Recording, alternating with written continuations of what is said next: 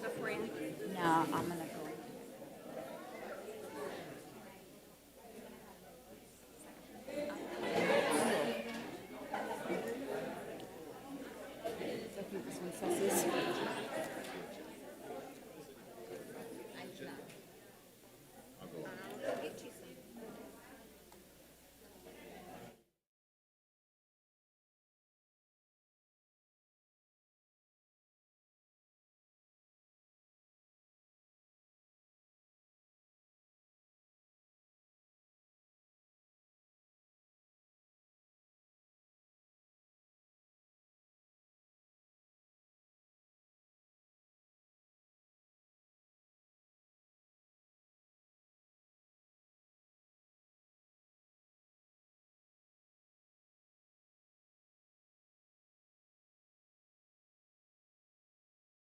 I have it.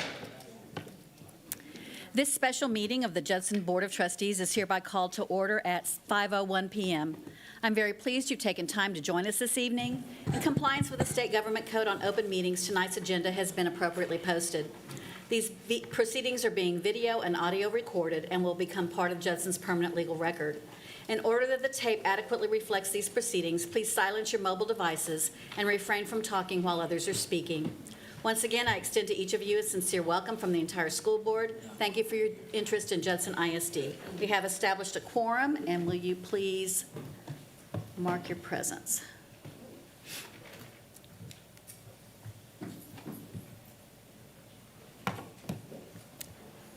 Please note that Ms. Eaton will be here later, was the message I received. The next item on our agenda is the public comment period. This is the time for citizens, staff, or students to provide their comments to the board.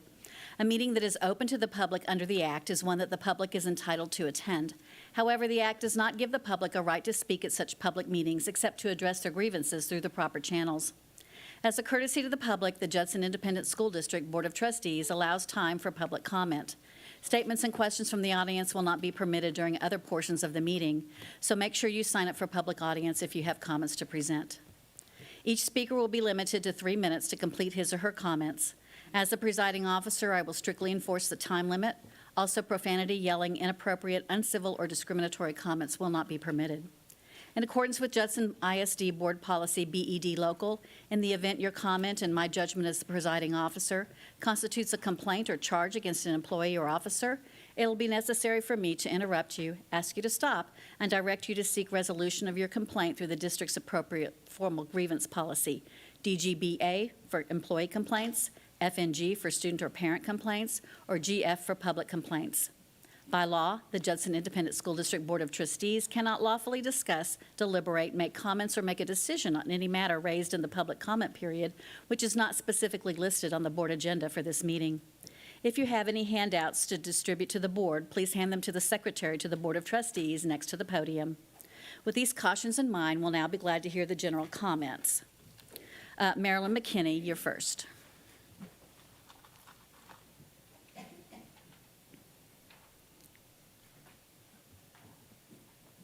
Good afternoon.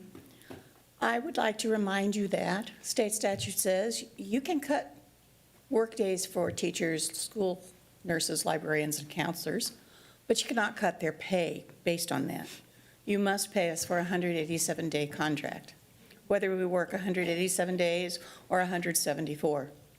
The pitfall to that, where it does sound good, oh, I've gotten a raise because my daily rate has gone up. When you decide to move me back to a 187-day work contract, you still have to pay me that increased daily rate. So in the long run, that's not a good idea. Secondly, I implore you, do not cut librarians. I love books. People think I'm smart. They tell me I am. I've even had people ask me, how'd you get so smart? And my response is, I read books. I read nonfiction. A good library and librarian is the heart of any academic institution. Please let us keep our librarians. Thank you. Thank you. Next is Sandra Hernandez.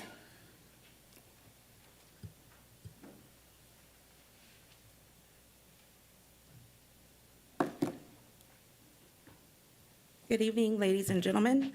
My name is Sandra Hernandez, and you may recognize me from DSBC or a couple of months ago when you recognized the PTOs. I'm here as a mom of my daughter, the third grader at Hopkins.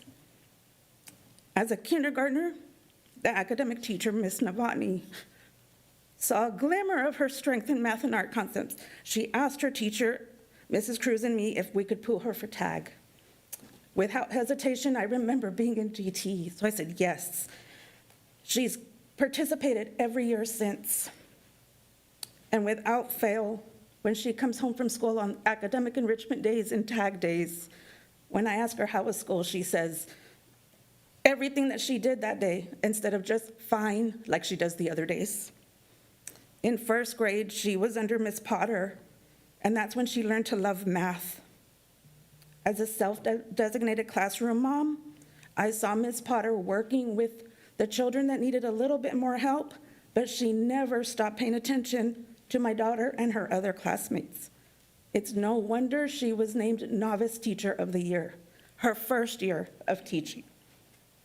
In second grade, Mrs. Winston gave more tools and opportunities for my daughter to grow. She became a tutor for her classmates. And Ms. Winston encouraged her to do more to develop her leadership skills. And now she's under Mr. Gonzalez. She's doing fourth grade level math as a third grader. Came home with a 100 for her 9 weeks.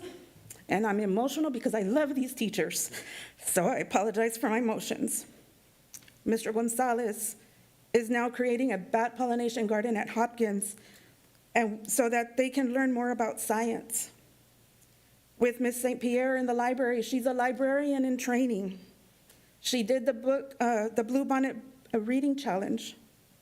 She's doing oral reading UIL this Saturday, competing against fourth and fifth graders because of Mrs. Novotny and Mrs. Martinez, another third grade teacher. And it sounds like I'm bragging about my daughter, but I'm bragging about these teachers. They helped my daughter mold into the person that I am proud of and that I hope people respect.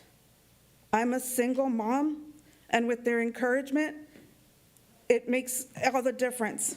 You are trying to cut the pay of 2 of these DOI teachers. You're expecting the other 2 to travel multiple campuses, and you're trying to increase the class sizes of the other 2, all of them, and cutting paraprofessionals' pay as well. On the other hand, you're asking for a raise. Judson's mantra is one home, one family. You need to start taking care of your family, otherwise they will be running away from your home. Thank you. I put my own 3-minute self-timer, as you can tell. I didn't get to say everything that I wanted to, but please take care of your teachers and your librarians and your tag teachers. Thank you. Thank you. Next is John Ramirez.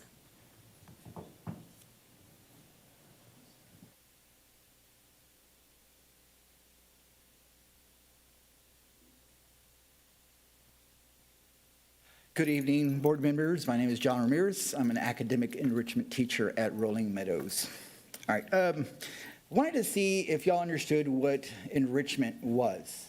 I don't know if y'all are fully understanding, or maybe you are, of what we provide to our students. As a STEM program, it's a project-based learning class. So we prepare these students in elementary for middle school. Through CTE programs, through our STEM programs, that is what we do. I know this by the back of my hand because we, as a group in enrichment, we developed this curriculum together.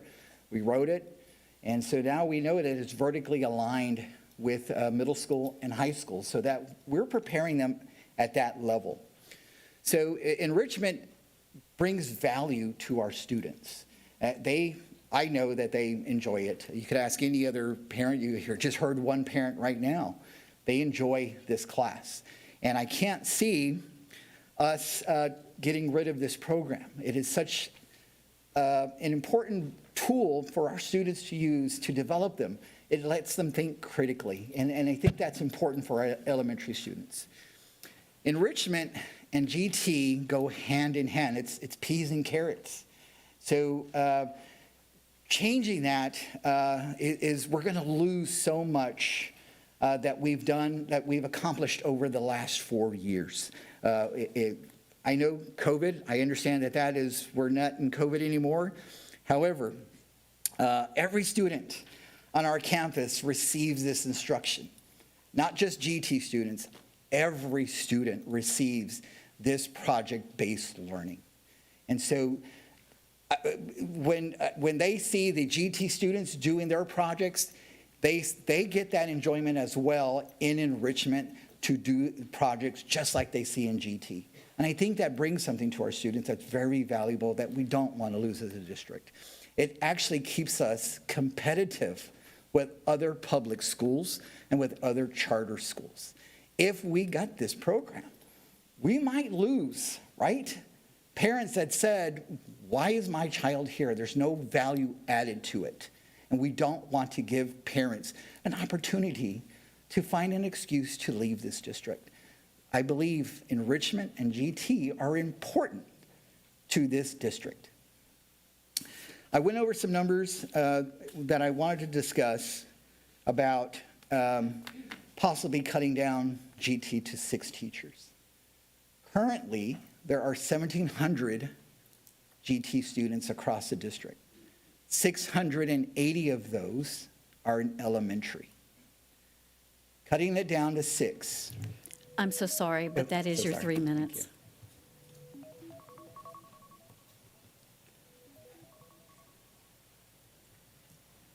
Our next speaker is Sarah Mills.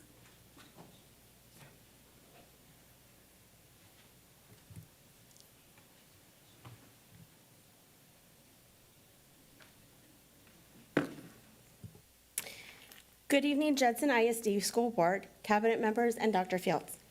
Thank you for allowing me to address you this evening. My name is Sarah Mills, and I am the Library and Instructional Technology Educator, also known as the Librarian at Franz Leadership Academy. I want to begin by acknowledging and thanking you for the time you give to serving our community and making the decisions you feel help us all best serve the students in our care. Tonight, I would like to give you my input into how having a full-time certified librarian at each campus best serves our students. After 19 years as a classroom teacher, I am a teacher at heart. I like to tell our student learners at Franz that I still get to teach, but now I teach in the biggest classroom in the school. As a librarian, I can continue to teach students each day, but now my instructional focus has shifted to skills that span the curriculum. Making connections between learning, which is where the power of building knowledge truly takes place. Librarians have the freedom to focus on those all-important critical thinking skills, helping students locate, analyze, and synthesize information to make informed decisions. We can give students opportunities to collaborate with each other and learn to communicate effectively. These experiences help students develop important lifelong learning skills that can prepare them for life after graduation, whatever that might look like for them. Librarians also focus on helping students become responsible, respectful, and safe citizens of both our physical community and the digital world. Modeling and guiding students to develop digital citizenship skills is more important now than ever before in preparing them for the day where they leave our watchful eyes and are faced with rapidly evolving technologies and an abundance of information. It is crucial that our students leave us with the skills necessary to not only access the information they need, but analyze and synthesize it so that they are able to make sense of it and form their own conclusions instead of simply believing everything that they read, see, and hear. Librarians are also trained to provide resources and services at our students' and teachers' point of need. This may look like creating a lesson to support academic skills in the classroom, getting instructional materials to a teacher, or helping a student leave the library with the best book ever during library checkout. The social emotional impact of helping our students find their just right book, where they can see themselves in the characters within the story, or learn about worlds and perspectives that are new to them, is powerful. And it is priceless to see the face of a student who receives a free book from the book fair that they self-selected, which they may not have been able to afford with money from home. Fostering this love for reading is important, especially now that students have so many other hobbies vying for their attention and often begin to show less interest in reading by the upper elementary years. I'm grateful to have the opportunity to impact students in every class and every grade level at our campus. And I know that our current times have us facing some very difficult decisions. So thank you for your time and consideration. Thank you. Next is Tammy Weekland.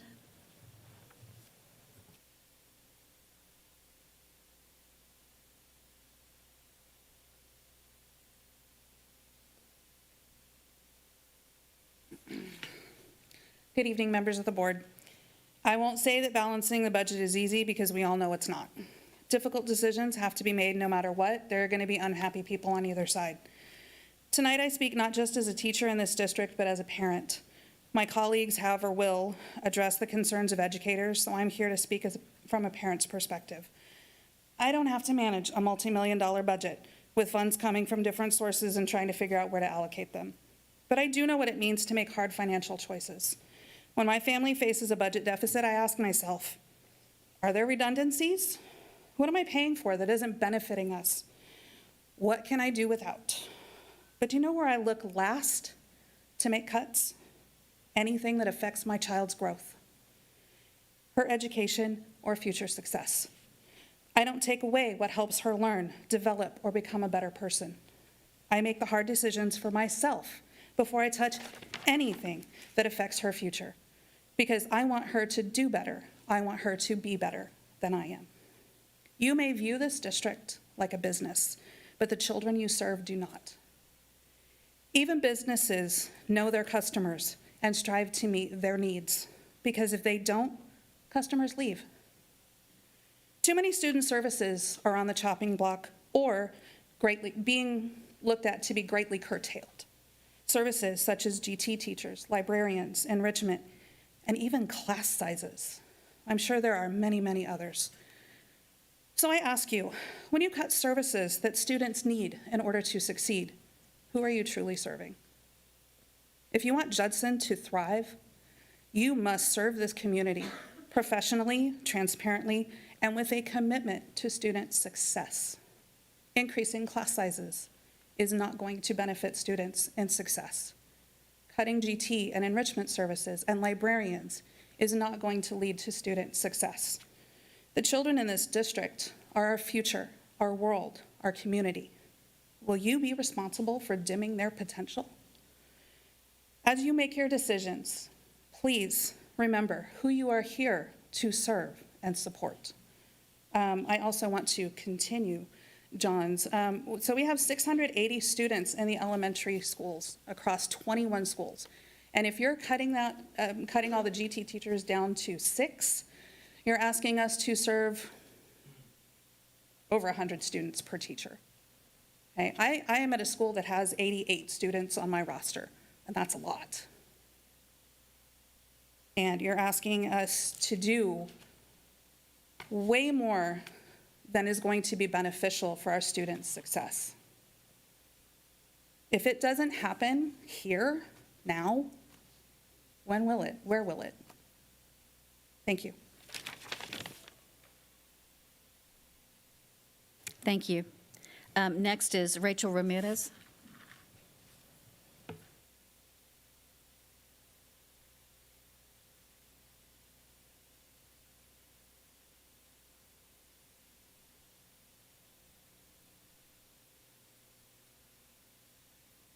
Want to set my timer too? I just got a new phone, so you got to bear with me. I'm still finding everything on it.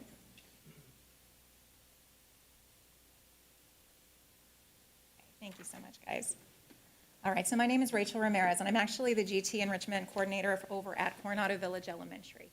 I've been in this position for about a year and a half, and to the microphone. I've been in this position for about a year and a half, and it just brings me such joy. In this position, I am able to serve all of the children on our campus in one way or another. Through the enrichment program, I'm able to touch every single student and give them accelerated learning strategies, logic skills, analytical skills, deep thinking. And we're doing it in a manner that allows them to play and enact and use their hands and be involved in a lot of ways that the curriculum doesn't necessarily build in when they're in a general education classroom. We're giving them value and showing them a lot of different things in forms of engineering as well that they might not always get. It does become the best part of some of these kids' days. When it comes to the GT side that we're with and we're working with, These students need to be served. And there's a lot to be said as far as the community base and us being there to see them, to work with them one-on-one, to be able to identify them and pull them in when we see those glimmers of possibility of having that there. We're all about potential. And if we're not there on campus in an ongoing manner to be involved in the community, to be involved with the entire school, we're missing out on the possibility of being able to identify some of these students and get them the services they need. In some states across the nation, gifted and talented is actually looked at as more as a special population group. And it's true that they actually are. They deserve to have that intensity and that one-on-one small group, just as if we would have some of our special education students as well. We're looking at different forms of spectrum sometimes with these students, and we need to make sure that the services that we provide them are clear and that they're able to actually use these skills that we can teach them where they might be really high in one subject area and show them how to spread that across the others so that they can be more successful as they move forward. As a teacher at my school, I cannot imagine having to travel and ingrain myself into different communities, up to 4 campuses, possibly 5, depending on number fluctuations and the formulations that's used to decipher that. We need to be a part of our school community in order for them to continue to grow and for them to be seen. I thank you very much for your time. Thank you. Next is Joe Powers.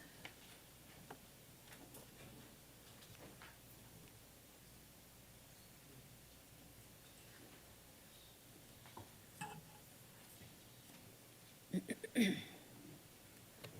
I'm going to set my timer. Hi, I'm Joe Powers. I am a teacher and a taxpayer here in JISD. I obtained my MEd at Houston Baptist University, where I'm currently a doctoral candidate in their executive leadership. And I am here because in my year at Judson, I have learned that this is a district worth fighting for. So that's what I'm here to do. I want to start by clarifying some information that I shared yesterday in the town hall. My research indicated a large disparity between senior level roles in JISD as compared to other districts. Even when I read the numbers, they felt wrong. So I asked for context if I was incorrect. And Dr. Paula Johnson came and spoke with me afterwards and gave me that context that I needed. With her, I learned about the way that different districts name or structure their roles. And with that new information, I was happy to learn that the numbers are actually a lot more comparable than they seem at first glance. I do hope, however, that district office roles will face the same scrutiny that campus level positions do during this process. I cannot thank Dr. Johnson enough for speaking with me in a way that allowed me to feel heard while also giving me information that I needed. The ability to make an assumption, receive differing information, and then change your view is one that is imperative in the field of education. And that is why I feel that librarians are if not the, non-negotiable cut in Judson. Librarians foster media literacy. They help students evaluate the credibility of information in an ever-digitizing world. They allow for discussion, new understandings, and growth. It's easy to discredit libraries because they're not a place of huge profit, but we cannot ignore the lifetime value that libraries offer to communities. That is where we will see the return on investment with libraries. They support higher student achievement scores, higher literacy rates, higher standardized test scores. Those translate into more funding opportunities for the district, more degrees obtained by JISD students, and in turn, a better standard of living that will bring more money back into the community once those students graduate. Librarians are the backbone of our schools, particularly when supporting literacy and technology. To eliminate librarians would lower the opportunity for student achievement and work directly in opposition of the 1053 plan. This is documented in dozens of peer-reviewed studies that I have brought today. A librarian at every campus is non-negotiable. To share librarians, particularly at the elementary level, would widen literacy and achievement gaps that become harder and harder to catch up as students progress to higher grades. And I, speaking for myself, not for all teachers, would much rather forego a teacher raise this year if it meant securing librarians at every single campus.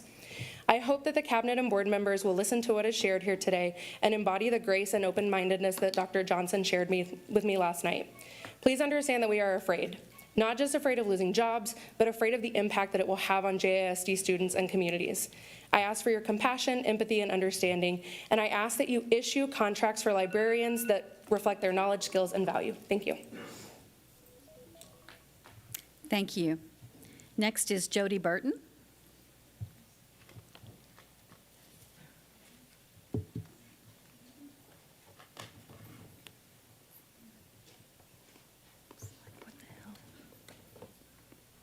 Good afternoon, Cabinet, our board, and our community. I thank you for this time this afternoon to come up here and speak.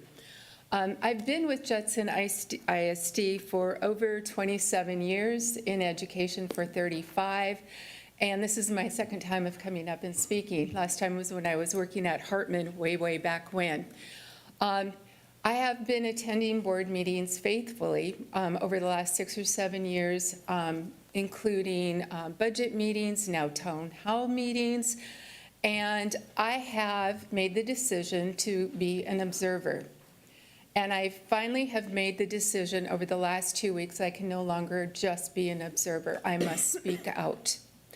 As I've worked in Judson ISD, over 3 years ago, we had a situation in my family where my son and daughter-in-law were able to make the decision with me in conversation of where to have their 2 children attend school, starting in pre-K 3 and in kinder. And we talked about the pros and cons. At that time, it would have been New Braunfels ISD. And I said, hey, what about Judson ISD? And we talked about going back and forth about this. We made the decision, they made the decision, they're the parents, however, grandmas have a lot of influence, for these 2 kids to start and be Escondido Lions. I am a grandparent as an Escondido Lion. Thank you, Latino. While I may not have graduated as a Judson student, I do not live in the Judson area. However, with the years that I have dedicated myself, I am of the Judson family. In attending board meetings over these past 4 years of watching the budget cycle, I continue to observe the strong discussions of our fiscal responsibility, efficiencies, return of investments, and program effectiveness.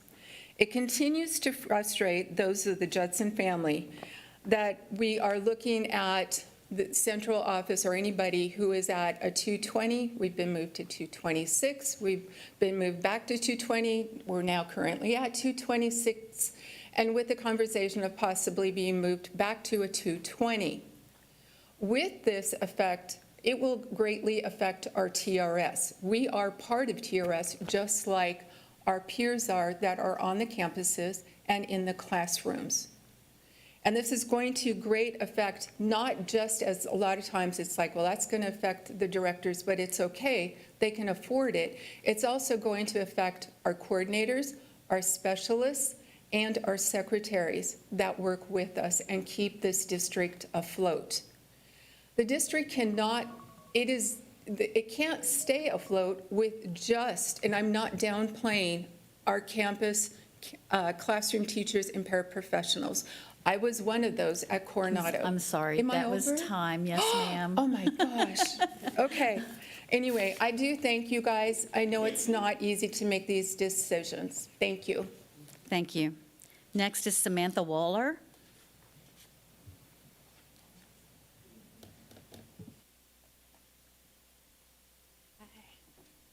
Oh, that's my son, sorry. Okay. Good evening. I just want to clarify first which role I'm representing this evening, as I consider myself fortunate to wear many hats within Judson. Not only am I a Judson parent, I am a community member, I am a voting constituent, I do vote, and I am an employee here in Judson. And it is within this last role that I am addressing you tonight. I am an employee on the 504 pay scale, a 226 employee who works year-round but has Thanksgiving, winter, and spring breaks. I work all staff days and throughout the summers. Now, I understand our financial situation, and I am fairly versed how we as a district got to the point we're in. I am also aware of several proposals aimed at rectifying this situation, and that is what brings me here tonight. Anyone who knows me knows it is not in my nature to sit quietly, particularly when I have something to say. One proposal that has been discussed is related to reducing the number of contract days for 226 employees, effectively cutting our salaries by $2,000 or more per year. And one of the comments made to support this is that for most 226 employees, nothing would really change because most don't use their non-working days anyway, so we'd simply lose those paid holidays that no one is taking. To me, this is the equivalent of saying, you're going to work the same number of days, you're going to have the same responsibilities for outputs and outcomes, but we're going to pay you $2,000 or more less to do that same job. Another comment I've heard recently is that maybe we simply just don't need that many 226 employees at the district office. How disrespectful to the work that we do and the value we bring to this district. I spent 2 years as an educator in Florida where I received no PD, no curriculum guidance. And as the equivalent of a DOI teacher there, I had no idea what I was doing, and my students suffered because of it. 10 years later, I returned to a classroom again as a DOI, this time in a Texas district that valued professional development and curriculum leads, as they called them. My first year, 56% of my students came to me 2 or more years below grade level in math. At the end of that year, 89% of my sixth grade math students passed STAR, 14% of them at masters. Now, I don't say this to brag. I had nothing to do with that. It was due to the team I had supporting me, ensuring that I knew how to do my job so that those kids could be successful. From the curriculum leads who shared vetted lesson plans and pacing guides to the principal and AP who were in my classroom every day providing feedback on how those lessons were implemented. That district valued their 226 employees, and because of it, their students are successful. That could be Judson's story. It should be Judson's story. Value your 226 employees and the work that we do to bring to this district so that all our students can be successful. And I'm done. Sorry. Thank you. Thank you all. I'm going to move a couple things around so that we can let some people leave who are here just for those 2 items. So we're going to go to 4A, consideration of consent items. A, consider and take action approving the cost of the Cisco network equipment and services for Selma Elementary School project and bond 2022. Dr. Fields? Yes, ma'am. This is simply a request for the board to allow us to move forward with purchasing a company to orchestrate the purchase and the organization of providing equipment licensing, deployment plan, installation of network equipment at Selma Elementary. Anything to add, Dr. Goss? Yes, ma'am.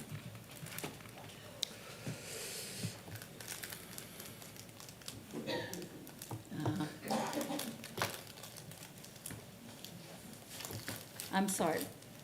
Our monitor's out. Yeah, our monitor's out, and so I'm having to look at both the sides. Can you clear that vote, please, so that we can do discussion? Please. I can see that one, yeah. Yeah.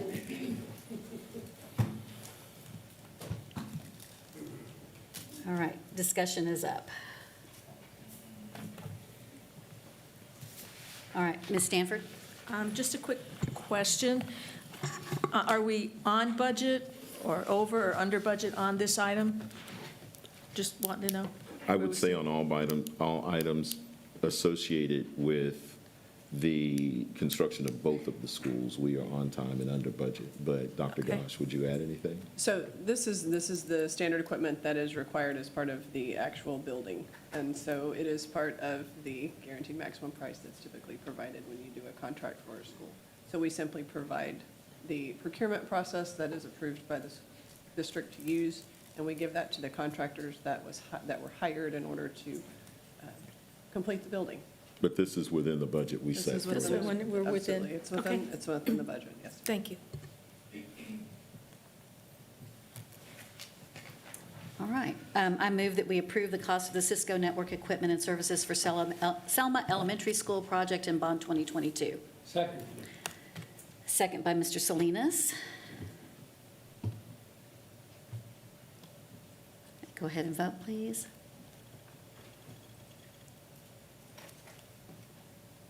Ms. Stanford? It didn't go? There we go. Motion passes 6-0. Item B, consider and take action approving the cost of the Cisco network equipment and services for Cibolo Creek Middle School project in bond 2022. Dr. Fields? Yes, Same thing? ma'am. Without having to repeat all the same information again, it's the same networking system for the middle school.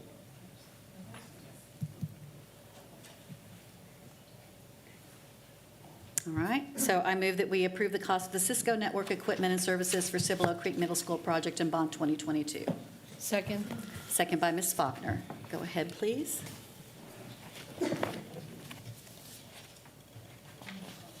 Motion passes 6-0. All right, going back up to item 3A, discuss and review updated information on proposed 2025-2026 fiscal year budget. Dr. Fields? Yes, ma'am. This is one of many budget meetings that we'll have throughout the process when we finally come back to the board for a final ask for the budget proposal in June.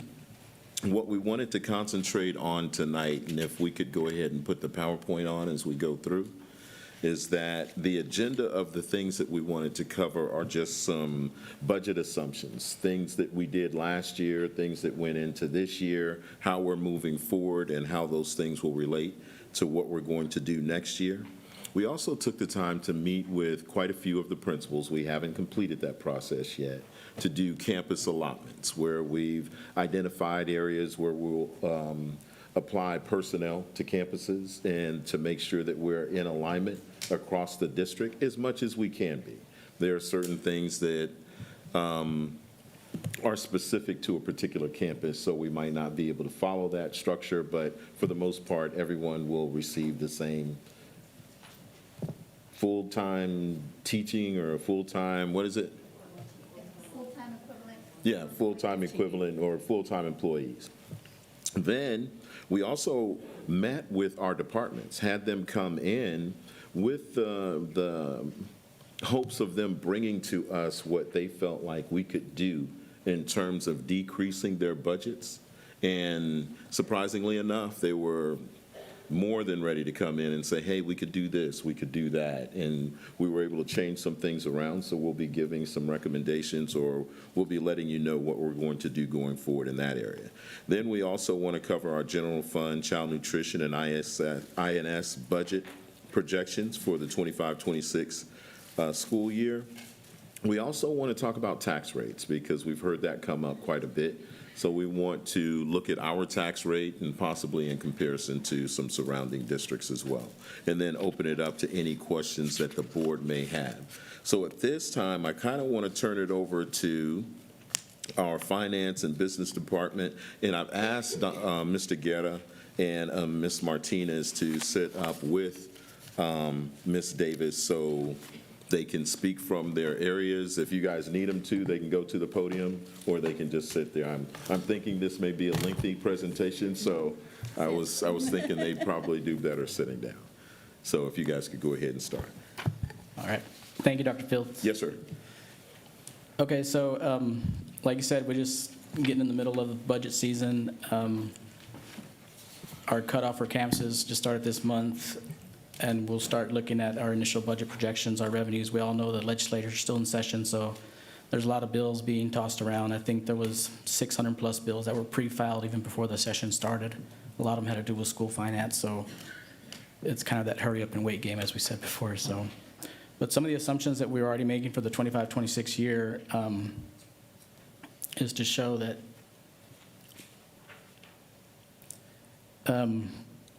there's a few things that we know that are coming up. We know we're opening 2 campuses, Cibolo Creek and Selma Elementary, and we wanted to show kind of the cost that's going to go into this. We know there's additional expenses. Like I said, Dr. Fields said, we are diligently going through all the staffing numbers and see where we can save instead of just hiring staff before we start hiring new staff, how many people we can move over and move into the 2 new campuses. So Cibolo Creek Middle School, we estimate at this point, again, like I said, enrollment just opened up in April as well. So as kids start enrolling and start getting assigned to campuses, we'll start reevaluating the numbers. But at this point, we're looking at an estimated staffing number about 100 for Cibolo Creek Middle School, and 42 of those employees of the 100 will be new staff members. So we're able to, at this point, move about 60 staff members within the district. So we're pretty happy with that number. Selma Elementary, at this point, like I said, we're still preliminary, but it looks like we won't have to hire anybody at this point, so that's positive for us that we can move entire staffs over to Selma Elementary. So when we start doing our projections for next year, like I said, we have to be conservative in what we do. The average daily attendance number right now is 20,927, so that's what we're basing our first budget projections on for 25-26. We also start looking at our taxable values with the homestead exemption moving to $100,000. Our rough value for Judson ISD is a little over $15.2 billion. We estimate our tax collections around 98.5%, which is historically what we've had in the district, so we've stayed pretty consistent with that number, so we're using that as well. And our student attendance, historically, it's been around 92.5%. Last year, we ended around 92.2. This year, it's been a trend up for the district, but like I said, again, we don't have the real luxury on the finance side of being aggressive. We have to be conservative with a lot of numbers we use, so we're going to stay with the 92.5. If it consistently stays at 93.5 moving forward, then we'll start to change those numbers as we talk with Dr. Fields and cabinet and everybody. So again, these are the numbers we're giving you tonight are the initial projections that we're looking at revenue and looking at expenses. Obviously, we're in the middle of a big process of going through personnel, going through expenditures, seeing what's going up, seeing what we can look at to save money. We know there'll be one more years of the SHARS decrease. So I think we've talked before, the federal government did an audit of the books back from the year 2012, I believe, and they found some stuff that was reportable back then that they decided was not reportable anymore. So they cut funding back to the states, which the states in turn cut the funding to the districts, and this is the second year of that part of the payback, so to speak, for the decrease, that's showing the decrease in our SHARS funding. Next year, it should be back to normal. Fingers are crossed, but we think we're finally going to be back to normal with that SHARS. But again, we put that $1.6 million this year because we know that we have one more year to face of this decrease in our SHARS funding. Madam President, I had a couple questions on that slide. I don't know what Do you want us order. to ask questions as we go along? If it's better for the board to stop and have questions, we don't. There's like 29 slides. If you wait till the end, Understood, it's going to be exactly, ugly. right. It'll be hard to go back and read. Hard for us to read. I'm with you. Yes, ma'am. So, and I'm sorry, whatever order you want to go in, Madam President, I know we don't have the buttons. Yeah. So, however you I'll wanna- start with you Okay. since you mentioned, and then we'll just go down the line and see if Okay. anybody else has anything, so. Thank you, ma'am. And a reminder timer. Correct. I only have two questions on this slide. So the demographer projections that we received show that we're supposed to have a decrease in enrollment next year of about 220 students is what we're projecting. So that 2927 is this year's. So if enrollment's going down, then the projected ADA for next year would, make sense that that's going to go down. And the Moat Casey estimate that you sent us, Moat Casey is also predicting a lower ADA next year. So the budget numbers for revenue, are those based off this year's 2927, or are they based off Moat Casey's estimate based on the enrollment decrease? Did that make sense? Perfect sense. Okay. So yes, you're correct. As you know, we budgeted $21,038 for our average ADA for this current year. And like I said, in talking with Moat Casey and looking at Templeton's predictions, the 2927 is the number that we went with this year. But yes, it is lower from this current year, so we do see a slight decrease in enrollment again. But Moat Casey is saying that we should be estimating at 2718. Correct. We took that under advisement and we went with this Okay, so when we see the 2927. future numbers, are they based on 2927 or 2718? These numbers tonight are based on 2927. Again, this is the initial Okay, budget. so revenue may be Right. lower if what the demographer is projecting actually happens. Well, I would say this to the board, and I would say that this is going to be an ebb and flow thing. We did so many changes in our attendance lines, and we're doing this based off the proposal of what we think we're going to look like next year. We even had Dr. Gosh put all of the attendance lines into the system, and then we've moved those students from one campus to another to try and get an assumption of what it should be. So we haven't started to see those decreases just yet, when we do have the students here now. So the initial proposal is this, but to your point, as we move forward, we'll probably see some changes in some of these numbers as we get closer to the end of June when we ask to pass the final budget. Okay, yeah, Yes, I ma'am. always worry about overestimating I get revenue. you. Oh, yeah, you're You know, right. You're right. As close as we can get on revenue, because we had the little, Exactly. oh, the revenue was much lower, whatever that was last year, I don't know, it all blends together. So I was just, didn't, want to make sure we weren't doing that. Yes, ma'am. The only other second question on this one was, when, I guess, how are we doing staffing if we don't have approved ratios yet? You know, you and I talked about this briefly last night, and I know you guys are working on that. So until the board approves certain ratios, like, how are we going to get through that process so that we approve ratios, whether that's 1 to 21, 22, 20, whatever, all those numbers, how many assistant principals, how many counselors, so that we can get good FTE numbers for every campus, so we can get a good cost? What's that process going to look like, I guess? I would say, and I'm not trying to get everybody involved, but there are certain people who are in charge of this, and Dr. Taganoff being one as we went through the staffing, and I know Ms. Davis sat in as well. Well, everybody did. When it comes to approval, anything outside of whatever the state requirements are, we have to get approval from the board. Absent that, we don't need approval from the board. Now, don't get me wrong. We always come back and consult with the board on what we're going to do to make sure that we have buy-in. Because we don't want to jump out there and do something, and then you guys feel like, when did we start putting 50 people in a class? You know, so we wouldn't do that. I would tell you in tonight's budget meeting, one of the things that is going to come up is the ratio at the elementary level. And not unlike surrounding districts, we're looking to go up 2 students. But just by going up, and what we did last year is we staffed it 1 to 21 in an effort to bring down class sizes. So we would ask for agreement that as we move forward, if we go to 120 to 23, then you're right. We would have to come back and ask for board approval on that, because eventually what we're going to have to do is go to the state and ask for a waiver to continue that. So on that one, we would have to get board approval. But even on the other numbers, those are in this board presentation as well. Okay, because there's a lot of different ratios, you know. The only state mandated ones are pre-K through 4th grade. Doesn't even apply to 5th grade, even, it's not Correct. even all of elementary. You're absolutely right. So, again, to think that we put 50 kids in a middle school class Would and not the do board it. wouldn't have anything to do with that. But there's so many other ratios, you know. We've talked a lot at a couple of meetings about how many assistant principals we have at every school and how much that has gone up over the last 3 years in cost, and counselor ratios and our teacher ratios and what that looks like. That is the biggest function of our expenditures, right? Because that's people cost. Yes, ma'am. So are we going to see a proposed ratios and then that equals X dollars? Because the audit found a lot of discrepancies. So that's why I'm trying to, from an audit standpoint, what is the numbers that everyone should expect to see on campuses? And how much is that going to cost? And then what can we adjust? And then when you don't see that on your campus, then people are welcome to start asking their principals questions. Understood.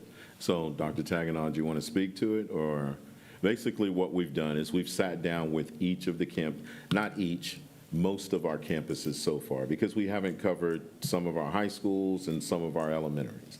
But what we did was sit down with TASB recommendations for particular areas, and those are some of the things that we had planned to talk about a little bit tonight as well. Because TASB would recommend that at some of the campuses, 0 to 450, that you don't receive any assistant principal. But in our district, That's what we used to have. I understand. Or we had a half of one, I think, well, we right? had a half We of had a one, half and of that's one. what we would recommend. But we sat down and spoke with our principals, and there's quite a bit of responsibilities at any campus. And when you're talking about only one administrator at the campus handling all of the ARDs, all of the teacher evaluations, all of the parent complaints, all of the walk-ins, everything that goes on, that's almost insurmountable. And then lead the campus as well and get into classrooms and be responsible for Yeah, I think it's just instruction. about seeing the big picture, right? Because there are 80 billion probably expenses that get charged to our district, every year, that many transactions. Just seeing the breadth of every single thing and where everything is so that conscious decisions aligned with priorities, can be made. And those are things, those are choices, Yes, ma'am. Do you do no assistant principal, a half assistant principal, or keep an assistant principal? That's a choice. Something's going to give somewhere at some point. And that's what Dr. Taganow is doing right now in association with the rest of the cabinet. And we're trying to come to an agreement on what our ultimate recommendation would be to the okay. board. But we have a guideline that we're using that Dr. Would you add anything to that, Dr. Taganow? I would just add that in prior staffings, we've used whatever has been in place. And so when we get asked questions, how did this morph into the basic staffing model, we weren't quite sure. So we started this year with TASB recommendations for staffing, and then we've added some district considerations just based on specific needs of campuses and specific needs of districts. And just to add the 0 to 449 with a no assistant principal is only the recommendation for elementary. Correct. For middle and high school, it'd be a half. And so we're looking at those considerations. We've met with a lot of our principals, and we are having an open discussion so that we can fully understand need on campus, what those positions actually mean, and getting feedback from the people that are actually in those positions. Okay, good. No, I just look forward to seeing then what you all end up putting together so that we can take a look at that. Thank you. Yes, ma'am. Did someone else have a question? Ms. Stanford? So we might not need an increase, like this says. It says should include an increase, but depending on what comes together, we might not. Or are we assuming we will? Which, For the most part, we still will, Yeah, as yeah, far as the bullet one, 42 employees Should- for teachers. we're talking about the estimated of 0 employees needed for Selma Elementary? Yeah, and then Cibolo Creek. Well, Cibolo Creek, we've said we'll need about 42 new employees. So basically what we did there, Ms. Stanford, is most of the students that are going to Cibolo Creek are coming from Kitty Hawk. You're right. So we looked at the students that are going over, readjusted through the recommendations that came from Dr. Gosh's office with redrawing the lines and said, okay, this is how many students that we predict will stay at Kitty Hawk. They used to service most, if not all, the students that are transferring to Cibolo Creek. So then how many of those employees can we move to Cibolo Creek with the students that are moving to Cibolo Creek? Because they won't be needed at Kitty Hawk because the numbers are decreasing. By doing that, and by Dr.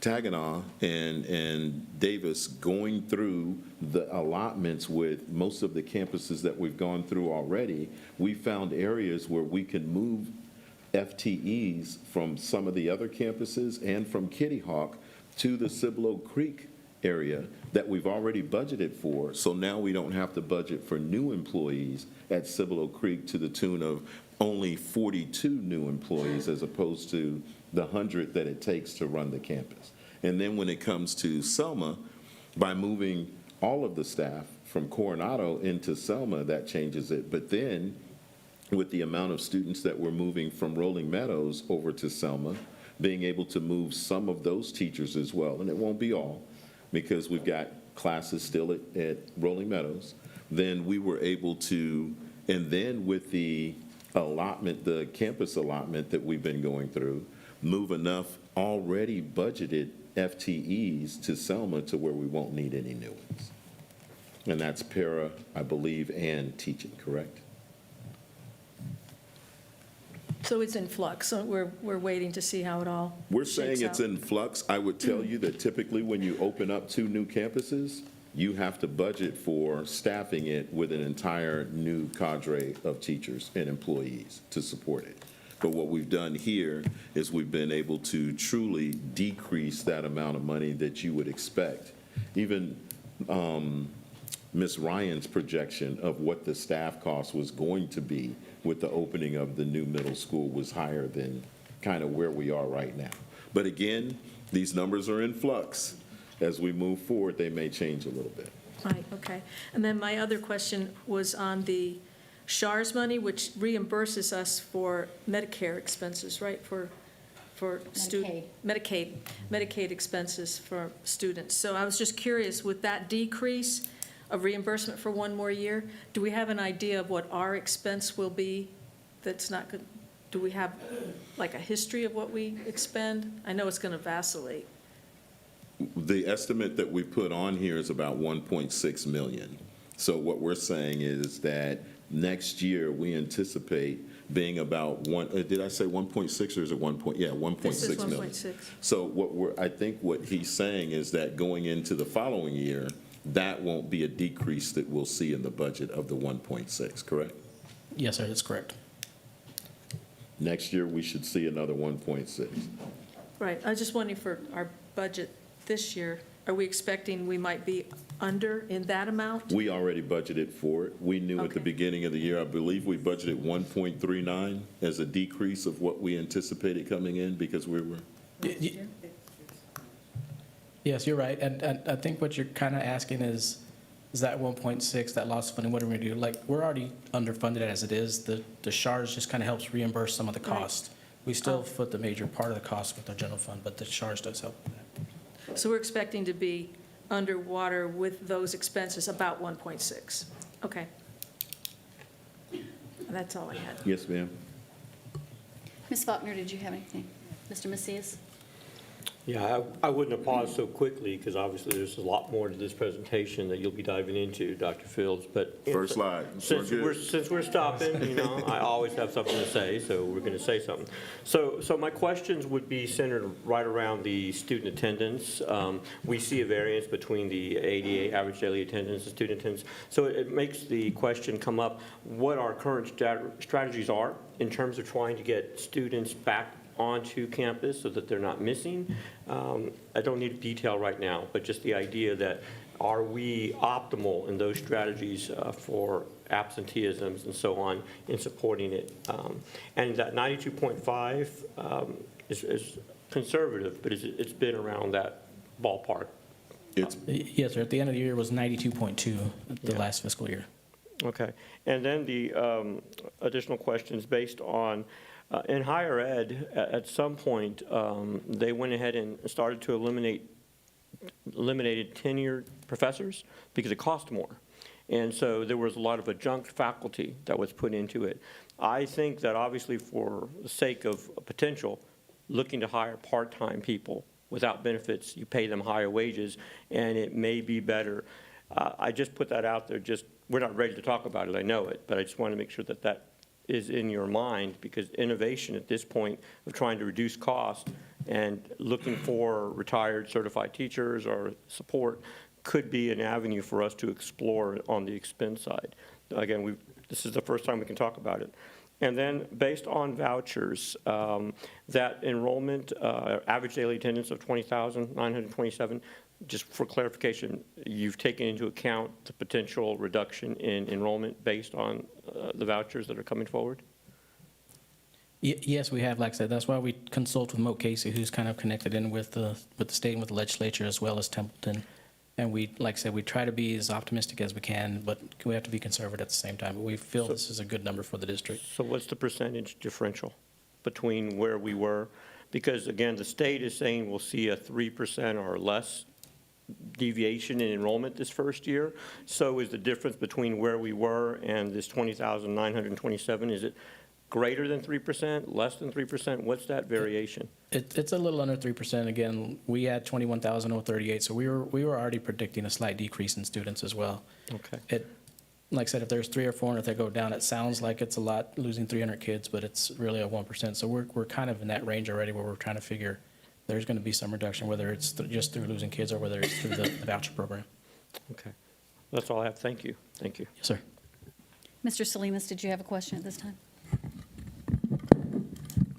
Thank you. This is great that we're talking about budget right now because it might get worse depending on the state. I have a question. Are we still on the ADA? There's a bill, they want to change it to the total number of students. Have we heard anything about that? They'll pay you according to the number of students.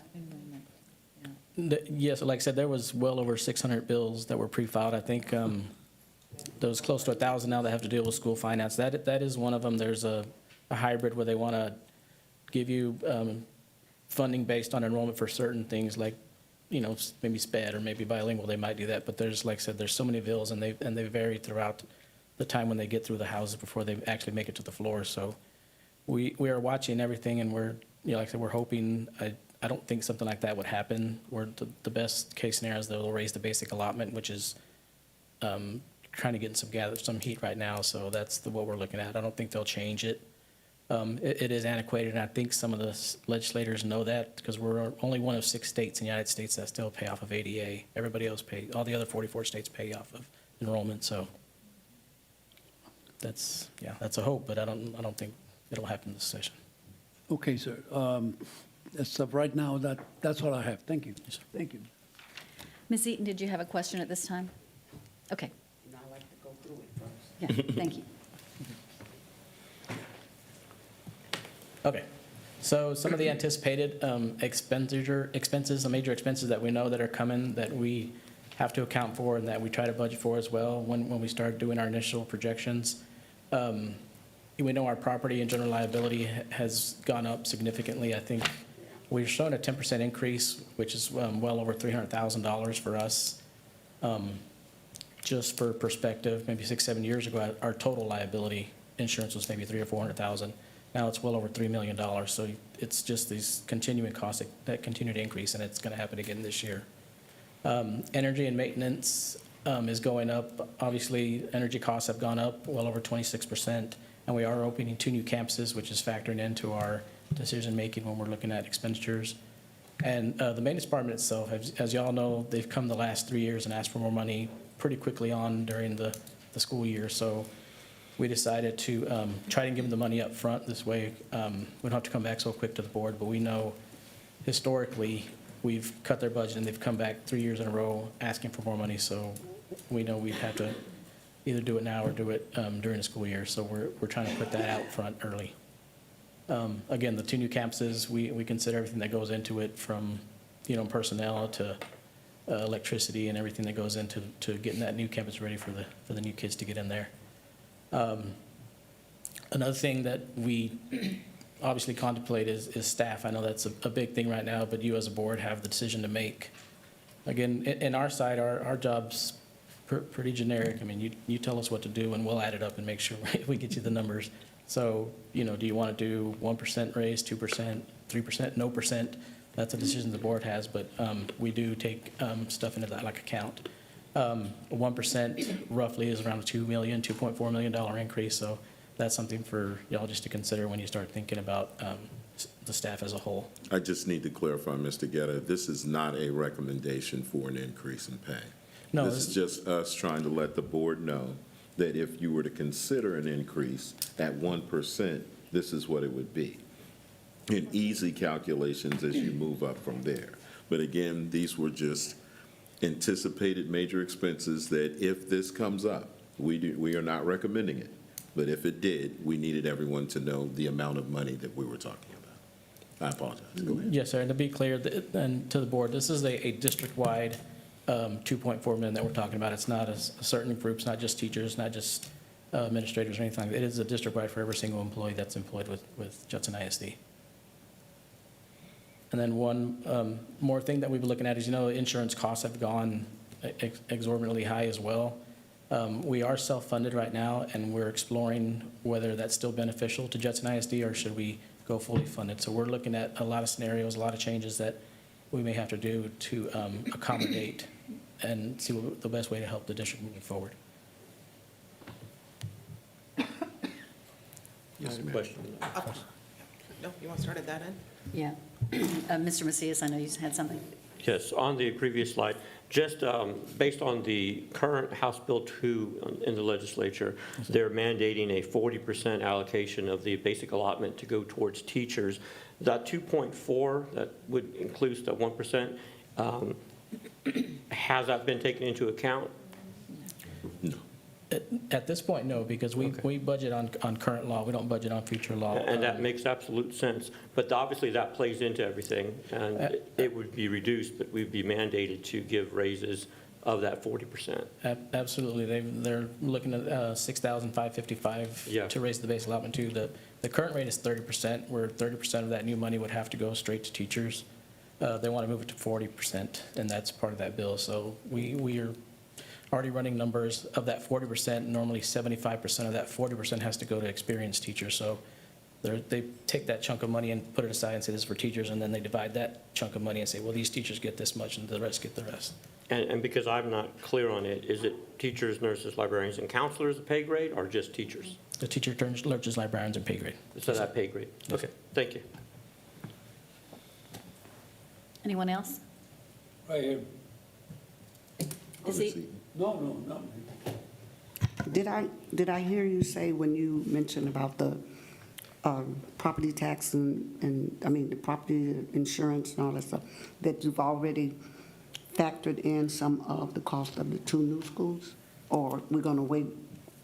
No, these initial budget projections include the 2 new schools and the utility cost. Okay, thank you. thank you. Down here, Ms. Stanford? I think Mr. Salinas. Oh, no.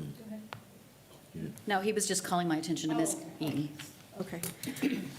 Do we have a number for the opening and operating costs of the 2 new campuses and for the middle school and the elementary school? Do we have an estimated cost for the opening? Yes, we threw some numbers out in the projection overall, what it costs with salary and some slight expenses. Obviously, when you're building a new campus, a lot of that can go to bond expense for the first year. So we're putting as much as we can to the bond to help relieve the general fund. But yeah, So there's the salaries would be the, salaries, well, besides salaries, yes, ma'am. Every other cost we'll try to put in with the bond except salaries. right. So do we have an estimated number on salaries? That was No. on the previous slide where we showed that we felt like of the 100 new positions that it would require, only 42 would need to be new ones. Okay, it's not on my paper. Okay. Yes, ma'am.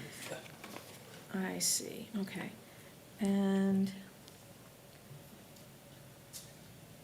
do you have a cost on the medical insurance from fully funded to self-funded? Is there a number you're playing with there? Or is it on here? We are in the process right now of meeting with them. We've asked them for several proposals. They've come back several times, and we'll keep asking them to come back till we're satisfied with a number that we can bring to the board for consideration. Okay, all right, thanks. That's it. Ms. Ryan? If we could get a copy of these slides, because we don't have this exact version, so if you could email those to us, thank you. Yes, ma'am. We're trying to write notes, but always good to have in our little folders. I just had 2 questions. On the technology, if Dr. Gosh can refresh our memory, we just did something with student and staff laptops, and we moved to lease, and we spent a bunch of money. Am I?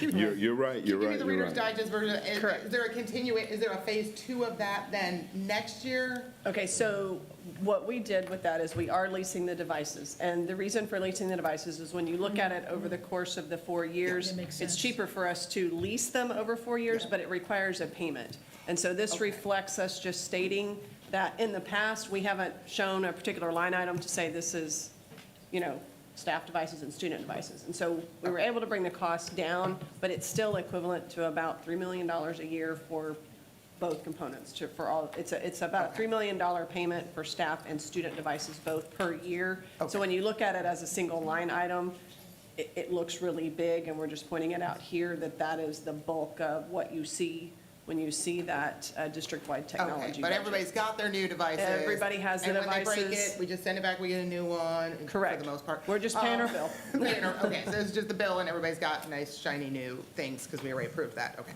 thank you for refreshing my memory. And then, I also had a question on the fully funded medical, because generally that comes with higher premiums for employees, type thing. Are you looking to do a change of that, because we go calendar year on our medical insurance, not Yes. fiscal year, so would that be a change for 1 January then of '26 we're looking to do that for? Or You're considering absolutely right. options for? You're absolutely right. If there was a change to be made, it would be in January of '26. but are we going to have some level of proposals and costs or anything available before we pass a compensation plan this year? Like, that would be like 7 months out. Oh, no, absolutely. Like I said, Okay. we're in full swing right now of negotiating and looking at pricing and looking at options to what we can do. We, like you said, we know that there will be a price increase, and that's why we listed it tonight, because Because we're hoping to make that Yes. type of decision now, not wait. Because normally we don't make the health insurance decision until a little bit later in the year. you're correct. Usually Okay. June, I believe, is somewhere in that range. July, I think. June or July. Yeah. We do, but like I Okay. said, we're in full mode right now, and the reason we've listed it there is because the board made a decision, I guess, 2 years ago now, to not raise the premiums that we charge the employees to keep them at the same level, which now it's not real beneficial for the district, so the district's having to cover those differences. So that's why we're looking at whether we can renegotiate the self-funded rates or go to fully funded, see what's the best option for the district moving forward. Okay, because when we look at compensation as an entire package in May/June or whenever we look at it, their portion, any increases to them, any increases to us, what that looks like is vitally important, because that Prior makes a to- big deal in people's lives of everyone, from the top to the bottom, that takes advantage of health insurance. So, Yes, all right, ma'am. thank you. Yes, ma'am. Anyone else? All right. Mr. Getter? Okay, so the next few slides are just kind of showing the campus allocations along with the department allocations. And on the left side, you can see what the allocation was for the 24-25 year and what it is looking for the first initial budget projections for the 25-26 year. The 24-25 year was based on the Templeton, the numbers Templeton gave us, and the numbers on the right are through Dr. Gosh, and after we redistrict the lines and we move stuff around, we got the actuals from this week, right, Dr. Gosh? And we plugged those in to kind of show where the numbers are compared to what they were budgeted to last year. It includes next year's redrawing of the line. Right.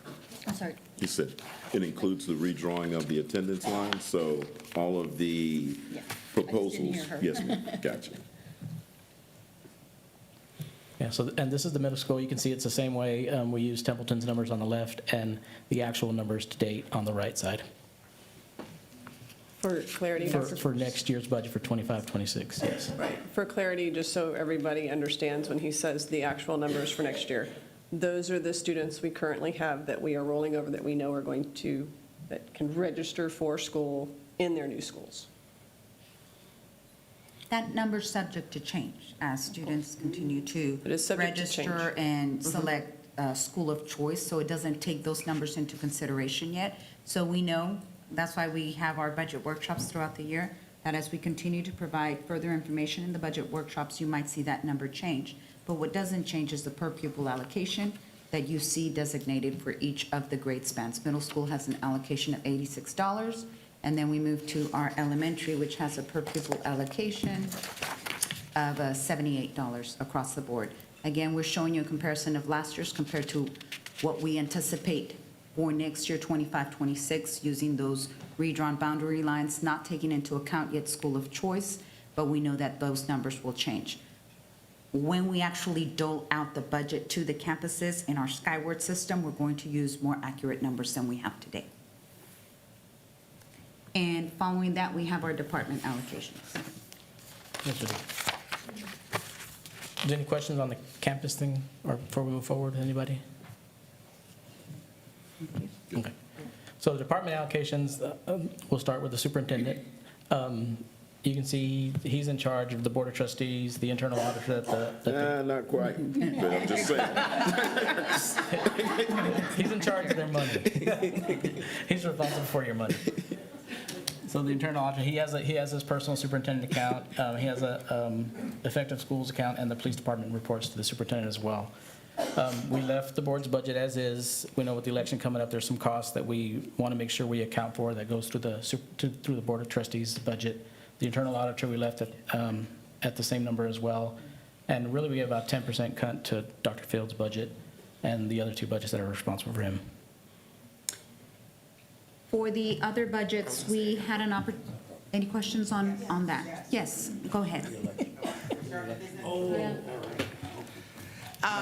You know, when boards start to have to look at reductions, starting at the top is always best and sends, you know, the right message across our entire organization. So I would love to see some recommendations from, you know, especially starting at this top one, including the board, right? Or in this, you know, pot of money too, of, you know, what are some reductions that can be made from these department allocations so that we are sending the right message and we're, you know, finding ways for us to be more efficient, and everybody's got to give a little bit. And it needs to start with us, I hope, is what my colleagues would agree with. And then I guess kind of a comment for all the slides going forward is, you know, it looks like on the slides, this is all the not people, right? Just Correct. This is just photocopier budgets for paper the and travel departments. Yes, and ma'am. conferences Non-payroll. and all that kind of stuff, which is great because there's some movement on some of that. So I'm seeing part of that. But the problem is that's 10% of our budget. The other 90% are the people, right? And the people are in, and 50% of the people are in the departments, they're not TCNLs, or they're not teachers. So I think at this point, we really have to start looking at the personnel associated with every allocation that we have kind of across the district. Because if business has a, you know, a salary of $25,000, right, and we cut 10% in photocopier paper, yay, $2,500 we save, that's not gonna help us. But if there's a $3 million in salaries, that's where I think the hard look has to start coming. So I guess kind of moving forward for the next phase of this, to see a comprehensive list of all the reductions that can be made. And that's not just these allocations of non-people. I think we have to start looking at all the people, and it needs to be every single department, from the Board of Trustees to everybody, just everybody, we'll call it everyone. So can we work on a list that looks at, that includes then also the personnel reductions, you know, ways to reduce overtime, anything else that we are getting billed that goes into that expenses line, so that, again, the board has a menu of options, because there's a lot of hard choices that are going to have to be made. And so we want to be able to line up our priorities, right? Look at the balanced scorecard, and make sure that we're looking at everything, not just a few groups. I can tell you what we're getting ready to do is go through all of the departments in the district. And this is, to your point, Ms. Ryan, just the departmental budgets. Now, if we're saying as a whole, collectively from the board, that you want us to come back with each of these departments represented and then meet with them again and ask what allocations can be cut, then we can go back and do that as well. And we can speak to cutting personnel in each of the departments. I can tell you that that's not something that we didn't discuss in these same meetings. And a lot of these departments, but that's not going to be reflected in these budgets, because this is just the budget for the department. Those allocations will be reflected when we come back for the next budget meeting, where we start talking about the personnel. But in this one, we simply looked at the overall budgets and asked for ways to decrease them. And we've also asked for ways to decrease personnel as well, but that was something that we were going to bring back on the next one. Correct. Well, usually as we get closer to May, that's when we really start taking a closer look at the compensation plan, because we're going through staffing right now. We saved that for the next, I think May 1st is our next budget workshop, so we intend to bring those considerations. I will say that we did meet with every department as a cabinet, and part of those conversations were, rather than just saying a 10% decrease, we want to hear from you, and you can see that it's more than 10% for a lot of the departments. We really left it up to them to truly examine and work in unison with us to help decrease that deficit. But like you said, that's only a certain part. As we were speaking, it's a small part. You are correct. Yeah. As we were speaking with the departments, there were some departments that did take a look at some of the positions and discussed those with us. Made So recommendations on made those as well. recommendations on those as well. We don't have those here yet, but we will share those moving forward. Yeah, that'd be great, because I mean, our student population has gone down more than 10%, so, you know, and your overhead costs have to start to go down, right? So if student population, student revenue, and all that stuff has gone down 10%, then, you know, the next logical step is maybe the overhead staffing has to, go down 10%. And again, these numbers, are all very fluid, in what's going on, but, we can't obviously sustain as student population goes down. You can't keep the same number of overhead. And those are choices, right? Some departments are easier to reduce than other ones are. Some of them are a department of 1 or a department of 2, and it's kind of hard to reduce you by 10%, type thing. And we have other bigger departments. So yes, I look forward to seeing that in May, not just looking, because obviously salary is a function of A and B, which is number of people times how much they make, right? And we focus a lot on how much people make, but at some point we have to look at input A, which is how many people we have. And whether that's teachers, paras, central office, this is everybody, all 3,800, 3,600, however many people we have on any given day. Every position needs to get looked at, and some sort of reductions, and again, back to, what Dr. Salinas said last night, this happens through attrition, so decisions have to be made so that you have positions identified. So as people attrit out, right, then those are not backfilled, and it takes a minute. It's not just all of a sudden today, it's like, oh, we're letting 10% of the people go and we save all this money. That's not, I don't think that's the will of my colleagues. That's not what any of us want. But the process has to start somewhere. So I look forward to that in May. Thank you.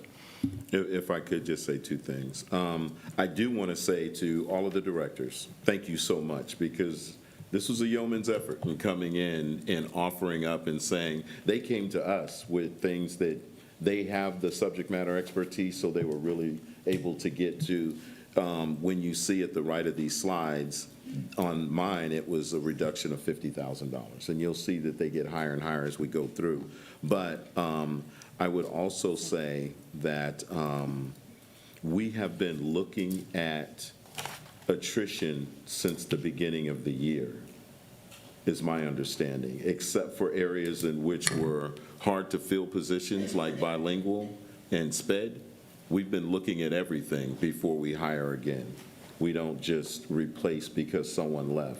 We look at whether or not we need to fill that position. So that's not foreign to us as well. So next one. Oh, I apologize. Well, I think there's more questions. Sorry, my bad. Just so I'm clear, I think I heard it for a second.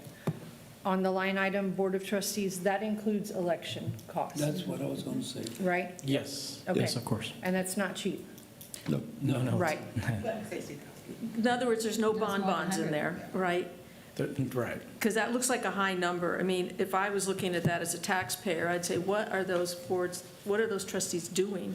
So how much is the election cost? One election will be attributed to the board, that's for the board elections, but then if we were to move forward in November, that's one we would pay, if you could delineate the two. Correct, and again, it depends on scope. He's speaking right, but it can go anywhere from, gosh, 60,000 to 100,000, 130,000. Yeah, That much of a absolutely. swing? So we're trying to cover the maximum then? Yes, and when we talk with Bear County about the election costs, we get it from them, so we're not just picking out numbers. Right, so we budget for worst case, and then Absolutely. hopefully we won't even need to spend worst case. But I wouldn't mind cutting too, because the rest of it is for conferences, things, required training that we have to take, that we have to. Yeah, you'd have to, yes. So regarding that, we are going to have at least 2 new members on the board who will have to spend money to go to trainings to get, they're legally required to have all this training. Over the years through the budget, we have decreased the actual amount that each is allotted to each board member. I'm not sure we have enough room to really cut that anymore and cover the costs of the training, of the trainings and conferences that we go to. That's required. Yeah. Okay, and then on the cut to the police department, the almost 31,000, what's that represent? That was chief coming in, making those recommendations to us. Go One ahead. of them was a change in the contract of who we will be contracting with to help. Emergency dispatch. Yes, emergency dispatch services. And so we're considering other sources. Okay. And the new source that we are considering would be a reduction in costs. Okay, that's great, because we don't want to cut This is not personnel. All of what you're about to see, starting with department allocations, as Ms. Ryan had mentioned, are non-payroll expenses. Right, right. Okay, thank you. In addition, I would just say one more time, all of these reductions are not ones that we asked them to do. They were ones that they brought in and recommended that we do. So if we were to go back and say, don't cut this, this is what they're saying they can cut. And they're the subject matter expert over that particular department. So that was a little bit different way of doing it, and we thought it was a better way, where it was a recommendation of each of the directors. Right. Mr. Macias? Yes, there are 4 educational entities that have active internal audit functions. Alamo Colleges in higher ed, Northeast ISD, SAISD, Northside ISD. I think South San dabbled in it a little bit, and it did not work out very well for them. But looking at cuts, and I've seen what we spent previously, which was $205,000, I would recommend maybe we cut that internal audit budget to at least $200,000, still giving us the ability to do something, but reducing it as well by $50,000, because it looks like historically we'll stay in that ballpark. And we still obviously need to consider what we're going to utilize our internal audit funding for. So it just, again, we're not voting on it today, but just a recommendation to see that we can cut somewhere on our end as well. If we can get an agreement from the board, not a vote, just if Consensus. a consensus, then we, thank you so much for that word, then we can start putting that into it. Yes, sir. And, you know, I know it's been there for a few years, but as CFO, I am actually the auditor of the district, so I watch every expenditure that comes through, just because there's something in budget, like even with the board, y'all have a budget. If it's not a legitimate expense, then we won't approve it. So that, like I said, we're watching every transaction all year long, not just one transaction here or there. So we are the internal auditors for the district as well, so. Well, I feel like you set that up like a volleyball spike. You did. You are an awesome CFO, and again, just for the community's sake, the internal audit is obviously an independent audit that looks at processes and procedures as well, not just finances. But yes, you were doing a phenomenal job there, but it did make me wonder, we also have the internal audit as a position as well in the budget, right? And so, But is it's that under correct? The reason it's there is because we haven't hired for a I know, position. but it's So still- we're it's saving still- the fund there. Should we Okay, so- hire for a position, because I know that it was posted at one point in time, then it would get moved to that. So we're using that as a, In our last internal audit committee meeting, we did talk about the basis of possibly looking to get a full-time employee as opposed to the consultant fees, but that's something that we'll address after May and June. But just for the sake of right now, I just, again, still think maybe we can reduce that internal audit budget by $50,000. if we get that consensus from the board, we can do that as we move forward. But for right now, the reason it is there is because this last year we used contract personnel, so it has to stay in And that those were the line. funds that we used to do. Correct. So. Yes, sir. Is that a consensus that we can agree to? I'm seeing thumbs up. Thank you. Any other questions at this time? Okay. Go ahead. Innovation. Yes. And then we have the Innovation Department budget, which includes CCMR and all of the budgets that fall within college, career, and military readiness, as well as CTE, and any budgets that we use for innovation, such as LOTC, federal programs, and grants is also part of this. Not the grant itself, but the department budget that we go to the department. And so that was a reduction of $125,000. Then we have business and finance with a reduction of $157,000. And then in CNI, elementary, for the most part, we have a reduction of $48,400. And Dr. Duhart's top-end budget, which mostly focuses on secondary, with a reduction of almost $153,000. Mr. Brooks, you will see in operations, yes, ma'am. In operations, Mr. Brooks, that's probably the only department budget that you're going to see an increase, and that is because you can Oh, recall. no, technology. And I'm the just- technology, yes, you're right. So those are the two departments in which you'll see an increase, and if we can explain the reason why. You can remember that over the last four years, historically, we've come sometime in the middle of the year to you asking for a budget amendment, usually around $1 million, and that's due to our aging facilities, and there's usually all of these unexpected expenses. And so, given that, we'd like to move forward and actually include a certain amount, around $1 million, for them, so that we don't have to come in the middle of the year. We know that historically, we've done that at least over the last 4 years, and there's been discussion about go ahead and set aside that pot of money. We do know that we have a facilities assessment coming to the board later on this summer, which should help prioritize those needs, and we're already setting that budget aside for that. The other department that you see is Dr. Gosh, an increase in you'll see a $1.2 million increase. You heard Dr. Gosh talk about the total Chromebook refresh, and that contract was brought to the board earlier for a total of $3.7 million. Part of Dr. Gosh's budget that she had already included the purchasing of some Chromebooks, so we didn't have to add the entire $3.7 million. We offset it with what she already had there. So really, the entirety of that increase is 1.2. You would also recall that we reclassed some of the software that goes to students into the Title I. So even though the contract we brought to you earlier was for 3.7, for next year, it really is only an increase of $1.2 million as we try to find some efficiencies there.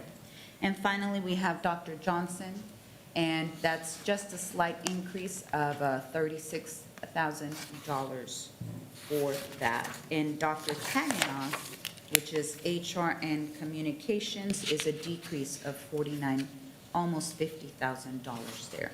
Those are the department budgets. Any questions before we move on to the? You have a summation total of all of them together?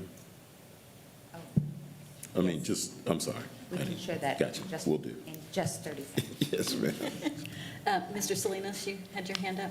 Yes. Can we go back to Mr. Brooks' transportation? Yes, sir. They have a bill that's going to require all buses to have seat belts. Yes, sir. I understand.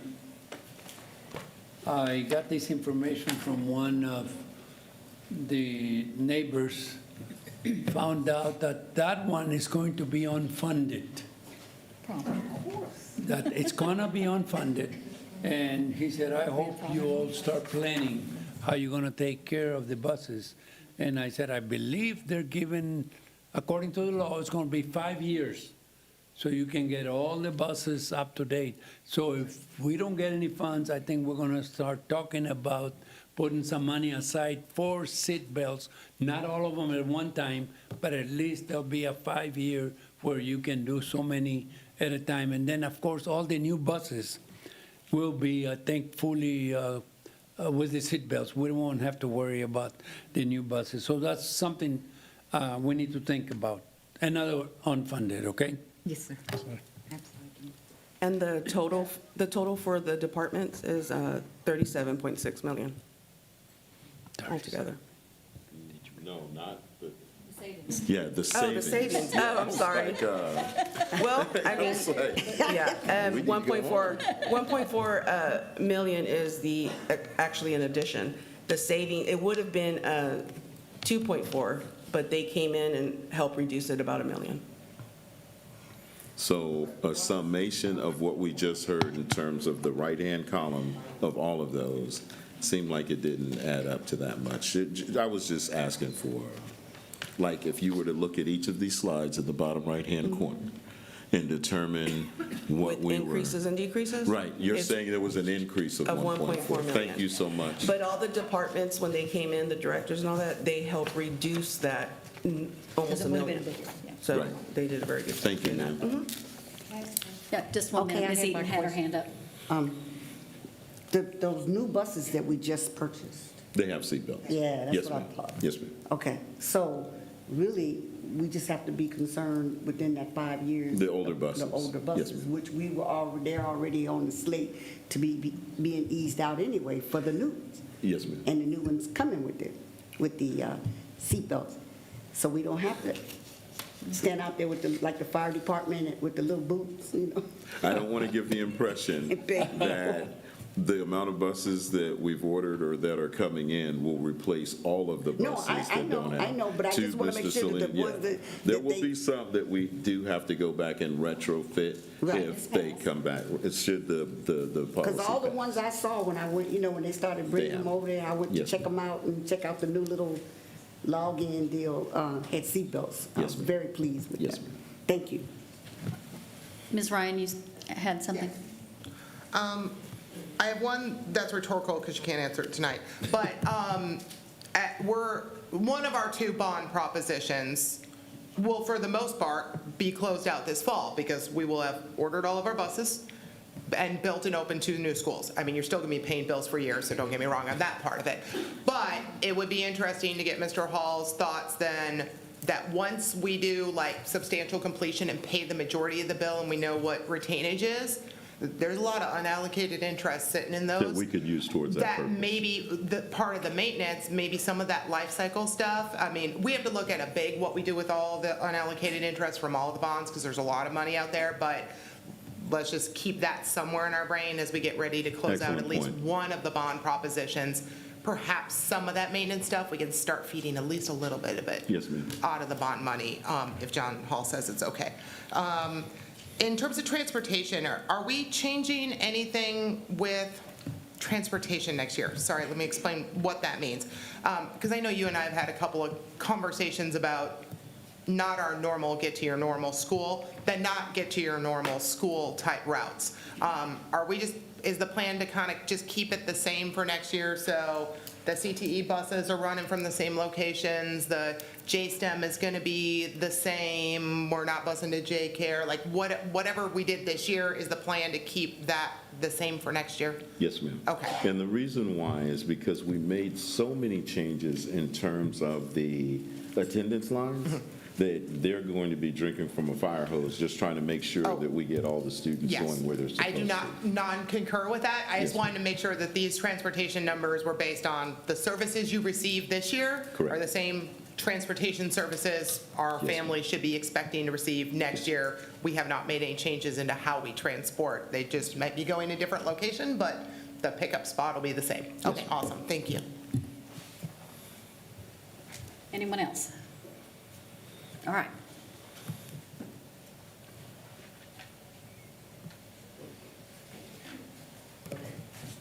So with all that being said, this is our first initial budget projection for the general fund.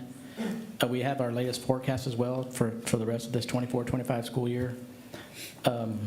If you go down the first column, you can see our deficit projection is lowered down to $21 million right now, 21.6. So with a $101 million fund balance, it would lower it to 79.8, almost $80 million in fund balance at this point. The second column is the 26 base budget based on all the information that we've taken in so far that we've presented tonight.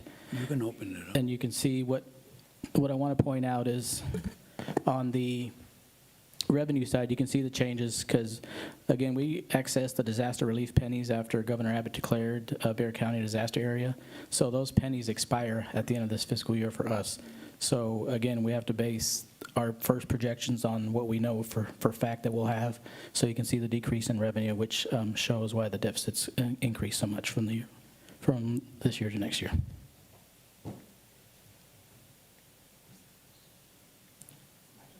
Yes, ma'am. Yeah, we'll start with you. Okay, this is like the big important slide, so you normally have a Yes, it question on is. the big important slide, big numbers, I like. So I just want to make sure I understand the kind of the overall implication of all the numbers on this slide. So when I look at the first column, we're showing, you're now projecting $21.6 million forecasted deficit for this year, meaning that's how much would come out of our fund balance.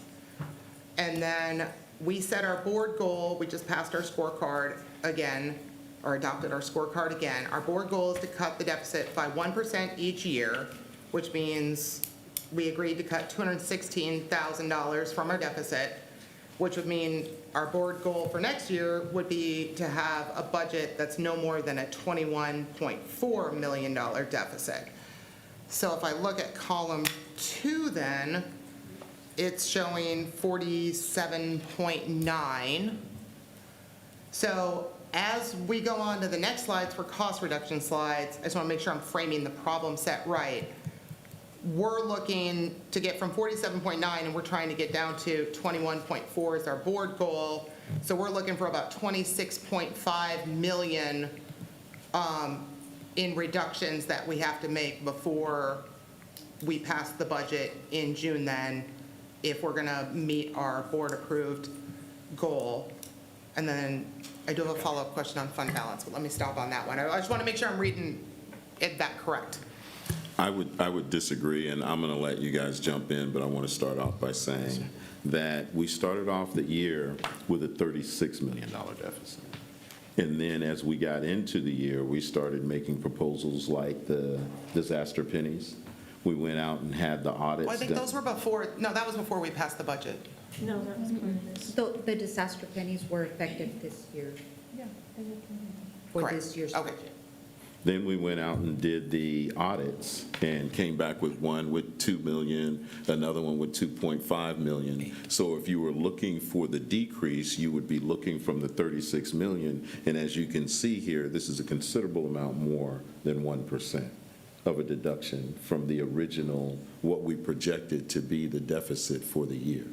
And what we're projecting is 47 for next year, but we will be coming back to the board asking at some point for consensus that we move forward with a Vader that at a minimum would allow us to keep the tax rate the same. That being the case, when that goes out and it's successful, Judson ISD, then we would be able to decrease another 12 million from the 47 immediately. So that would be more than a 1% deduction, and that would be going forward. So that would be a healthy decrease as well. And then there's other pennies that we will be able to talk about later on as well. But again, we're not looking for consensus or a decision tonight, but we've made Herculean attempts at trying to decrease the projected deficit from the 36 million down to the 21. And I would say that the 21 is what you're projecting right now, but there's still some things that we're doing from now until the end of the year where we think we'll be able to decrease that even more. Correct? Yes, sir, that's the intent, 100%. Did I leave anything out or say too much? No, sir, not at all. You did good. Yeah, I guess I'm just trying to figure out what the magic number the board's trying to get to when we pass a budget in June. Because the Vader doesn't matter. We have to budget based on no Vader, and we don't approve the Vader anyway. The taxpayers do, and that's not till November. And that's so what we're this going to is. set a non-Vader budget That's what only. this is. This is with The no non-Vader. Vader. Okay, This is so with I'm no trying to figure Vader. out what the magic number is for the non-Vader budget that we approve in June. What's that deficit about? I guess that kind of plays into the second question I had about fund balance, because we haven't set a fund balance goal for the board. We didn't put that on the scorecard to, what our goal would be for days of fund balance. I know over the last couple of years, all these budget meetings, 90 days has been thrown out a lot of times from my colleagues. Kind of recently, everybody's going, oh, maybe 75 days is looking good now too. So in column 2, where it shows our current fund balance, this would bring us down to 32 million in our fund balance. I have, 31, right here, 32. Here at the end of this year, here at the end. Yeah, so and the next year we would be down to 32 million. Without the Vader. Correct, because the board can't approve the Vader. So and the Vader regulations say we have to pass a budget. Yes, What ma'am. we're going to adopt and approve is a non-Vader budget. So Yes, ma'am. what I've calculated out the number of days of fund balance that is. Do you want to tell them how many days of fund balance that is? 32 million? That's 42 days. So like this budget passed the way it is would be we would go down to 42 days in our fund balance. But we're not saying that we're doing this. Okay, that's what I'm saying. So But we're not what's the- saying that this is what's going to pass. This is where we are Okay, right now before we start making any So I'm trying cuts to and figure out, like, things. what's the goal? I guess for my The colleagues. goal like- is 0, but it's not going to happen. No, fund balance. Like, do we have a fund balance goal? I can tell you that there's a state standard, Mr. Guetta. What does the state say that the fund, and I think it's important, and correct me if I'm wrong, to explain the rationale behind a fund balance. It's not supposed to be a savings account. It's supposed to be an ebb and flow of an area in which you take funds from to pay for expenditures as they come up and then put back in as the funding comes in for them. So it's not like you reach a certain amount and it should stay there in perpetuity. Correct, It's 'cause the something state that pays ebbs us and in flows. arrears And it- because, Yes, ma'am. yeah, they pay later. Like, we don't get paid for our fiscal year. The state has a different fiscal year, so we get paid in arrears. So we got to have money sitting in the account to pay our bills, and then we get the check later, right? Correct. And then But then there are certain thresholds that will affect our bond ratings and our first ratings and those types of things too. And So that- there's external, and then there's internally, us as a board, the 7 of us, where what risk level we're comfortable with, I guess, too. So that's what I'm looking for is, what is our goal for expenses? What is our goal for a fund balance?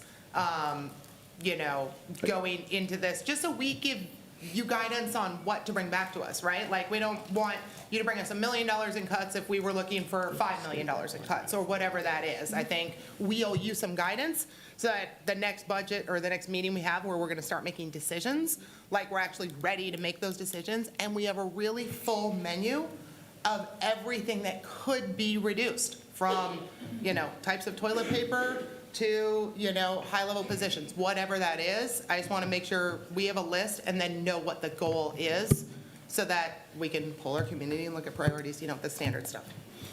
So we were having the discussion, Mr. Guetta, and you were saying, I'm sorry, we were having the discussion, and you were saying that what is too close? Nope, you're good. Oh. It's fine. You were saying that it should be, what was it, 40 days or 40 million, or what was the? There's no law, but TEA recommends, if possible, to have 2 months of operating expense. 2 months? Yes, sir. And what would 2 months be? For us. Figure it real quick.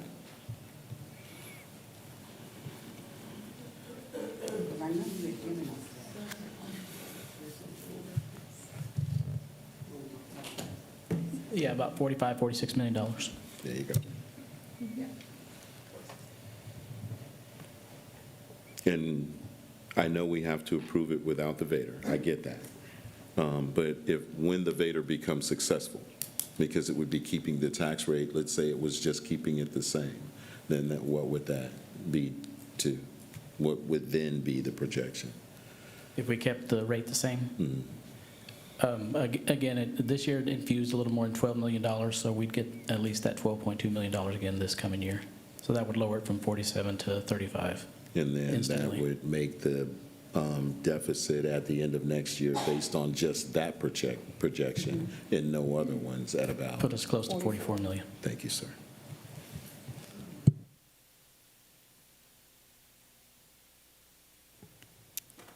Anything else?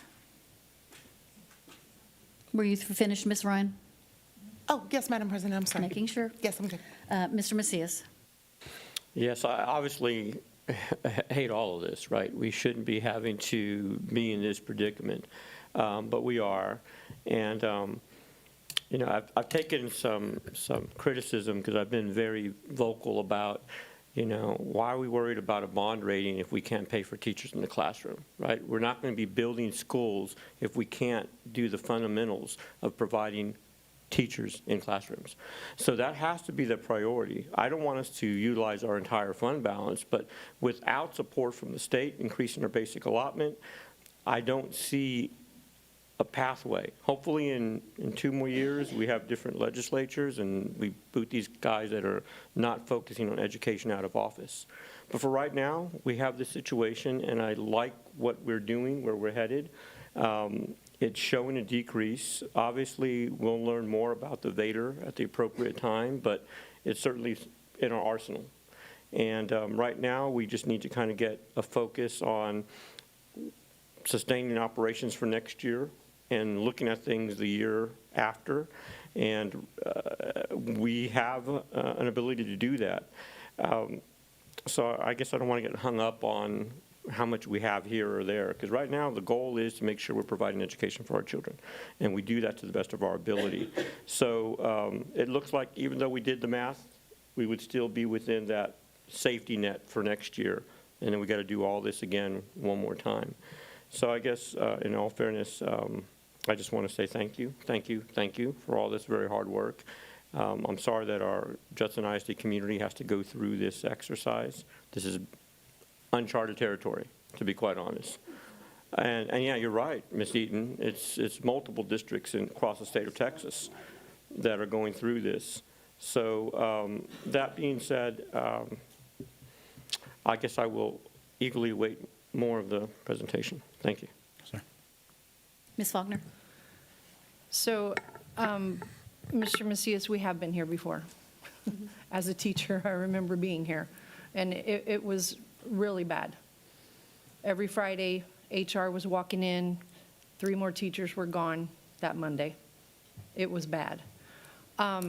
It's not easy making these decisions, but I just wanted, again, to make sure I was hearing, this number is our current number. We still have changes happening before the end of the year that could adjust or come back and add to what is already there. Decrease the deficit. Right. Yes, ma'am. Oh, yes, that's the goal. Like I said, because we had so many budget meetings scheduled this year, like I said, this is just, we put It's a everything out there, snapshot. asked everybody what they wanted. Last year, we did a 10% cut across the board without talking to departments. So this year, we actually had them come in and say, if you can cut something, what would it be, and can you? Some said, this is where I can do, some said, we can't do this. So we took a different approach, but this is the initial time when we said, you can ask for everything, but you can't have it all. So we let them ask what we thought they needed, and we just threw everything out there to say, this is what, if everybody got what they wanted, this is what our expenditures would be. We know what increases are coming insurance-wise and different things that we have no control over, what those expenditures are going to be. So that goes up as well. So we put everything down expenditure-wise, what was requested and what we think we're going to forecast for next year against the very first revenue projections. So yes, it looks high, but like I said, it's our goal, and we'll continue. We do this all day long, so we're going all day long till we can find how to reduce this number to get down to a number that, of course, nobody's happy till it's balanced, but that is the goal. It's not to go 1%, it's to get to a balanced budget eventually. Okay. And thank you. I mean, we've seen a tremendous amount of work coming from that department compared to a year and a half ago. I mean, you can obviously see that it's on your mind constantly. The monitoring, as you said, the auditing going on. It's not just something that you throw into a presentation for once a month. It's going on hourly, honestly. It is. The other thing, do we have an estimate of when we'll hear a little bit more about the Vader? Tonight. We will. Okay, that's in general, but I meant Tonight we'll hear more. I would ask that the board vote on us moving forward no later than May, correct? Yes, sir, that's correct. okay, because there's a timeline to get it onto the ballot, et cetera. Correct. Yeah, okay. Yes, ma'am. Yes. Ms. Stanford? When the departments were looking at cutting, were they only looking at basic expenditures? Were they looking at personnel at all, or was it all exclusive of personnel? The departmental budgets were not based on personnel at all. This was all spending within the budget, in their department. So that's what we focused on. They did come back with some recommendations on personnel changes, but that's something that we'll be bringing in possibly the next board meeting, budget meeting. I apologize, budget meeting. Yes, ma'am. Anyone else? Can I wrap back up? So do we have any sort of consensus, because we're about to move into cost reduction slides, right? And so I'm just trying, in my mind, what's the goal? Are we looking to cut $1 million, $2 million, $3 million, $5 million? Because there are a lot of big board decisions on these slides coming up. And so, and they're going to involve trade-offs. in decisions. So do we have some ideas of where everyone is comfortable with? Because again, a Vader is a complete unknown, right? You can't budget off of a Vader and then it doesn't get passed and then you have no money, right? So we're gonna make our decisions based on no Vader. And so what, as the 7 of us, we're gonna have to, well, 5 + 2 will approve a budget. In June, what is that goal? So when I look at cost reduction slides and I start tallying, money up, and then we talk about raises or other things, because there may be things we have to add, right? That not every year is just subtracting. Sometimes there's add this, but take away this. Do we have a number? At some point, are we gonna get to a number? Because 280 million in expenses, like, I'm not okay with that, like, going up in expenses. That really needs to go down as the number of students goes down. So, I don't know. I guess I'm gonna have a hard time looking at any cost reduction stuff if we have set no goal. I don't know. I would be happy with us going through the process first, and obviously the information we receive will give us a better sense of what we might need to do, but we haven't even finished the budget presentation. So certainly let's hear everything out, and then obviously we're still going to come back to this because we're not making a decision today on approving anything, but we still need to listen, so. So I keep in mind the 60 days, and that's kind of where I want to be in that ballpark Now, you're talking about SPARS. for fund balance, Operating. for the fund balance, to be with the 60 days operating And costs. that's what we always use. We use the 60 to 90 days, Mm-hmm. but we always try to make that 60 days be our. So that would be 14 million then that we have to cut, because we are not allowed legally as a board, it's right in the Vader code, we are not allowed to consider a Vader passing when we do our budget. So if we want to stay at 46, I think you did math. I was thinking 45-ish. Or So if we keep 45-ish. 45 in mind and get as close to that as we can. Feedback. Oh, okay, so if we're at 32 now and we're trying to get to 45, so when we're looking over the next couple months at all the reductions, so we're looking at about 13 million-ish, assuming we add nothing, we're looking at about 13 million-ish should be Monica's target in her brain as she starts doing math, right? Because if we're at 32 and we want to be at 45? Right, I'm not positive we can get there. As a goal, oh, correct, but- yes, no. As a goal, we just want to keep looking at things, and if we can get ourselves to 13 and not have sacrificed, kids learning things in classrooms, but keep throwing things out there as possible solutions until we get to the point where 13 does or does not happen. But that's a conscious decision, not a, we didn't look at enough stuff. I wanted to be, we consciously choose to put ourselves at greater risk. Yeah, So. 13 million would be Okay, the goal. awesome. No, I appreciate it. I like this dialogue when we all talk as a team type thing and help each other frame references as we go into future slides. That's a good goal.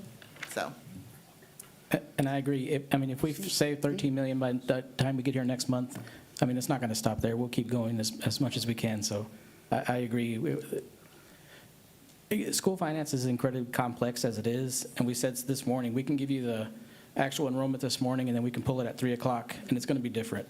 So as we go through this process with human resources on staffing and stuff, that, say we grow 40 kids in one day that just enrolled, okay, that changes how we're going to staff somewhere. So it's a really complex process, and it's what we do all day long. Is all last week and this week, we've been sitting in a room all day, going through personnel one by one, looking at every position and looking at enrollment and see what we can do. But like I said, it's such a fluid thing. You don't hit a certain number and then you're done. You could budget on it. It fluctuates. So we will continue to do this. And like I said, hopefully we get the numbers down, at least 13 million.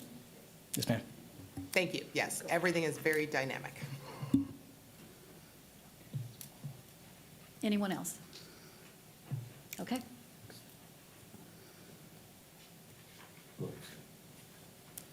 Okay, so the next is the initial child nutrition budget. As you know, they're a little bit different than our budget. It's federal dollars, and they have a lot of more regulations than we do. So the director has a plan to spend down to make sure she stays under her allowable amount for fund balance.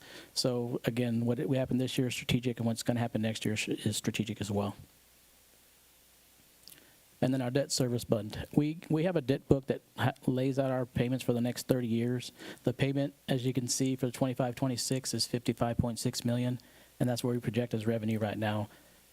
This year, as you know, when we lowered the INS side to 33.27, we anticipated a small deficit of $268,000, but you can see our taxes, again, everything can change. These are our INS taxes, and these are our delinquent taxes that are collected, so you can see we collected a lot more and taxes are ready. So we actually anticipate a $2.5 million excess in revenue this year. So that'll move the fund balance from $40 million to $42 million.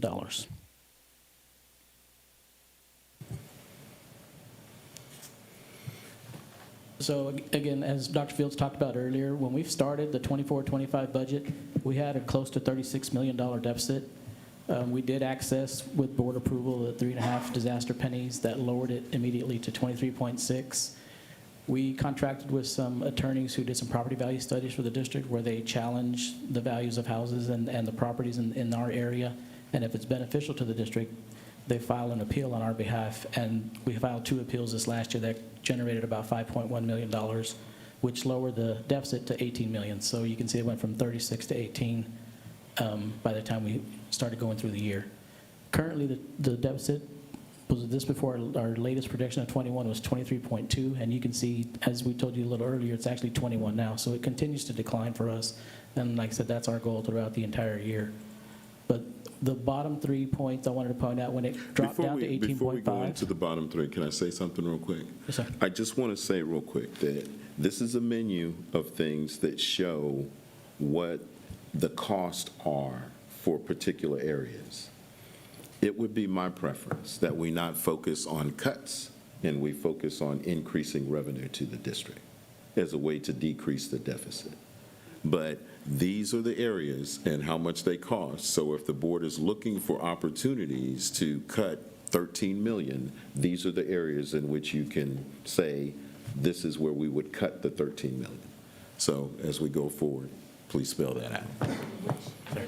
Which areas? The slide's moving forward. Go ahead, sir.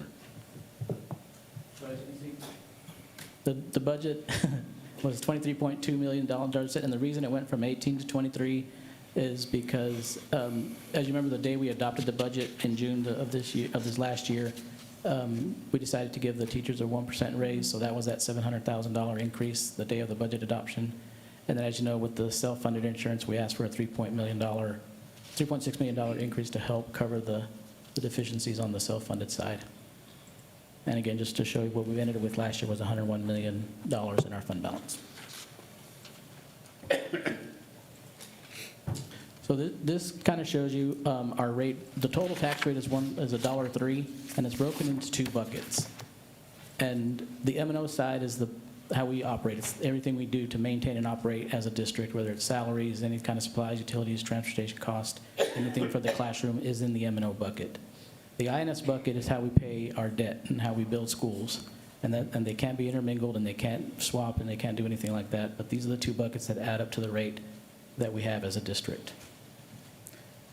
Now, I will tell you the M&O side, as we talked about, the state says this is how much you get, and this is your bucket of water.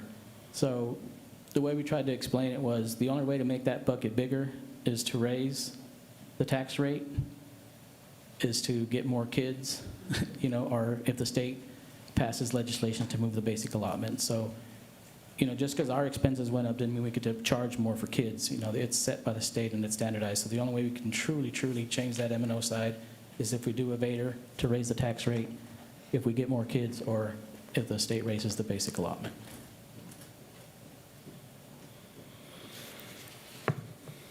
So our $1.03 rate, as you can see, comparatively speaking to the other districts, we're still toward the bottom of districts here in the San Antonio area. I will say that this is with the 3.5 disaster pennies that we used, and some of the districts that are below us, even though we're still really low comparatively speaking to other districts in the area, a lot of them have their rate compressed lower because of their property values being higher than Judson. So, that plays a factor into it as well.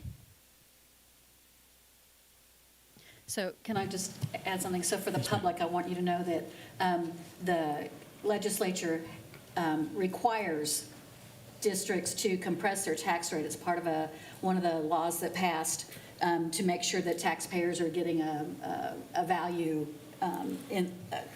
just like the $200,000 homestead exemption that they passed. So they're trying to give a benefit to taxpayers. But then that comes back to entities that rely on that taxpayer money, and it's less money to us, so.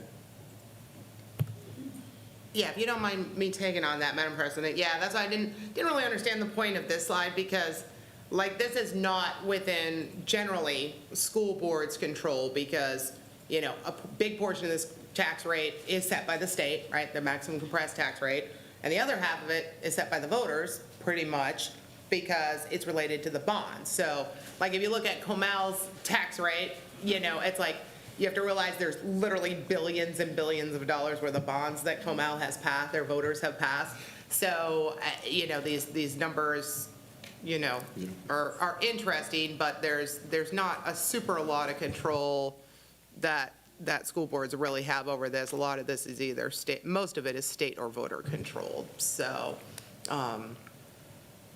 and the bigger your district gets, the more efficient you get too, so your tax rate goes down. Some of those baby districts are the ones with the lowest, or with the highest tax rates, so.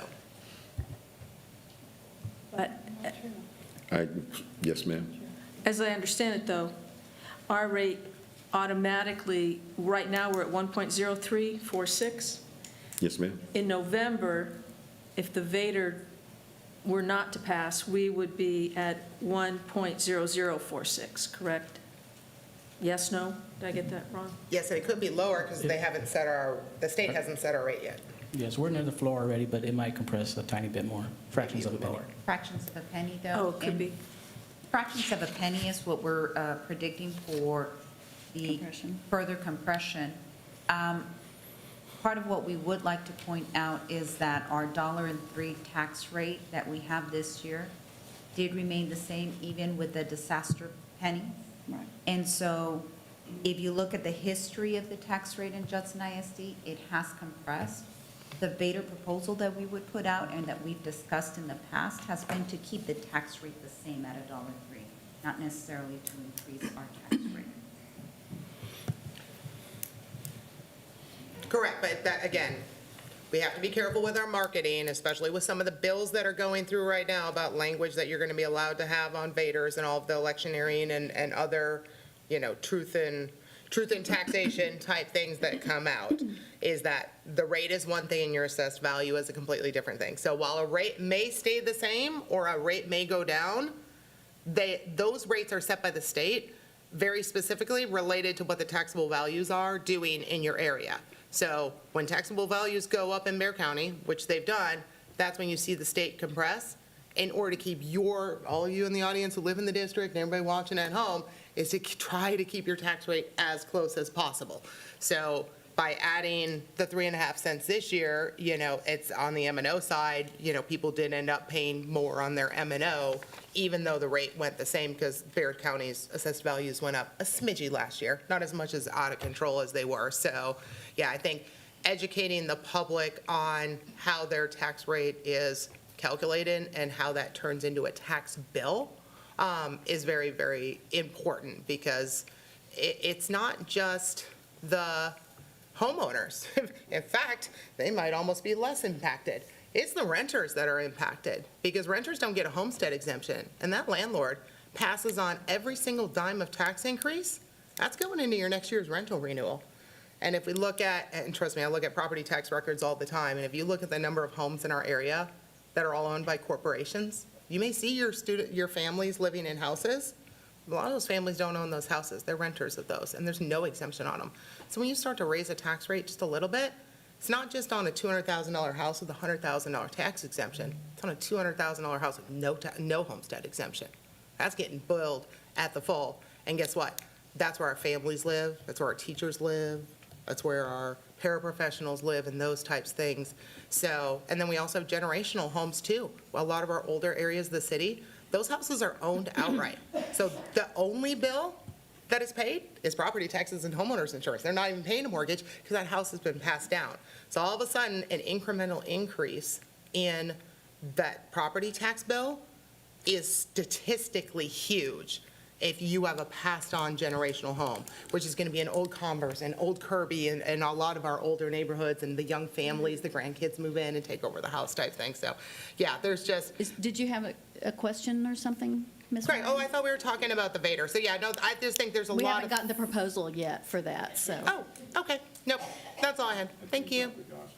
Did you want, I did. I just wanted to say in terms of like looking at the tax rate and looking at the numbers there across the different districts, I think it's important for people to understand when you look at the way the state assigns the tax rate. School districts are provided two different kinds of funds. They're provided with golden pennies and they're provided with copper pennies. The different, and the state allows those so that you have that ability to receive additional funds that you wouldn't normally get. As Ms. Ryan has stated, the state kind of sets what that tax rate is. And so then the funds that we receive back from that, you saw on the earlier slide, there's taxable values here of $15 billion. However, we don't receive all $15 billion, correct? So when we look at something like a Vader and we look at this and we look at asking for voters to approve those golden pennies, those would be pennies that we would receive back in the district as a dollar for dollar. The state's not keeping any portion of it. There's not any penalty for doing that. Up to a certain point. Up to a certain point, yes, ma'am. And we have 3 of those that are available that are just sitting there that the district is not using in order to help keep librarians, keep teachers, keep costs Do the way what's that best they for the are, students in the classroom. within that. And it is possible with the INS as we begin to pay our debt down, that you can do some of that and it not affect what people are having to pay in their taxes as well. But I think that all comes as you begin to look at what those assumptions are and the way that works out when you look at it over a year's time and what those pennies actually equate to. So there's lots of variables here that play into it, but the state provides these pennies to give districts some wiggle room with what they do. And if I'm not mistaken, the tax rate for Judson has been the same for 3 Couple of years. A Yes, long ma'am. time. So, and it has not changed for a while. And of those other districts, if we could move forward, Russ, with the next slide. If some of these other districts that you see at $1.25, $1.19, and so on, I know that some of them have already passed Vaders, correct? To be able to increase their tax rate to that level, correct? Only Comal and Alma.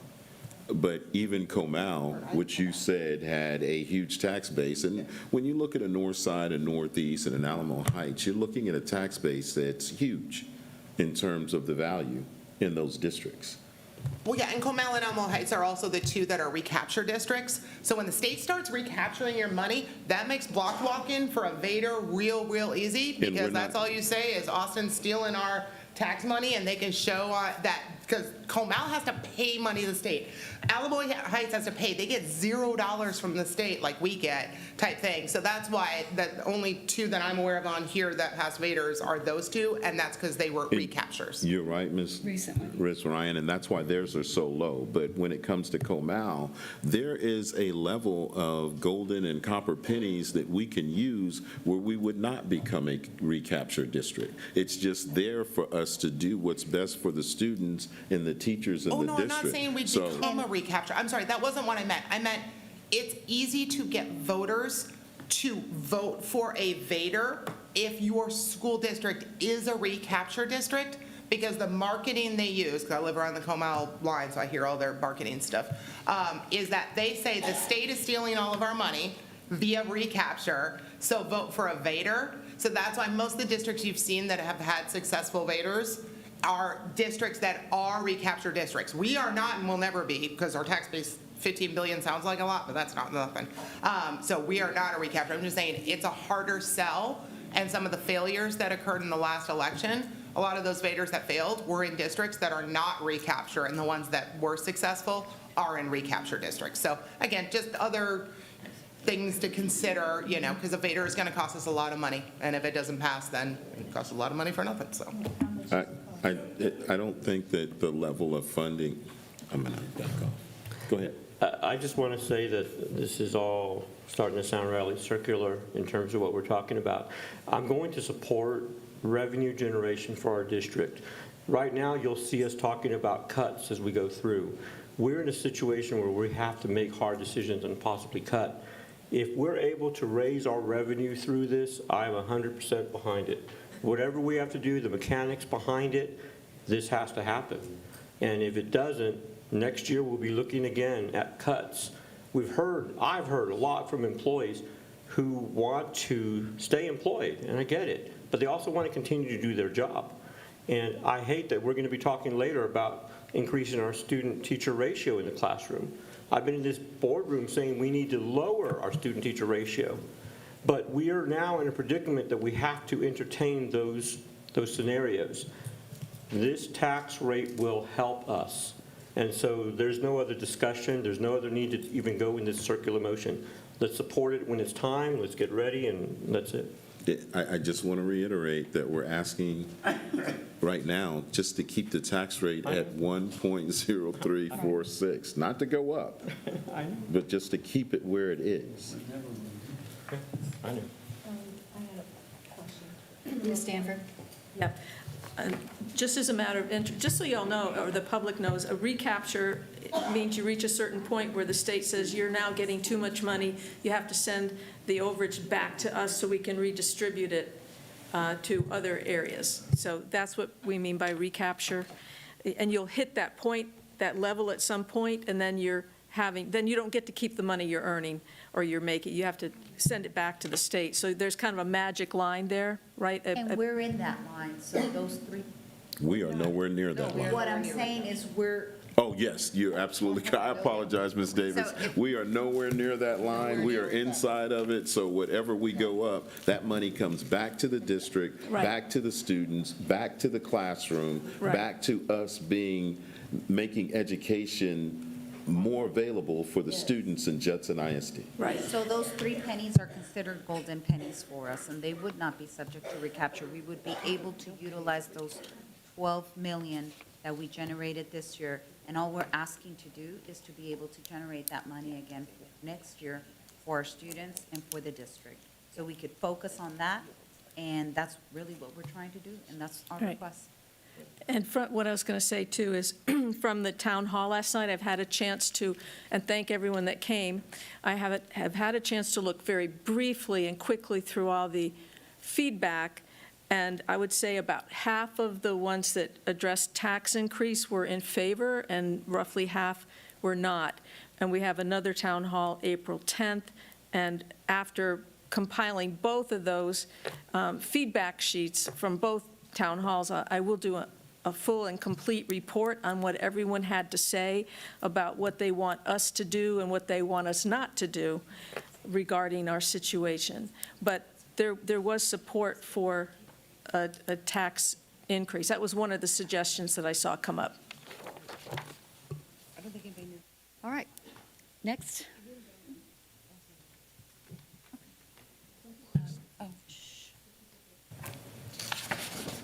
So as we move forward, and as Dr. Fields had mentioned earlier, part of what we've done throughout this last couple of budget workshops is just talk about options, and that's what we heard. What are some of the options? So sometimes some things in what is placed on a presentation, especially a PowerPoint slide, could get misinterpreted. And I wanted to just clarify that what we put down there were ideas that then get mulled over during a budget workshop, because that's the purpose of a budget workshop, is to have certain lines down there, have certain costs, so that as we're receiving feedback from the board and we're discussing questions such as, how much would a, one-day tax reduction be to this amount, not tax, I'm sorry, one-day reduction cost, we would have those costs there. So I just wanted to mention that that's what we try to do. I am very sorry that some things got misconstrued, but I just felt it necessary to say that all of these are just so that we have the ability to discuss options. No decisions have been made, but we realize that these conversations are going to be difficult. And part of what we're just trying to do is put it out there. The reality is we're in a big deficit, and there's going to be lots of conversations before any decision is made. And I don't want anybody to walk away with the wrong idea. What we have here are just some costs for the board to consider. So one of the conversations that we have heard is DOI teachers. They're not certified, And is there a possibility where we can provide a reduction in pay for teacher salary? There is that possibility. And so we have 177 teachers that are considered DOI. That means that these teachers are currently working on their certification but not fully certified yet. A 10% reduction in that salary is equivalent to approximately $925,000. Again, we're using midpoints, so that's an approximate cost. That is one thing to consider. Another option, and we don't. Yeah, I'm so sorry. Yes, ma'am. Mr. Macias wanted to say something. Yeah, before you get to the student-teacher ratio, yes, and I just wanted to make sure to emphasize, I mean, we are sometimes accused of not being transparent. This is as transparent as we possibly could be about what we're trying to consider. And as you stressed, this is for discussion, right? We've not solidified anything. We have to talk about it. So one of the things that is of interest of the DOI is the 177 teachers that you identified, and if there was a 10%. Again, in a perfect world, I would recommend that we don't do any of that. They are doing the work, but I did start to really strongly consider that there are DOI teachers that Dr. Tagenall said in the past that are majorly complying and going through the certification process, and the campus leaders have said these are strong DOI teachers. So I still want to explore some sort of differential between those that have made significant progress towards their certification versus those that have been still in their first year or their first 6 months, or we just hired them and they're starting to sort of then differentiate. Because what I don't want to do is eliminate our decreased salary for DOIs that are one test away from passing. I would defer to the superintendent and HR on kind of putting a checklist of what that criteria would be. And that way we're still facilitating new talent coming into our district to be certified. But we have that ability. I say that I'd like to look at that a little bit deeper, because later on you're going to talk about librarians, and we've already heard from our community, and I've stated I'm not really warm and fuzzy about that. But when we have to find cuts, this is one area where if I've heard something from teachers who are certified, why are they DOIs getting paid the same? And we went through the whole process of getting certified. So there's opportunity there that I think would be appropriate for us to consider. And obviously this is the forum here and going back and forth with that. But in terms of just a raw number, I wouldn't even formally ask, but the idea would be of those 177 DOI teachers, how many of them fall within the 50% or less of, or not even, 40% or whatever. They're still far away from getting certified. And which ones are on the cusp, meaning they're a test away or 6 months away or whatever that might be. But whatever that criteria is, you guys figure out what that is. If we could just speak real briefly, and I'll let you in, Dr. Tagenall. I believe the number is like, 37? And of the 37, I believe only 2 are really over the 3-year mark. And the 2 that are over the 3-year mark changed their certification from one thing to the other, so they kind of started over again. So, but I can tell you this, Dr. Tagenall and her team sits down with each principal annually, and they ask who's moving towards it. They check to see if they're in a program. They check to see if they're doing what they're supposed to do. If those teachers aren't doing what they're supposed to do, they don't make it past the first year, because she sends them a letter and says, we're not going to renew. But for those ones who are encouraged by their principals, then they go ahead and give them more time to get that done. Correct? Or is that different? Got it. Were those numbers right, 37 and 2? Yes, I think there was a question that was asked of how many have been here for more than 2 years that haven't made significant progress, and that number is about 37 of those teachers. And so when we started to really analyze the DOI program and making sure that they were certified or making progress towards certification, we did have to do a lot of research, and we had to kind of tighten up what our processes looked like. So when we were asking principals their recommendations, we've got a lot of teacher of the years that are DOI teachers, novice teachers of the year. So we have a lot of really great talent.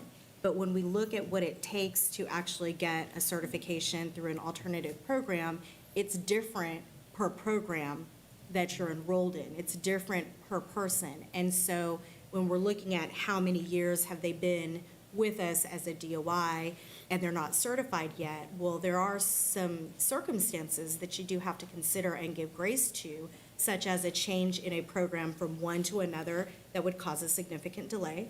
Or maybe you are one test away. Well, if you're making progress, you're one test away and you are really showing great potential in the classroom and having positive effect on student outcomes, then that's not a person that we would want to let go. And so, yes, you are right, Dr. Fields, in 2+ who have not made significant progress in those years, there's about 37 of them. But I would also like to highlight that throughout this year, we have had 32 of our DOI teachers get certified. And so they've been taken off of that number of DOI teachers because they've completed their certification. And so the monitoring and tracking and conversations that we're having, I think, is yielding some really good results. But we will definitely look at some of those options to differentiate when we're talking about this particular consideration. And I'll leave it alone after this. I checked into a program. You have to do 250 hours of online training. You have to do 30 hours of in-classroom observation, and even if you are working as a DOI teacher in the classroom every day, you still have to do 15 hours of in-classroom training with someone else. And then you have to prepare and take the test, and then take another test. This is all while teaching the class that we hired you to teach. And for some of them, they're taking on even coaching in some areas. So they're really bought in. Some of our best teachers, like I said, at the Novice Teacher of the Year Award, there were a lot of DOI teachers that walked across the stage. So this is an excellent opportunity for us. I think that it's working. We found a lot of really great teachers, and we just really don't want to lose them as they get closer to that certification mark. And that's the whole point of the conversation, right? Making sure that we don't just eliminate that talent. I've seen the enthusiasm, but again, we've got to start somewhere. And I would dare say that when you come back with what that number would look like, just to kind of have a figure that, it may include the possibility of doing a 20% reduction rather than 10% based on those that are not showing significant movement. If there are really people here just collecting a paycheck, and they're not getting their certification, I don't know. Maybe attrition will take care of it too, but, I'm sorry? If we have employees that are, I wouldn't say that there are employees just sitting, collecting a paycheck, but if there were, then we wouldn't invite Well, them and to that's become what a I assume that we wouldn't have to worry about it. It would be attrition, they wouldn't come back, they'd be non-renewed. But that's just an area, and like I said, we can examine it, we can talk about it, but just one area to look at. Ms. Faulkner, you wanted to say something? So, this may just be common sense, but if you're really going through the alternative certification and you're one test away and you take that test and you pass that test, you then get a teacher salary. So, to me, it's just natural that you work harder and until you meet that criteria, you kind of have to ride the waves to get there. Because I will tell you, as a retired teacher, as many of us here are, it's kind of a slap in the face to have someone, I hold 5 certifications. Person next door to me holds none. We're making the same salary. That's kind of a slap in the face. It really is. The goal of all of this is to where we have certified teachers. Exactly. And so But that's what I'm saying. It should be a motivator. It should, if we have to do this, and we're making the hard decisions, but if we have to do a reduction, it should be an instantaneous motivator to get it in gear and get yourself on that teacher's pay scale through your certification program. And I know there's some things that happen, but if you can just stick it out, if this is some people, this is their opportunity, because they didn't have that chance to go to college. And so we're supporting and we're helping them obtain their goal. So it's kind of a catch-22. If this is where we have to look at a reduction, I'm in support of it. Mr. Salinas, I know you wanted to say something. Thank you. I hate to be the one with negative news. They have a bill. A legislator, probably he's never been in education, Yeah. Yep. and hopefully it'll never pass. If you're not a certified teacher, they will not allow anybody in the classroom unless you're certified. And that's bad news for every district in the state of Texas. Ms. Stanford? I would say there seems to be a natural conflict between the DOI pay scale and the certified teacher pay scale. Certified teachers do, from the feedback I got from the town hall, this came up several times in things I read, and it was teachers asking that this be reduced. Because teachers do feel it doesn't seem fair if they have certification and they're getting paid the same as someone that does not. It's a fine line, I guess, we're walking, because we don't want to lose all our DOI teachers. That'll, automatically raise the classroom ratio, I would think, if we lost a bunch of teachers and couldn't replace them with certified teachers. So there's a balance there. But I will just say there is that sentiment out there, as Ms. Faulkner said, that teachers, that came up several times as a suggestion. So just putting that out there. Anyone else? Ms. Ryan? I spoke up about this last year when Mr. Macias brought it up during compensation time, and I'll speak about it again because I was an alternative certification teacher who did my 250 hours, half of it online and half of it at night. So I taught 165 middle schoolers throughout the day and then sat at Alamo Community Colleges for 3 hours at night and then went home and graded papers. So I know what these programs are. I also know they cost $5,000 to $10,000 each. I'm skeptical that this is a good option for us because it's definitely not something the other A-rated districts around us are doing. NEISD and Comal's not dumping the pay of their uncertified teachers. Of course, everyone's goal is to fill every classroom with a certified teacher. Ms. Garza lays in bed at night dreaming of certified teachers just flowing in the door, right? But with us dropping what I think is only the 5th highest paid teacher pay now, charter schools are increasing their compensation to take certified teachers over to the charter school side. Our pay scale compression issues in the middle of our pay scale for our experienced teachers is hindering our ability to hire experienced teachers. It's getting harder for us to start filling our classrooms where there is a limited pool of people that we're trying to recruit from, and there are things that have made us a little bit less competitive. So I call these teachers the teachers of last resort because it's either a DOI teacher or it's nobody. And I think it's unfair to lump the DOI teachers all under one label and just to say that they're less qualified and deserve less pay, because I've been in our schools and some of these DOI teachers are killing it, absolutely killing it in their classrooms. And those principals wouldn't trade that DOI teacher for a 22-year-old I just graduated Texas State certified teacher for $1 million, because those DOI teachers, some of them bring things to the table that you're not going to learn at a college, and it's not tested on that test for sure. And so, and like Dr. Taganoff said, and we've talked about this a lot in the boardroom in closed session with personnel stuff, is every single year, and actually throughout the year, it's happened sometimes too, which is these principals see the teachers, these DOI teachers, and they make a conscious decision on which ones they want.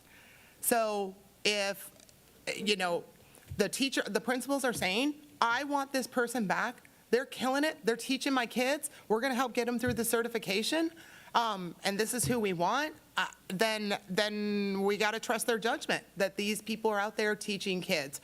So I think in order to fill our classrooms, I don't want to see classroom ratios go up because we have 177 vacant slots now, and I don't want a string of subs in my daughter's classroom, because we've now lost teachers. Because we can't even fill them with DOIs. So I just don't think this is what's best for kids. I think the way district is managing this and making sure we're very selective and tracking and assisting people and getting people through this process, I think we're just going to have to let this process roll until the pipeline feeds us enough certified teachers to fill all of San Antonio. Anyone else? All right, go ahead. Ms. Davis. Yes, sir. The second consideration for the board is to increase our teacher-student ratio by 2 students across every grade span. Last year, we staffed at 21 to 20, and so we're proposing an increase to 23. At middle school, we staffed at 23. We're proposing going from 23 to 25. And at high school, we staffed at 24. We're proposing staffing from 24 to 26. And I'll tag in Dr. Tagana as well for further discussion in this section. I'd like to hear from Dr. Saunders as well, because, I will be more than happy to start if that's okay. yes, ma'am. So a couple of things, and I want to be careful about conversations we have about DOI teachers, and I want us to be cautious about that, because when we're talking about qualified people in the classroom, we're talking about student outcomes. We had lots of conversations with principals about what this teacher and student ratio looks like, and I'm going to be very, very honest. We have a number of elementary classrooms right now that are already sitting at 23 students.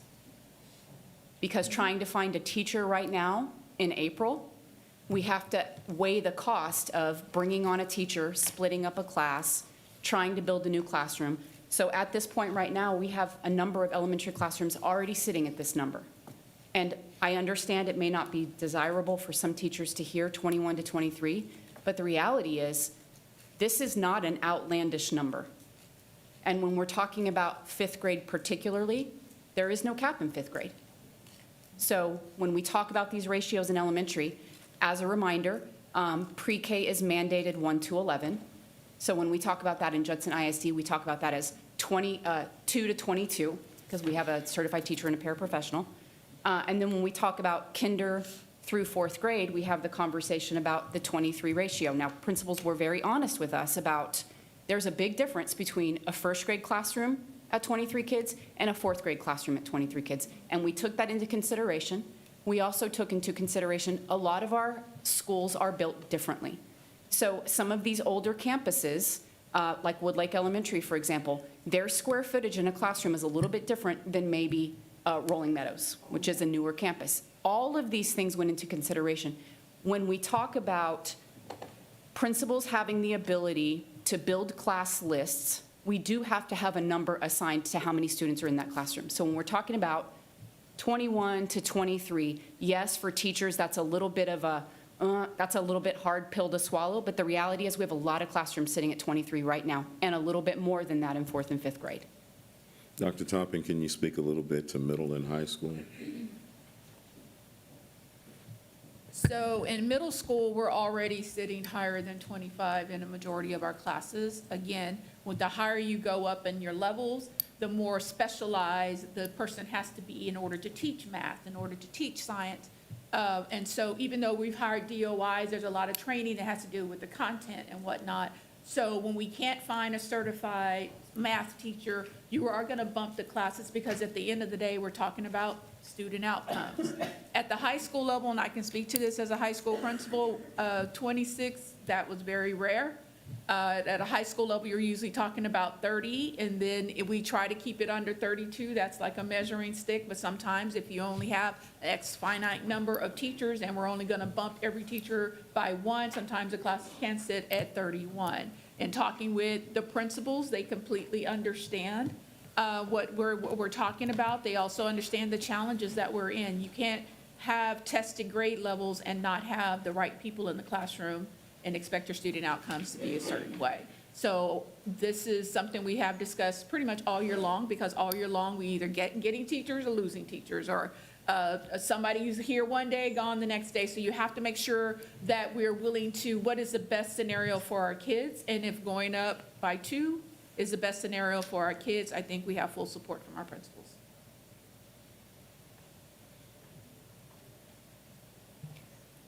I don't have that much more to add on this unless there's a specific question, but I will say that we do have, or this year in staffing, we've kind of, when we're meeting with our principals on our campuses, we've done things a little bit differently, and we are actually looking at course selection sheets and looking at the actual people in those, or in the particular areas that they're teaching, and looking at ways to stack courses so that we can maximize the master's schedule in order to get to the numbers. But the ratios, especially in elementary school, Dr. Saunders and I are always watching those numbers from the beginning of the year to way after Labor Day to ensure that while we staff at a 1 to 23 or a 1 to 21, that we cap classes at a certain point to where it's still a reasonable amount. So we would still come to the board to ask for permission for waivers that we would have to submit to TEA for those kindergarten through 4th grade classrooms. And so we're going to do the best that we can to ensure that our master schedules are tight enough that if somebody leaves, we've got the people enough to cover. And if we're sitting at elementary schools with like 26 kids, I mean, we're going to have to consider an FTE or a paraprofessional or something like that. But we are monitoring that Thank you. very, very closely. So at this point, and I know Ms. Davis has walked out, what we're looking for from the board is just a consensus, not a vote, just a consensus on whether or not we can move forward with this 2-student increase in the classrooms as we start to, Ms. Ryan's point, go through our allocation and allotments for the campuses to know exactly what we need to be looking for in terms of the number of teachers on each of those campuses. So I guess we're just looking for your feedback on whether or not you think this is something that we should do or not. Well, I have a question. Yes, Do we ma'am. have a dollar amount attached to this as far as what we're expecting doing this would save us? Do we have a ballpark? Any? We're not quite finished with our staffings, and so once we do that, we can tally up those numbers and provide an estimate. And true, what this turns into, Ms. Stanford, is that we're not asking to go back and cut teachers. We're just saying through attrition, we'll be able to determine whether or not we need to hire again in a position based on the number of students that we have allocated in each of those classes. What about SPED? Does this include SPED? No, Some of the, not at all. okay, because some of the SPED teachers I talked to last night already are at high numbers, and that's a much more intensive environment. This is just for general ed classrooms.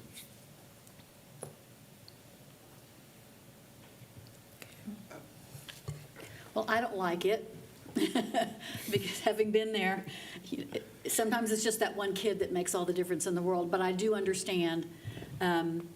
We've been here before. We've been higher before. Yes, ma'am. We've been at 24. Yes, ma'am. And 25 at elementary before. It is not ideal, but if it means that maybe we don't have to cut something else, if we don't have to have people lose a job, then I think that may be something that we can take on. Mr. Macias. Yes, and I say that I obviously support this move, provided we do a couple of things. And one of them would be that the feedback that I've heard from teachers in the classroom is that there are students that are disciplinary issues. And so those students require more attention. So they send them to ISS, and they don't stay there very long, and they're back in the classroom, and they're disruptive. So if we do this increase, which again, I think in principle, I support the idea that we need to. It's not I don't want to, we need to. We also have to have then a strategy that will keep a student that's been a disciplinary problem in the classroom in an environment where they're getting one-on-one attention in, say, ISS. So basically sprucing up our ISS operations by adding a certified teacher in there or adding a, I don't know, whatever we need to do to make sense. Because that way the teacher can focus on the students in their classroom that are trying to learn. If we're able to do that, it's going to cost a little money, of course, by having someone dedicated in ISS, but that's worth the investment by increasing our student-teacher ratio.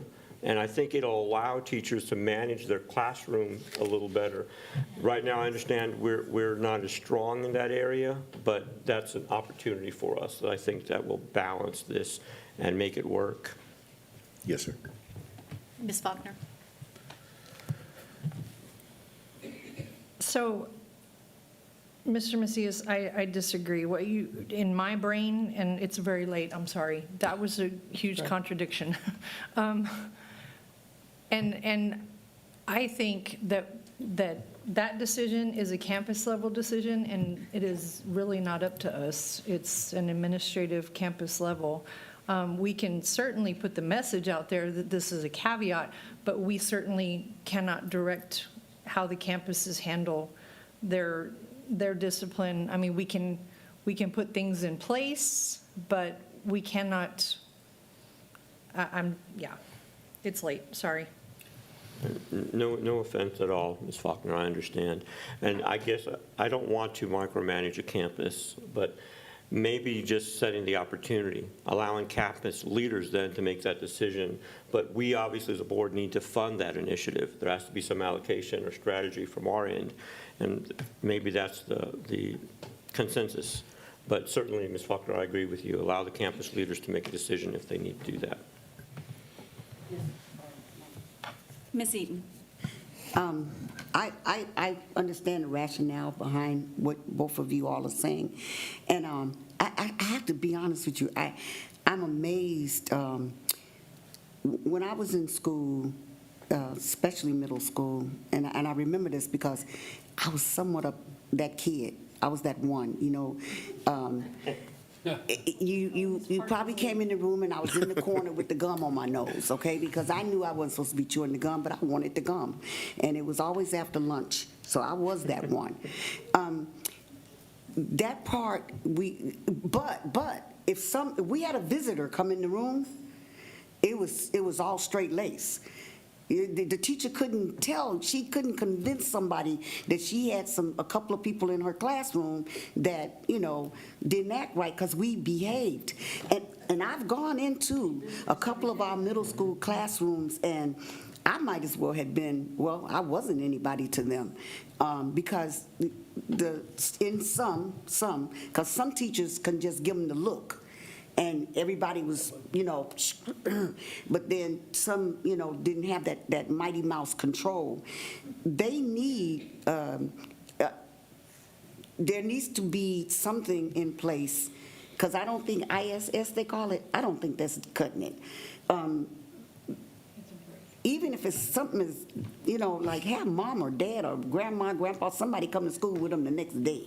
Something, but or have a drop-in policy or something.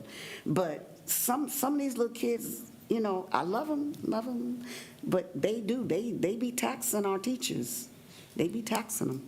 I appreciate the feedback. I would tell you that one of our goals going into next year, as you know, this year, we took that first 3 days to talk about classroom norms, discipline, and stuff like that.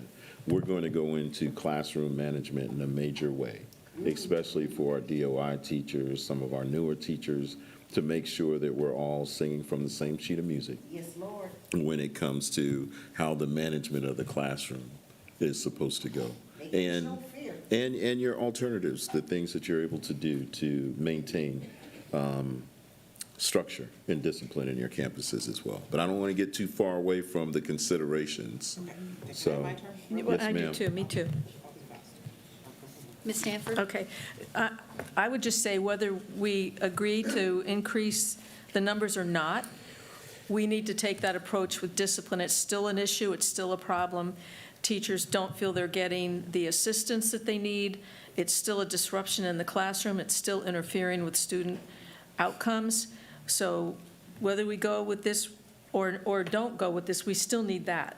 We still need some serious classroom management assistance. That's our plan. Okay. Ms. Ryan, I know you wanted to say something. Briefly.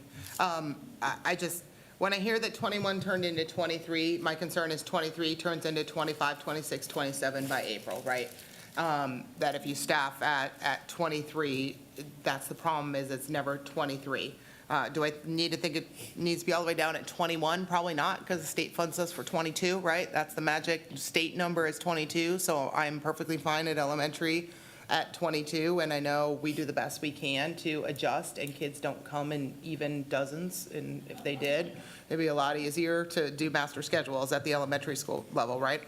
At the middle and high school level, my bigger concerns are just the execution of the ratios, and you and I talked about that last night, because we'll have a middle school social studies classroom with 12 kids in it, and another one with 34, and I'm not okay with that, because that's not equitable education for all of those kids. When it comes to core classes at the secondary level, then we need to have those students in reasonably sized classrooms with their teachers.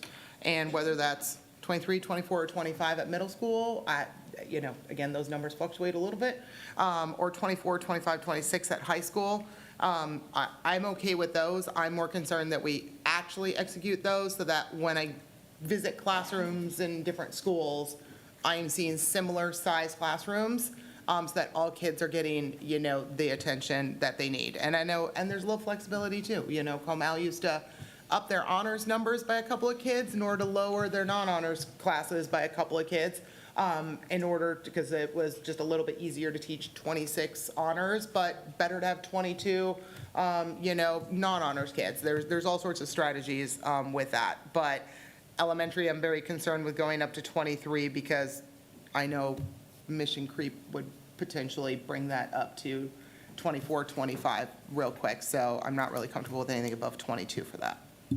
Because I understand it, we're already there. Exactly. Right? I was getting ready to say that. So, Mission creep is going to take you to I mean, 24, whether you guys approve it or not, because what happens is if we don't have the teacher employed and the student is there at the campus, then I come back and let you guys know where we go up in certain areas. And sometimes we have to go back to the state and ask for a waiver in a particular class because we just don't have the people to get there. Now, to your point, Ms. Ryan, we are going to try and keep that number at 23 and not let it creep. But whether we set it at 21 or 22, I can let you know now, we will, especially at the beginning of the school year when we're trying to level off and figure out what the numbers are going to be across the district. We're just trying to ask to staff at 1 to 23, and then that won't be an aberration. But I can tell you that there are going to be classes still at 1 to 21, even when we staff at 1 to 23, because to your point, kids don't come in even numbers, yeah. So, But we're already there, right? That's Yes, what ma'am. I'm hearing. yes, we are, So the goal would be to not go to 24, 26, at all 20. costs. Any way we can prevent that from happening, we'll take it, but I don't want to assure you that that won't happen, because it will. So we could say, we don't want to do this, but we're Still there, gonna happen. we're there. We're doing it now. The only thing we're not doing is this, is we're not staffing at 1 to 23. Right now, we're staffing and we're saying this amount of kids are there, allow an FTE for every 21 students. Now, across the district, we'll say allow an FTE for every 23 students. And since we can't have a half a teacher when there's, 10 more kids, those rates will fluctuate somewhat.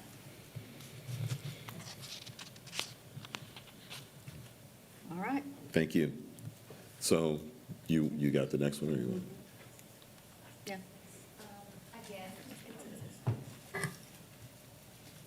So further considerations that are being proposed stems back to just a little bit of history. When we received ESSER funds, there was a certain number of librarians across the districts with which we would function. And at that time at the elementary, I think it was one librarian and one paraprofessional that would switch between library campuses. And I'm actually going to let Dr. Gosh speak about that, but I just want to give some background to that. Similarly, there was a smaller number of GT teachers, certainly not 6 to 10, but just a smaller number of GT teachers overall.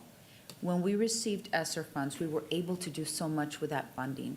And part of that funding included increasing personnel in certain areas. And these were two of the areas that received the most increase. Once the ESSER funds went away, a lot of districts wrote that into their contract. Once the ESSER funds are gone, so is the position. We didn't do that in this district, and that was a choice that we made.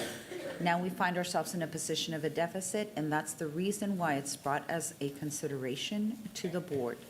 There are several options that can be considered today, and I'll allow Dr. Gosh to begin with the first one of librarians. Absolutely. So first off, I do want to state that the options that are being provided were not done without careful consideration and looking at what other districts in similar situations that Judson is and some of the things that they are doing. And so in the first model, for example, it actually includes placing a paraprofessional in all 29 libraries that we have across the district. And then identifying 6 to 10 librarians within the district that would serve as district librarians. We would divide up the libraries. The main purpose for this is to work through the process of making sure that we do not lose library services. I absolutely believe that the library is an important location. I think it is an integral part of any school, and I know that our principals rely on them very much for many different functions. And so there are a great many programs that the library provides that we absolutely wanted to continue. The numbers that you see there in that proposal is the minimum number that we felt like was even manageable in order to do that, to divide up the campuses so that people could be dedicated to a certain number of campuses. So, for example, with 6, that would give one librarian for every 5 campuses that would be their campuses, that would determine that they could absolutely visit all of their campuses each and every week while having a paraprofessional to assist in the day-to-day of checking out books and so on. The second option that you see, and that saves around $750,000, and that's all in salaries. And that includes hiring paraprofessionals because we certainly don't have that support anywhere other than at our 3 high schools currently. The other option is to go back to the pre-COVID and the pre-ESSER formation that we had here in the district where we had shared librarians. We had a librarian that went to 2 different campuses. The third option that you see there is to actually maintain the current staffing that we have at all of our campuses in the libraries, except that they would be absorb the academic enrichment teaching responsibilities at the campus. And so therefore, they would be doing 50% of their responsibilities as a librarian, or they would spend 50% of their time as a librarian and 50% of their time acting as the academic enrichment teacher. And then that would also include reducing the GT allotment by, or not the GT allotment, but the GT teachers by half. This would equate to all of the student services remaining in place, not cutting any of the student services, and that would also save around $750,000. So in terms of looking at that, our goal is to absolutely maintain a library program. When you look at other districts are reducing by 50%.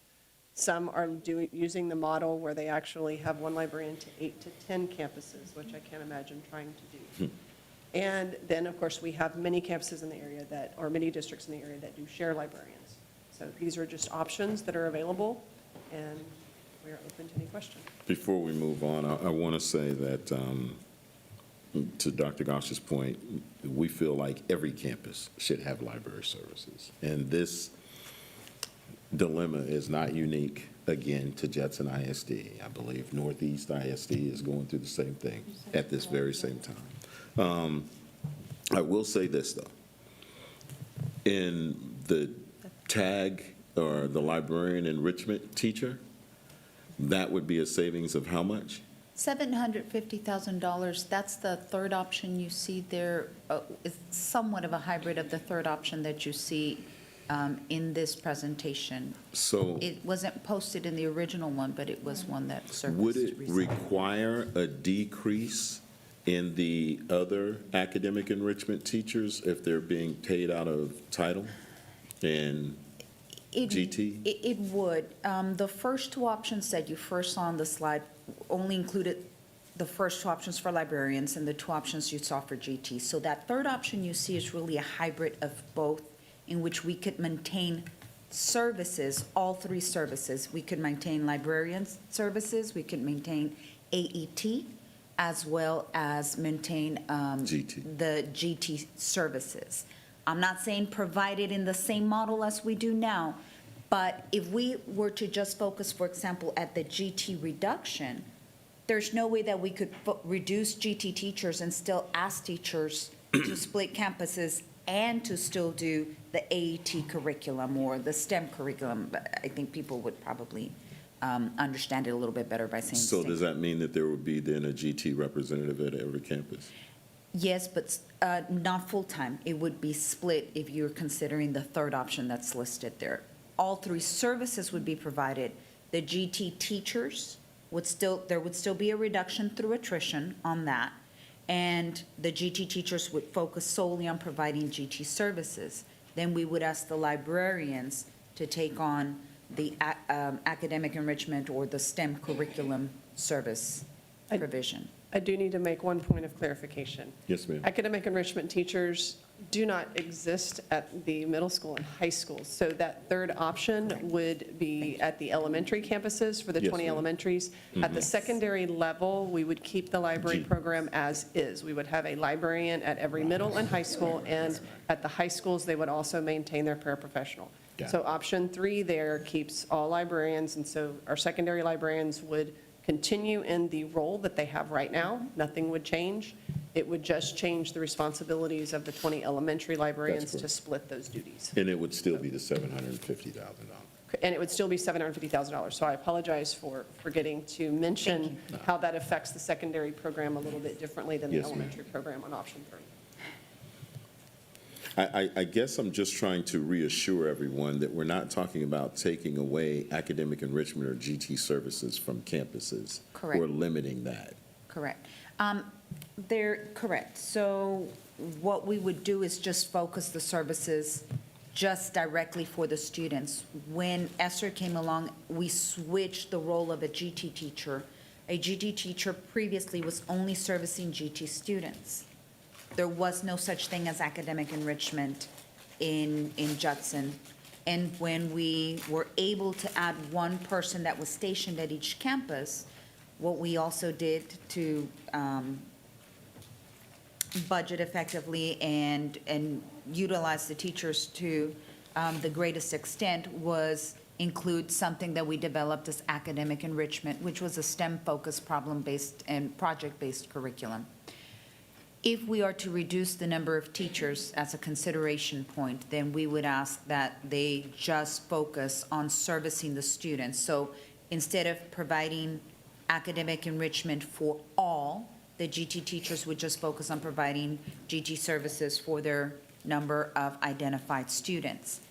In turn, we would be able to keep librarians at each of the campuses, but because you've heard what AET provides at the campuses. We would still want to be able to provide that service. So we would be asking librarians at the elementary level to take on that service in the library for their students. They could do so through maker spaces as well as the curriculum that we provide for our AET teachers. But at the elementary level, we would still be able to maintain a librarian at each campus. Yes, that third option keeps a librarian at all campuses. It provides services to identified GT students through the GT teacher only. And we would still be able to keep an academic enrichment curriculum provided to all students through the libraries. So 2 more questions. Then Dr. Saunders. Librarians serve as one of the specials rotations now at the elementary campus, correct? They do at some campuses, yes, sir. At some?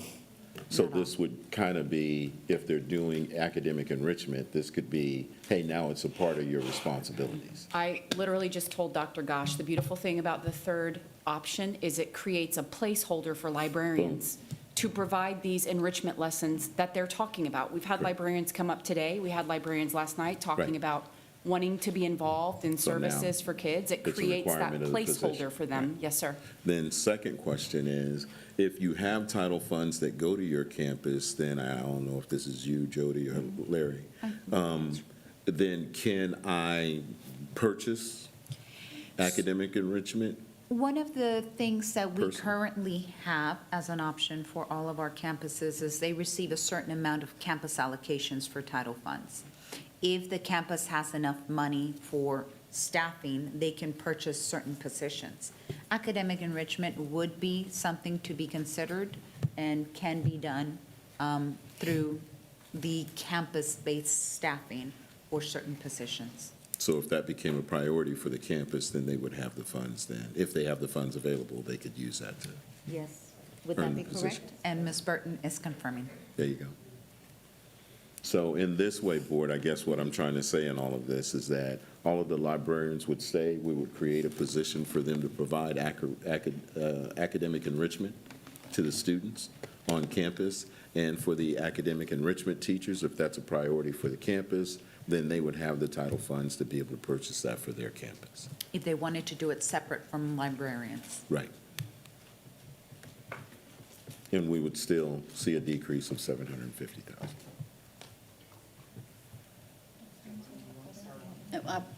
I want to ask a question. So one of the things that I've heard from some librarians is that they are already doing a lot of work checking in and checking out Chromebooks and all these other duties as assigned, right? We all know about that. If we're putting AET on the librarians, we need to look at a way to take something away from them so that they have the time to really do a good job there, too. So one of the things that I would say in response to the Chromebook question is that at the elementary campuses, the Chromebooks are not checked in and out through the library. Those are placed directly in the classrooms through cabinets. Now, at our secondary campuses, yes, there is that component of, things coming into the library. The system has been set up already at the elementary campus for work orders to be put in by the teacher that has the device in the classroom. We actually, once that work order gets in there, our staff is instructed to go in the classroom and pull those out of the cabinets and have those repaired.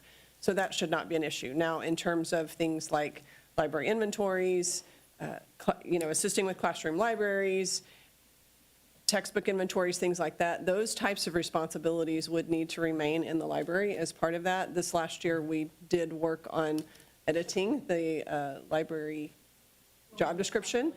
The roles and responsibilities, yes, to more mirror the state standards and the national expectations as to what libraries should look like. And that does include a lot of teaching components and collaboration with teachers and providing those enrichment lessons. And it's something that we really did try to push this next year. So in many ways, this would assist. It does create, in some cases, as we've said, the potential for more rotation within the library, so there will have to be a balance there on the campus to make sure that they can maintain some of those, but we absolutely would want to work with the librarians to make sure that, at least on our side, because obviously we would be sharing them. The library services is through my department, and the AET is through Ms. Davis's department, so we certainly would be looking at a balance of how that would work for the elementary campuses. The secondary campuses would continue to operate as they do now. Ms. Faulkner, you had poked.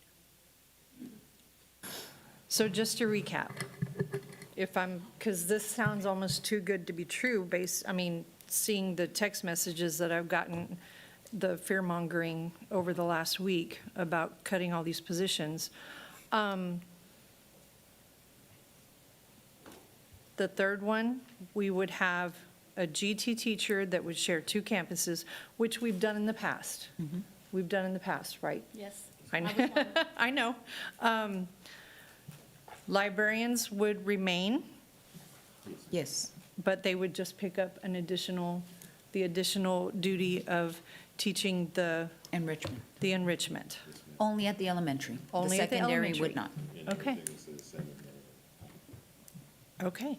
I'm just flabbergasted by reading this because, like I said, the internet made it sound like doom and gloom.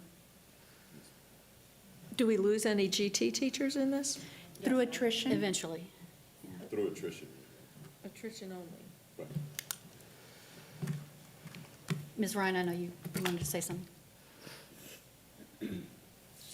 Yeah, I hadn't, this wasn't on our slide, so it's going to take me a couple days to marinate on some of this stuff and talk to some librarians, but some kind of questions, thoughts I at least initially have on it is, first of all, I think, and Dr. Fields, you and I talked about this last night, this usage of title money and state comp ed so that certain campuses can buy themselves special things, I am not happy with. If it is part of a grant or a Department of Innovation plan, that is fine, but we have Title I and state comp ed kids in every single campus, so it is supposed to be meant for, there needs to be some consistency in how that money is used. I'm not trying to take away principal autonomy, that's not what I'm saying, but it is not fair for a student on one campus that their principal chooses to buy an enrichment teacher, and all of a sudden, everybody on the campus gets enrichment, and another principal chooses to buy an RTI facilitator, and then there's a group of kids that are getting RTI, right? So there's got to be some level of consistency, because we have a lot of inequities across our campuses, and it's not just based on each school having their own, unique culture and climate and neighborhood and all that. I get that there are nuances to that too, but there's also education services that are not being received equally across all kids on all campuses. So when I hear the solution is, oh, well, I can just buy my enrichment teacher, I don't like that concept. But what I like about this one is, we were talking about this in Innovation Committee earlier today, which is GT caseloads. And it gets so challenging because you'll have one campus that will have 11, and you'll have another campus that'll have 86 GT kids, right? So if I'm on the campus with 86 GT kids, I'm probably not doing any enrichment. You know why? Because I'm doing 86 GT kids and getting them their pullout, as opposed to if I'm on the campus where I only have 11, I'm servicing my 11 kids, and then I have lots of time to do enrichment. So I was very concerned about those inequities that were being created, because I know, like, Miss Corcoran up on Wortham's got a bazillion GT kids, and it's full-time just to do that, right? And then other campuses have that luxury.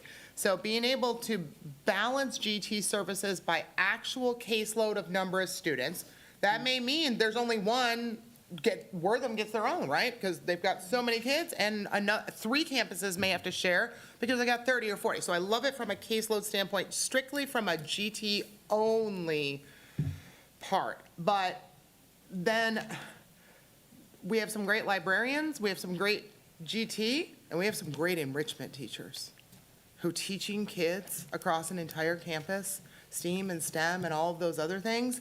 So I don't want to lose those teaching and that curriculum and all of that we have this population of people who are creating logical problem-solving students. And I'm not saying librarians can't do that. I'm not saying that either. But I guess I'm wrestling with how do you meld those two things together, because some will be one person's strength, some will be another person's strength, and some people are going to be really great in the middle.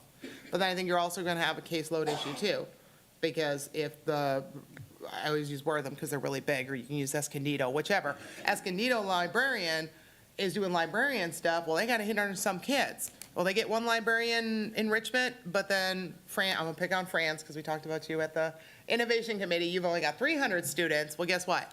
They just got the same amount of people, but one is servicing almost 3 times as many students. So. Correct, and I don't like that, and I haven't liked that for a long time, and I've liked to try and figure out, once we went to one to everything, because we didn't used to be one to everything, right? So I don't. We also used to have the concept of what is the tag burying. Yep. And we still have it. I apologize. We also used to have the concept of tag burying. I think Mr. George still has it over at Olympia. So he's the only one who does, yep. Right. Yep, but then he doesn't have an enrichment teacher. and he doesn't get solely enrichment because he only has a tag But variant. if that was a But then he brought an art priority for teacher, so him, it's he would very- be able, right, but he made the priority art at his campus because it's a fine arts academy. Yeah. I think I'd like to see the next step, an actual visualization of what, like, given today's population, the magical snapshot today, what would this look like? Like, Wortham would get one this and two this, and this GT person would share these three. I think we're just looking for consensus now on whether or not we can move forward with 3, and then if so, we can put the effort and time into exactly what that's going to be for each campus. Yeah, And I know that the campus. For me, having seen this right now, first time in the board meeting and not being able to talk to a single librarian, or I haven't looked at my phone, they're probably all blowing it up right now. I'm not comfortable making decisions or even decisions in terms of consensus on something I hadn't had a chance to see in advance. I don't know. We would like a consensus, because if you guys remember at the last board meeting, I asked that you gave us time until today to come back with a recommendation. That way we could move forward with their contracts. So that's very important for us, because to your point, we don't want to lose any of these quality individuals because they're still waiting on something. We want to be able to get their contract to them and let them know that we need them to stay in the district to perform what they do best. But if the consensus is that we don't want to move in that direction, then I think that, for me personally, that's the direction I like to move into. And I noticed that Ms. Burton came up to the microphone. I want to give you a chance to. It was about the academic enrichment in terms of using title funds for that purchase. And comp ed? So, yes, this was brought up during. Is your mic on? So during our. It's not. It's not on. Is there a magic button? There. There you go. Now it's on. Thank you. During our staffing meetings with the principals, that was asked by one of our principals. As we were going through these different models, our scenarios. And currently, 55% of our academic enrichment GT teachers are being funded under Title I.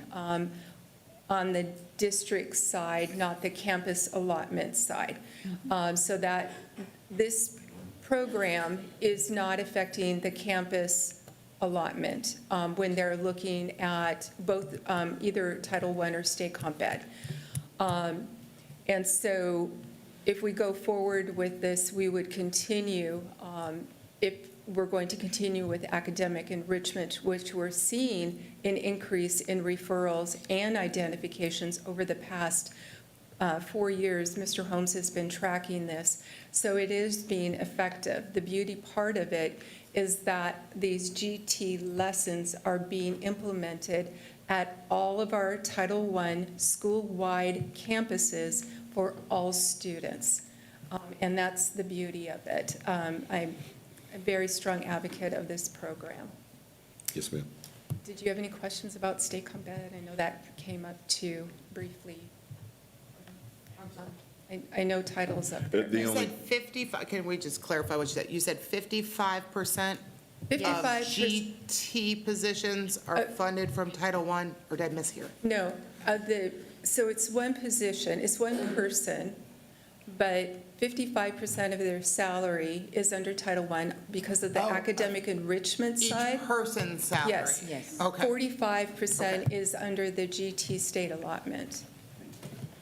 So basically, Mr. Holmes and I split that person. Oh, well. But this is, yeah. Now, what we would do in option number 3 is those funding sources would shift based on where the service goes. So that's why we're able to save $750,000 on the third option and still maintain our librarians, because the title funds that were used to fund AET would be shifted to funding a librarian partially with those title funds and partially with the local funds. At the And then we would district level. use at the district level. And then we would use that GT allotment that we're supposed to use all 100% on with the reduction of GT teachers. We wouldn't have to then dig more into the local funds to support that. And Or in we ref- could have used the extra 700,000 that we just gave to maintenance, and we could have bought 10 of them for a year, right? I'm sorry? The extra 700,000 we had sitting in Title I. We talked about this at the last meeting. There was, No, ma'am, I don't think so. We're Those mixing 700,000 local sitting funds with unused. title funds, though. You That would've can't bought it. use title funds for maintenance. No, correct. You could have used the title funds to pay for enrichment teachers, but instead we paid But for we do, ma'am. technology and then moved the money. We do use the title funds to pay It for was- enrichment. No, trust me, I'm tracking the money shell game, so I know. No, we So use are the we. title. Correct, you moved title. Please be careful with your wording, the shell game. Correct. Inappropriate. Do you know what a shell game is? It's Yes, when ma'am, I you do, move and what things you're around. saying is inappropriate. That's your opinion, but it's when you move things around. It's fact. Okay, facts and opinions are two different things, but you're a teacher, you would Shell know. game has a connotation to it Correct. that is derogatory. Correct, so there was money And so moved you're from saying one that we're thing doing to another. something that is not necessarily illegal, but possibly unethical, and I completely Oh, I'm sorry you want feel to that shut you word down. means that. What a shell game means, you move from one thing to another and then another to another. So what we did was we moved, I would say, Ms. It's Burton. not use I need arguing you- with Ms. people. Burton. Ms. Burton. Miss, I mean, they Miss Address. arguing, and I want to ask her a question. I know, but we have to stay Please come focused back, Ms. on Eaton, we the, can add, and you Are can, they gotta- through arguing? I'm through. Okay. I'm done. so I'm sorry, was there I another question? just need you to I'm sorry. clarify, ma'am, please. The fact that we use the title funds for the purchase of the academic enrichment teachers at the district level, because we have funding for it. And in addition, a campus can make that a priority and have a person that they've identified at the campus Yes, level as as well. they're building their 25-26 needs assessment for their campus improvement plan, which will come shortly, if that is showing as a need, then they can go forward and work with us to help for that I additional just wanted to support. clarify that we were already doing We that. are. Okay, gotcha. Yes. Thank you, ma'am. Yep. Ms. Eaton, you had a question? She answered it for you? Okay, perfect. Ms. Stanford? Have the librarians had any input into this? Have they had a chance to give you any feedback on how they feel about? I mean, it sounds really good, and I'd heard that they felt underused, but I'm just curious if we've had any feedback. Okay, go ahead. I can tell you that I met with the librarians, and we all have. And the feedback that we received was, they wanted to teach more. We received that feedback. But this gives them that opportunity, and they did not want to lose their positions. They were concerned that we had pulled their contracts, so we met with them, I believe, the next day, correct? I think Matthew set something up the next day, so we could de-escalate and say, just give us time to work through this. This gives us an opportunity to keep every librarian in the district. It adds to their responsibility, but it keeps every one of the librarians in the district. I'm with Ms. Faulkner. I think that it's a win. Now, I'm sure there's going to be people who may not want to take on the added responsibility of academic enrichment, but they typically do a rotation at campuses at the elementary level anyway, teaching. So I would just pray that they would take on doing this rotation for the elementary. Yes, ma'am. Yes. So as you stated, I'm sorry, as you stated, I think as recently as last week or the week before, Northeast ISD went to the first model. Yes, ma'am. And 10 or 15 years ago, East Central went to the first model. So the fact that we're working hard to keep our librarians, which, by the way, I already told you I would never get rid of the librarians with, anyhow. And going back to a model that I know existed with the GT teachers is really the best case scenario, because as an educator, if I had two options, if I had to teach a little bit more, which I've had to do, as a general PE teacher, I had to take on health for 750 kids. Yes, ma'am. 2 grades for 750 kids. Yes, ma'am. Every 6 weeks. But it meant that I kept my job. I think I could stick it out until we finish riding this wave. No. We've done this before. We know in education, every 2 years, things change. Every 2 years. It's never the same. So as long as people maintain their jobs and ride the wave with us, we're going to do the best we can for the kids and the employees here in this district. And to Ms. Stanford's point, I just want to say that I think I think the consensus of the librarians would be like, don't do anything, just leave it the way it is. So I don't want to give the impression that, they're knocking down the door saying this is the best idea since sliced bread. Please give us some more work to do. But I think this is a win. I would ask the people who sat in on those meetings with the librarians, if you have some different feedback, to give it, please. I remember sitting at the meeting with the librarians the day after at JTech, and some of the things we heard were exactly what you guys said, right? We feel a little underutilized. We want to have an opportunity to engage with more kiddos at a more frequent and precise cadence, right? Because you guys know how a library works. If a teacher has time in their schedule to take their class to the library for checkout, or if the librarian is in the rotation, this gives them an opportunity to engage with students at a different capacity, right? And let's remember where the maker spaces are located. They're located in the library, right? So like I was telling you guys, Dr. Gosh and I had a conversation, it is literally creating a placeholder for librarians. You now have a specific amount of time that is carved out for you where you have an opportunity to do this. And there's some latitude within those enrichment opportunities. It gives librarians a chance to kind of spread the wealth amongst their kiddos. So to Dr. Field's point, yes, I think librarians would be perfectly happy if we could keep the model the same. Unfortunately, that's not the place we're in. This feels like a really good opportunity for us to utilize people. Remember, these guys have a master's degree. They are master teachers. It gives us an opportunity to utilize highly qualified individuals who can motivate children. We heard it last night. We heard it today, right? Librarians getting my kids to love books, getting my kid to fall in love with reading again, getting my kid to want to come to school. Why wouldn't we utilize that, right? We would also almost be remiss not to use these assets that we already have embedded in our district. I would add, I was not here the day that they met. I was not at the last board meeting. I was with my family. But I know the year prior, we sat down with all the librarians, because obviously this is not the first time we've talked about this. Yes, ma'am. In the past, because of the budget deficit. And when we sat down and spoke with them about, if we start looking at your job description, how can we make you a more intertwined part of the curriculum? And some of the things that we have included in that job description, and some of the things that they really spoke about, was wanting to be involved more in the instructional program, being seen as an instructional leader on the campus. And so, it's a repeated element with them. This may not be the ideal way in which, they're thinking of that. Yes, they want to be an instructional leader. Yes, they want to meet with PLC groups. Yes, they want to be involved in the curriculum.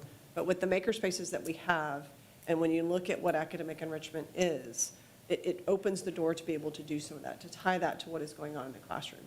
Yes, it's a lot of responsibility, but some of the things that everybody has told me was stated in that meeting after, and I know that Ms. Davis, we did put out a survey out to a lot of folks as well in the last couple of weeks to kind of go through and say, hey, what options or what thoughts do you have? What are our options here? And that dealt with not just librarians, but also GT and AET teachers. And so that's the feel of it. And, as said before, they're probably not going to say it's the best thing since sliced bread. However, we're working to try to figure a way that we can provide those services. Thank you. Mr. Macias, I know you had something to say. Yes, thank you. Some of the things that were already asked, but I want to reemphasize the underutilization. And Dr. Saunders had brought that out. I'm happy to hear that our leadership is aware of that fact, that there is a sense of underutilization of our librarians. I think I even heard someone mentioned about their inclusion in our curriculum. And so that is something that I've also heard through the years in terms of librarians having a greater voice on the curriculum committee. A lot of our efforts, and I've definitely supported this, have to have measurable outcomes. So how do we ensure that librarians are doing the best that they can be? If we can tie them to curriculum, literally have them part of that process, that might be one of those outcomes that we can see in areas of reading on every elementary campus. I don't know why, I'm not going to be the superintendent, but bottom line, there's opportunity there. I would also say that most librarians wouldn't say, leave us alone. They would, what I've heard is, please use us for what we are degreed in. And so I would say and hope that this is leaning more in that direction. The $750,000 that we're talking about here by this third one, keeping all librarians on all campuses, and we're saving, you know, $750, is that attrition? Did I hear someone say earlier that would be through attrition? For the GT teachers, it would be through attrition. So earlier we saw, a 23-to-1 student-teacher ratio that we're basically relying on attrition as well, right? So would they be, I'm just curious, would it be double counted? Would GT teachers be in that 23-to-1 student-teacher ratio and on, I just want to make sure they're separate. They're totally separate. Okay. Because they don't have a classroom. And obviously, the concern that we heard in our town hall yesterday, and thank you again for having your cabinet there, was obviously if this would diminish our services in the GT area. So I just want to kind of ask that on record. It sounds like it's not, but I just want to hear. No, sir. Currently, right now, the GT teachers. Is your microphone on? You're really hard to hear. So sorry, yes. It's off. I apologize. Currently, the GT teachers service the GT students plus the rest of the school through AET. What we would be proposing in that third bullet is just for GT teachers to just do GT students. And so I know the numbers for GT were shared with the board earlier at every campus. Then we would redesign where those services and to those campuses and how those GT teachers would be distributed based on caseloads. All right, well, the only thing I would leave this question, if you will, the only thing I would say is to evaluate librarians to be on this curriculum committee, to kind of see if there's some input in trying to also connect more. It's about bringing some connectivity. And if that's something that I've heard them say, you can make the call. They're already on. On the leader of this district to see, but that would be my only recommendation. Thank you. Anyone else? Just a quick comment, because this looks encouraging to me. Of course, the devil's in the details, I guess, but it just looks like better news. Every single piece of feedback I got on the town hall feedback sheets, every single one of them wanted to keep librarians, keep GT teachers, and the advice was that if we have to lose any staff at all, that we start with people that do not interface with students. We start with people that are not involved in the classroom or directly with students. We do not start with people that are interfacing with students, and that was on every single piece of feedback. So I want to just share that because that looks like what we're trying to do here. I appreciate you guys. Thank y'all so much. The next one in the last slide is cost reductions for consideration. Again, not recommendations saying this is what we should do. This is feedback that we heard throughout the course of the year from the board, so we wanted to put numbers next to it. So, Mr. Guerra, Ms. Davis. Well, here, Yeah. Okay. Sorry. We have consideration, because I know it's been discussed before, so we did want to put some costs to that. But we've also heard some reduction staff days by 1 day. And then if the board would like to consider, well, what would that be in 3 days? All we would have to do is multiply by 3. So what we did is we put the cost of 1 day And so we broke it down by several groups of people. We broke it down by 226 day staff at district office, ERC, JTech, and facilities. We didn't include child nutrition because, again, we're trying to do cost reductions for the local budget. Child nutrition is paid through child nutrition budget. That's a cost of all of those employees. That would equal $84,000 per day. So if you wanted to consider a cost reduction of 3 days, you multiply that by 3, so on and so forth. Principals alone, they're 226, but they're at the campus rather than in central office. Each day is 17,347. We also have associate principals at 3,000 for 6 or 8 positions, I believe. And then 226 plus people, that means 226, 240, 260 in maintenance and transportation staff. That's a smaller cost of 6,285 per day. If you were to consider reducing a summer day or shutting down, for example, 4th of July. 4th of July week for 5 days, and that would include that top staff that we just went through. And so that would be 1 day alone for 226 would be a cost of $110,000, 788.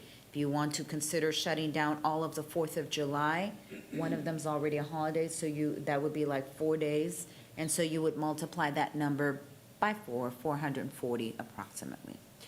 Then if you wanted to consider, this is what we did in October 11th. We brought forth a resolution to reduce the teacher number of workdays from 187 to 186 with board approval, but still keep teachers at the same rate. That was a cost of about $797,000. Not necessarily thinking of the reduction, but we wanted to put together what that cost was so that if you did want to consider next year moving forward with 186 contract days instead of 187, that would come at a cost of 797,500 days. But for that group, I think we've already approved the contract at 187. So basically, it would just be a decrease in day, but they'd maintain the same pay. Yes. Yes, ma'am. Yeah, we just wanted to add a cost there so that you all can see what this is costing. Instructional paras are 25,252 per day, total 1 day all staff. If you wanted to consider a reduction of all of the district staff for 1 day, that comes at a cost of $933,000, close to $1 million. A cost or a savings? Well, it depends what you want to do with it. So again, these are costs for options, whether you want to decrease a day and reduce the pay, or decrease a day and allow them to keep the pay, as we did for teachers on October 11th. So Again, options that we could play around with, but these are costs. Does that make sense? Did I explain? I just have a what I was math question. Can I ask a math question? Sure. So if TCLN is 797,000, but everybody is 933,000, that would mean 85% of our employees are TCLN? Well, I know that's not true. It's not by percent because some of our employees, for example, we might have a lot of maintenance and transportation staff, but they get paid less than other staff. If you have a lot of maintenance, transportation, they pay a lot more. I'm just saying, you're saying the entire rest of the district operates off $100,000 a day? Every other staff, 1,800 people, we're paying, and it's $100,000 a day? I just don't think that math is right. If teachers are costing us $800,000 a day, everyone else who works in the entire rest of the district is not costing us $100,000. I just don't think there's like a decimal place missing or something, but, sorry, that was just my math question. It's not including child nutrition workers, remember that? Yeah, but that's only a small chunk.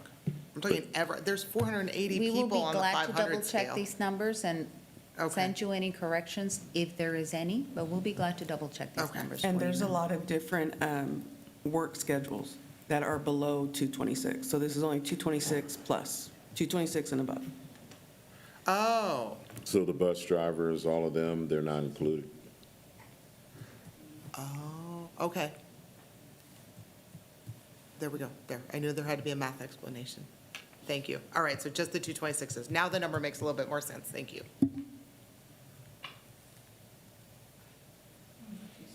So what I heard earlier was that the goal was 13 million. So this outlines where the board can consider to create that 13 million. Do you have any consensus on any of this? Do you want to recap?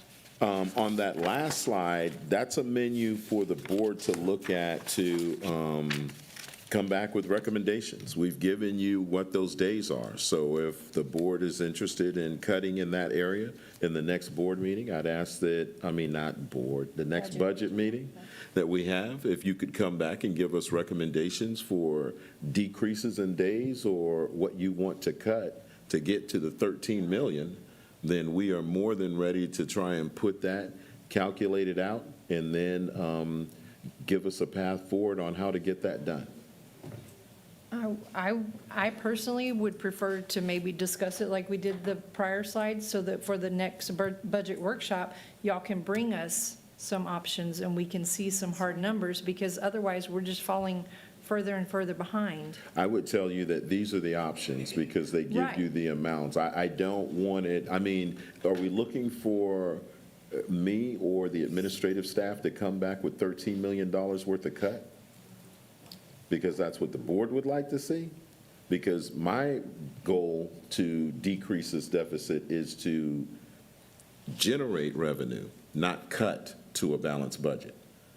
But if the board is saying that they want to cut, then I would ask for more direction from you on exactly what you would want to cut to get to 13 million. Because I'm thinking, as I said before, I'm not confident we can cut to a balanced budget. Right. Not and give the same services that we are now. So I need some more guidance from the board on what they feel like we I can hear do what you're without. saying. I think this should be a last, like the final thing that we look at. That's my perception. Yes, ma'am. It's almost a no-go, since we can't do teachers, nurses, librarians, counselors. That's not really. Because of, because biggest contract's part. already out, So, and that's the almost 800,000 right there. So then you're looking at 150,000 roughly, if you're looking at doing everybody else. So keep that in mind. But in answer to your, oh, I'm sorry. Mr. Macias? Go ahead. Yes. I would agree, the teachers, nurses, librarians, counselors, and even the instructional paras are a no for me at this moment. It would have to be the 226 employees on the top tier, the district office, ERC, JTech. We did go up, as someone mentioned earlier, from 220 to 226, which was a very big jump. If we're going to start doing some incremental drops, it would have to be there first. And I would just say this too, because I know it's going to come up at some point, but I know you're also looking beyond anything that was here, because we're also looking at all staff, right? Everything, everywhere is sort of being considered, right? So, but these 226 days, I would be comfortable with a day or two. I still maintain that there are employees out there who do not want to work 226, but are told, you got to work 226.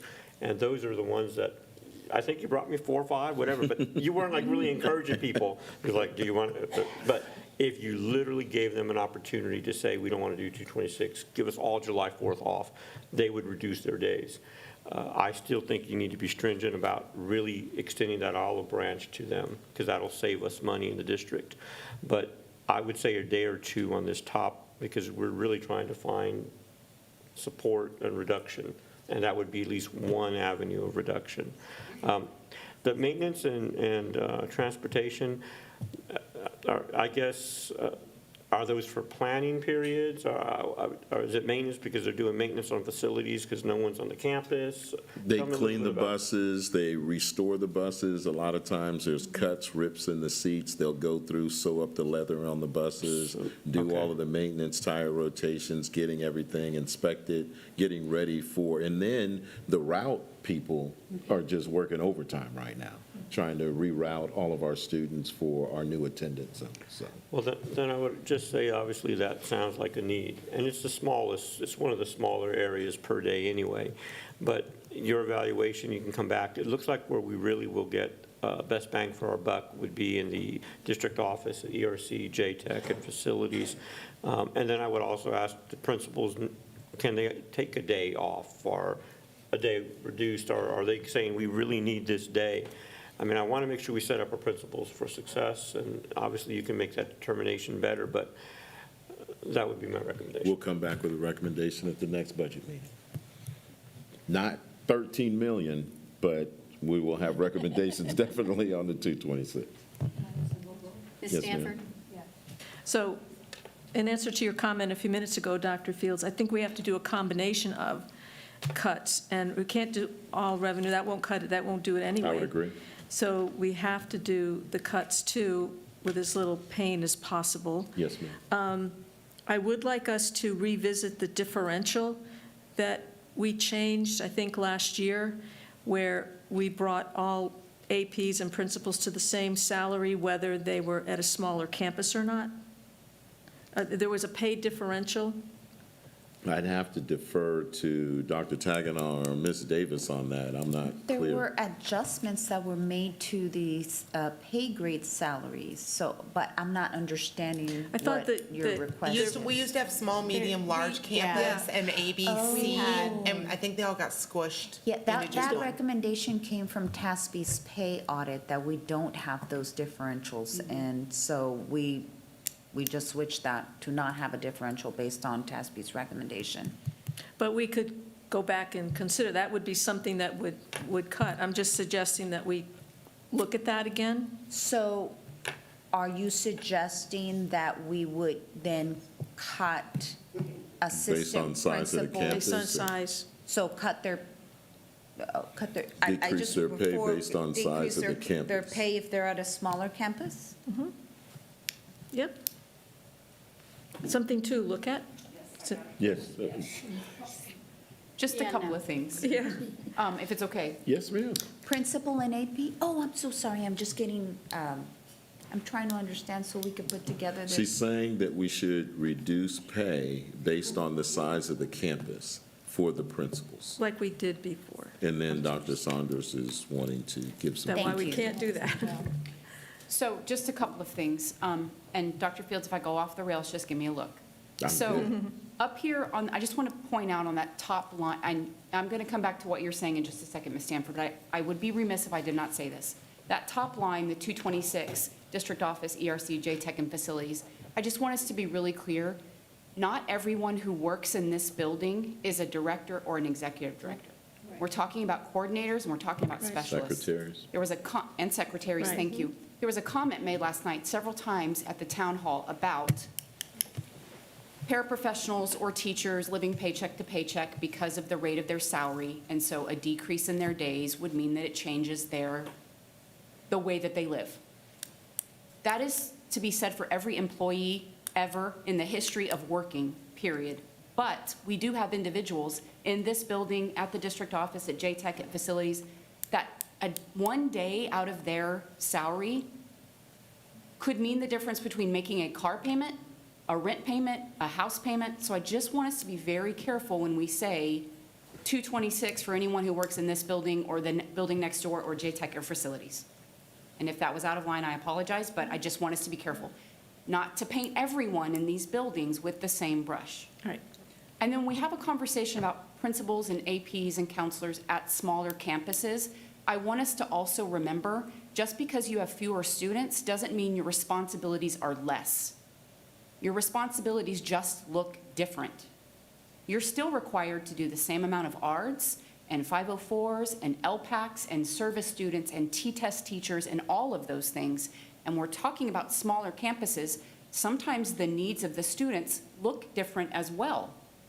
So I just want us to be really cautious when we're talking about just because a campus is smaller means a principal or an AP or a counselor could have fewer responsibilities, therefore deserves maybe a cut in pay.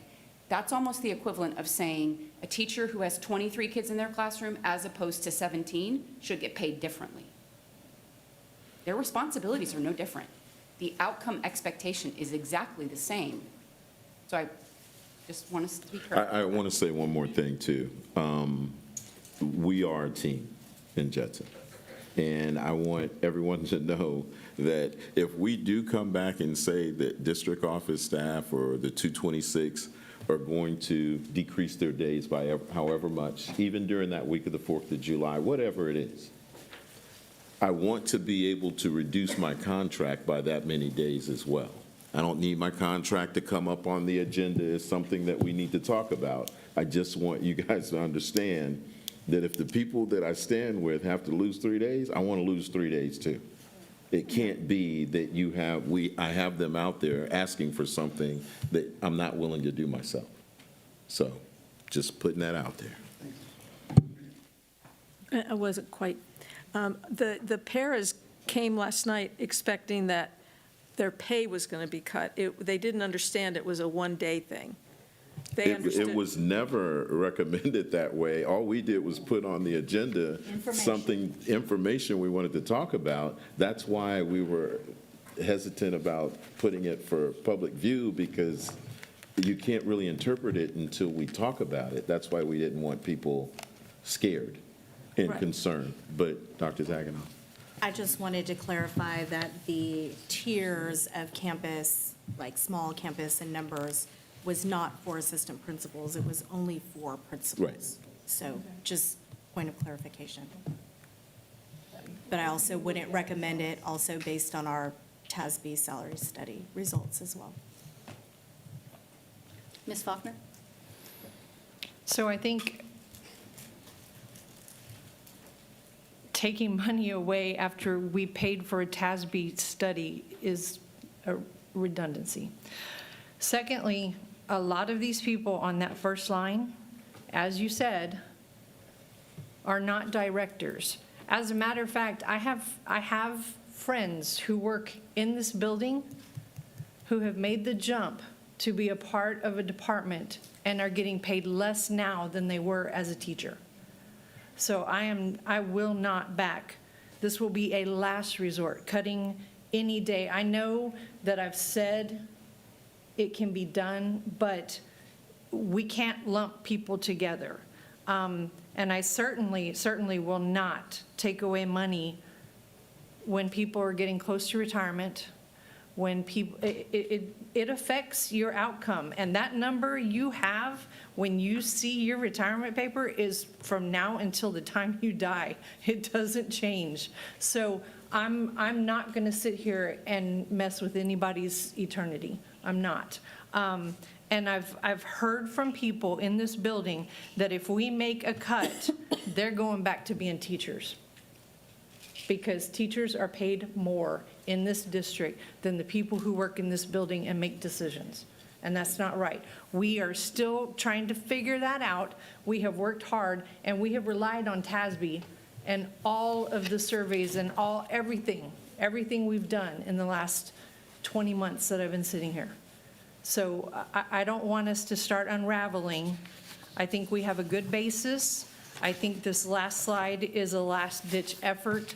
I think if we put the other things in place and we go and we see where we're at in a month, we might have a better view, but I am not going to support this. I'm very uncomfortable singling out one group of people just because they have the education, the experience to work at a higher level in the district office. If we're going to ask a group of people to sacrifice money, it should be across the board. Everybody should have to feel that. But I don't think I can point out that just because you're on cabinet or just because you work in this building or just because that you should be the one that sacrifices. I'm not okay with that. We were singling out librarians, so. I just have a rebuttal, because obviously I do support doing something. Yeah, I mean, these are not hard decisions at all. I mean, they're all hard, forgive me, but these are not easy decisions. And so in the face of having to look at cuts, Teachers may not lose salary, but they're doing more in the classroom. We're increasing the student-teacher ratio. That means more work. And so we talked earlier about workload. I think that's what Ms. Stanford's point was. The smaller campuses have less workload, which means, yes, you're still doing Rs and all the other stuff, but you're not doing them at the same quantity as someone that has 300 more students on that campus. So that's sort of the concern. There's opportunity there. I'm not saying we have to go there because we eliminated it last year, and that's something that I was passionate about in 2019. We started these differential in pay grades, and then we eliminated it last year. But the idea for having us all take steps back is because we do not have the resources to maintain what we have. So it's important that we start looking, and if we're going to burden teachers with more students, then the equivalent would be that we reduce 226 days to 224 or 225. We're all having to sacrifice somewhere. And believe me, I promise you, in a perfect world, with us getting the appropriate allocation from the government or Texas, I wouldn't recommend any of this. We want to be optimal, but we're not in that boat right now. So.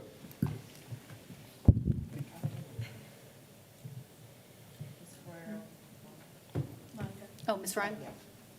Sorry, I don't think I spoke on this topic yet, I don't think. So, sorry, it's getting late for me too. I guess, one concern is, and I've said this many times already, is this over-reliance on revenue.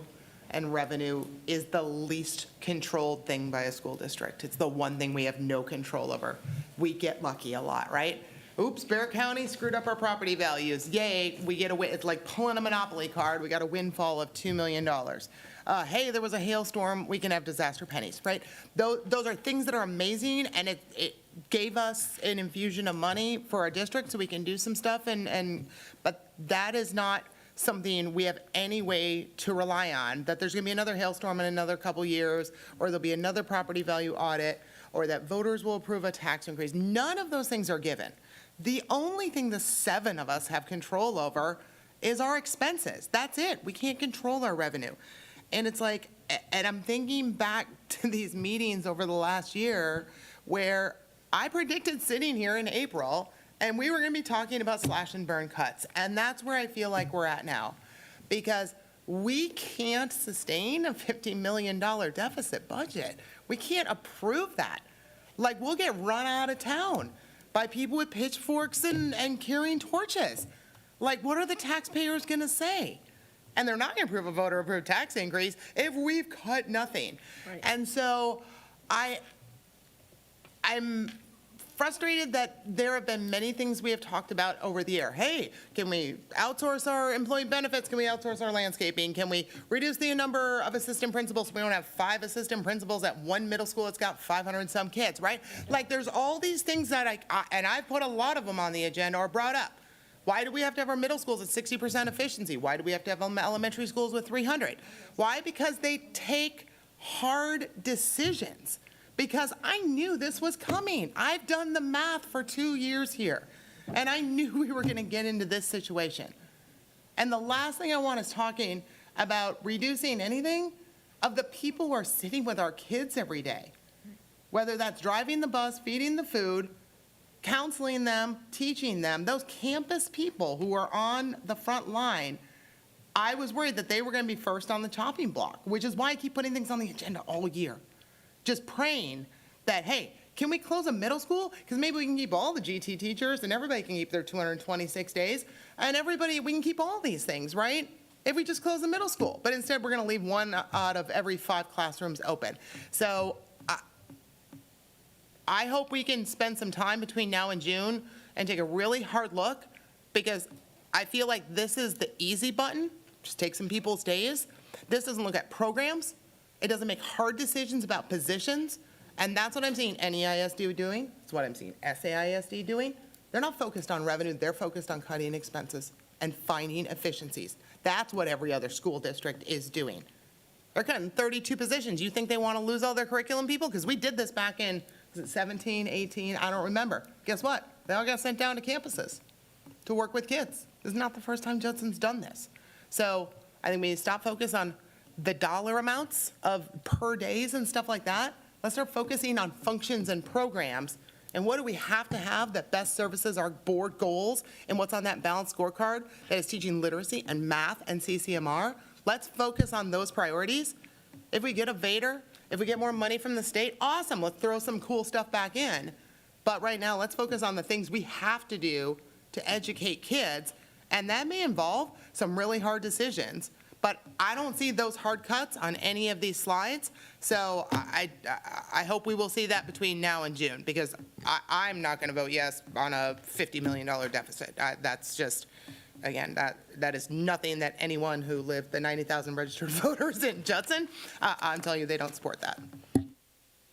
Dr. Fields, if I may, I want to make a couple of comments, because I know at the beginning of this presentation, one of the things that was stated is that we were looking at departmental budgets mostly, and that the cuts that we were seeing in here really didn't involve staff.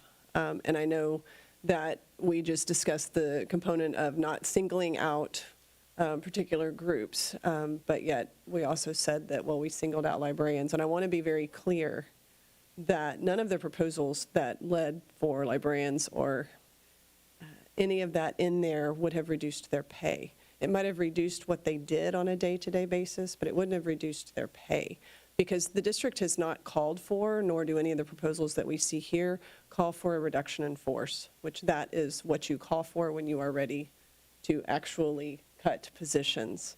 And I know this is our first stab of bringing options to the board as to some of the things that we know we can do without affecting and saying, I'm sorry, employee, you must go home tomorrow. So I know the team has put a lot of work in it, and I don't want the message to go out and to be muddied amongst our employees or those that work. I know I have a great many employees in my particular department that are hourly employees. And to cut them one day is going to hurt a lot. To cut them 2 days is going to hurt a lot. And so, you know, it is very personal in that. The librarians are part of my staff. To tell them that their assignment may have to be different, that's difficult. But we didn't want to have to tell any of them that they were not going to maintain their salary. They are paid on the teacher, librarian, nurse, and counselor salary scale. And so I think what we're proposing here are ways in which we can try to maintain and yet reduce some cost. And I think we'll go back to the drawing board with some of the things that have been said this evening to come up with ways. And perhaps it does mean that we can't wait for attrition. Maybe that's what it means, but maybe it doesn't. And I think there's a lot of fear amongst the employees in terms of that. I know even from, it doesn't matter what position you have, you start looking at, you know, what are my options? And one thing that I don't think that Judson can afford is to have a whole lot of people decide to go work for another school district right now, because they're concerned about whether or not they're either A, going to lose their pay, or B, going to lose their job, especially this early in the process. Or cut their program. Or cut their program completely. Not to say that we might not have to look at options, but to bring some options back to the table. But there is a deficit, there is a need to do something, and I think we are trying to do that with the best interest of all of our employees as we go through this, and that we don't want to single out a particular group or a particular program, but we want to try to make it work. I appreciate that. In addition, Ms. Ryan, we will come back with a dollar accounting for programs as we move forward, so that can be part of the consideration as well. So, yes, ma'am. Thank you, sir. Yes, ma'am. Yes. Just from information that was given to me from all the feedback sheets from the town hall, I'm just going to throw it out there. Several of them suggested closing a school. I'd like to see what that looks like. I know we can't necessarily do it Next year. right, but we could see what it would look like. Definitely, but I mean, yes, ma'am. For the following year, I don't know, because we have to do it ahead of time, right? So I don't know quite how the timing it would be too late to try and go to community members and tell them that in fall of 2025, we are now redrawing district lines again, Right. sending all of these students to other middle schools, increasing, and then trying to work all of that out prior to the fall of 2025. Right, so it would be for the next year. Right. But So I'd Can ask that that we be- just focus on the budget cycle right now. We'll work through that and get that information back, but I just don't want them focusing on 26, 27 when we're trying to get 25. Right. And then the other item was the curriculum department. That came up several times. Yes, ma'am. Teachers thought they could perhaps, and I actually was on a curriculum team when I was teaching. They brought teachers together and paid them something for the summer. And so I don't know how all of that works, We do that too. but that would be something I'd be interested in looking at since it was requested. Yes, ma'am. Is it- We do that. I hate to give the impression that the people who work in curriculum instruction are just writing curriculum. They're providing professional development. They're looking at testing. They're going to They are on campuses working. campuses They're for on the last 3 campuses weeks, every pulling day. small groups, Yes, pulling pulling small groups. So front lines. They're on the front There lines. is a host of different things that our curriculum and instruction department does. I don't want to boil it down to just writing the curriculum. And during the summer, or especially when we're trying to focus on social studies or the restructure, we bring in a Marilyn McKinney or somebody, and we pay them to work with us as we redo that curriculum. I'm just, yeah, you know. So it's not something that we don't do. I just don't want anyone up here to think that all they do in the hallway is stay in their offices. They're oftentimes going back and forth trying to help the teachers out on the campus. Ms. Benoit. Yes. So just again, you just said that about curriculum. Everything is tied to performance. So we obviously need to see performance, because that's where we start looking about, is this position or is this process Return really on optimal? investment. Yes, sir. Yeah, and so that's just something that we continue to do across the board. I would expect you're doing that. Yes, sir. But just to reiterate, I just couldn't, I was going to say silent, but I'll just say it for a minute.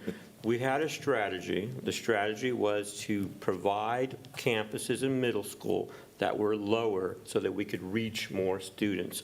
And that's the strategy, because we've all been told here that middle school is a tough place. And so we need to put more reinforcement. It is a strategy that we'll try for a year. I also said back then, we're doing it because we don't know what our enrollment numbers are going to look like, where we'll see a dip. Next year, we'll have to look at probably closing the campus. But for right now, we have a strategy that is supposed to support students social-emotional and academically. And I still stand by that because it's the best thing that we can possibly do. Except keep in mind, the outcome of that decision, sir, was now classroom sizes are going to get increased. We could have increased a campus size, which according to peer-reviewed academic research doesn't have huge academic outcomes, but classroom size does have an impact. So again, we've traded, decisions had to be made, and we chose a smaller campus over a smaller classroom. And I don't think that is backed up by any academic research at all whatsoever. And again, we just moved probably, at least 40% of our middle schoolers are probably going to a different, 40 to 50% of our middle schoolers are going to a different middle school this fall because of realignments. So if you close another middle school next fall, what? Those kids are going to go to one school for 6th grade, one school for 7th grade, and one school for 8th grade? Yeah, we had one bite at the apple, and it already occurred this year. And the community will be outraged if you now wait another year to do it. But, hey, this board made their decisions, and time will tell. So if the board is collectively saying that they want us to change course, make it the focus to work on closing down a middle school this I year? doubt it. It's an election year. Nobody wants to close a school in an election year. So, but it'll be perfect to do next year. Yes, ma'am. Going to the Vader timeline. Oh, we have the next slide. Is Russ still? We're going to do our closed session. There's one more slide, Vader timeline. Oh, There's one more Middle school bullet there, efficiencies. middle school efficiencies. okay, gotcha. During our staffing, and I'll probably ask other people to tag in as well. No, well, it is. Can you pull your mic in a little bit, please? I'm sorry. We can't hear you. Oh. Thank you. We have one more bullet, and it's called middle school efficiencies, where we have two options. Option number one would be to reduce the number of counselors at the middle school. We're specifically talking about middle school because that was one of the staffings that we've conducted this week. And if we reduce that number by one counselor, we're looking at a cost savings of $375. Option 2 would be to reduce the number of assistant principals at middle school by one. That would be a cost savings of $500,000. Now, we did ask for principal feedback in this conversation. And I'd like Dr. Gosh to speak about the counselors and the requirements since she oversees that program. But regarding the feedback that we did receive from the principals, there was a wider range of how they could use assistant principals and the versatility in which they could use assistant principals. So part of the feedback discussed was if one position needed to be kept over the other, they would rather use the versatility of the assistant principal. If I said it wrong, Dr. Saunders, would you chime in? That's correct. In terms of the counselors, so the state has only one requirement for counselors, and that's at the elementary level, that you should have at least one counselor for every 500 students. If you go over 500, there's no rule that says you need a whatever. It's basically for every 500 kids, one counselor is what's required by the state. So You wouldn't require 2 until you get to the 1,000. it would not require 2 technically until you got to 1,000 students, which we don't have any elementary schools that are that large at this point. The state does not provide any guidance for middle school or high school. Now, there is guidance from the counseling world that says this is what we recommend for that. Our high schools are staffed for counseling at 350 to 1. Our middle schools were staffed by a counselor per grade level, which created it where essentially they had far fewer than what our high school folks were doing with CCMR, with all of those other components. And so we're trying to mirror the program with this, and that's the conversation we had with the middle school principals. Can we mirror our middle school counseling program to be more like our high school counseling program, where it becomes more of a 350 to 1 to create that alignment? Especially knowing there is not a state requirement, but it is still within the guidelines of us being able to provide that. And so that is where that change from 3 counselors to 2 counselors, or the loss of 1 at the middle school level. In addition, this would not be to prevent any fear-mongering. This is not to be done to say we are getting rid of counselors, or that there would be any counselors that would not receive a job next year. Our goal would be to do this through attrition or shifting as we have counselor vacancies across the district. And so that would be the alignment there, and it still is less than 350 to 1. In fact, our high schools, when you look at the counseling, they have fewer than 350 to 1, even though we try to staff within that measurement. And when you look at it on the side of your assistant principals, gone are the days of the just dealing with buses and books and students behinds. Back in the day, right now, our assistant principals are required to do 504, LPAC, sit-in art, as well as carry a testing. They also have to set in art. They also have to do T-tests for the number of teachers that are on their caseload. And so in the conversation with the principals is if they had to give up 1, they would prefer to keep the assistant principal because it gave them more versatility. I can't even talk right now. Thank you. It gave them more of an option to use the AP in different ways than what they could do with a counselor, because a counselor cannot do a 504, counselor cannot do arts, counselors cannot do LPAC. They counsel. And so if they had to give up a position, they would rather keep the assistant principal because of all the different hats they have to wear, as well as cover games.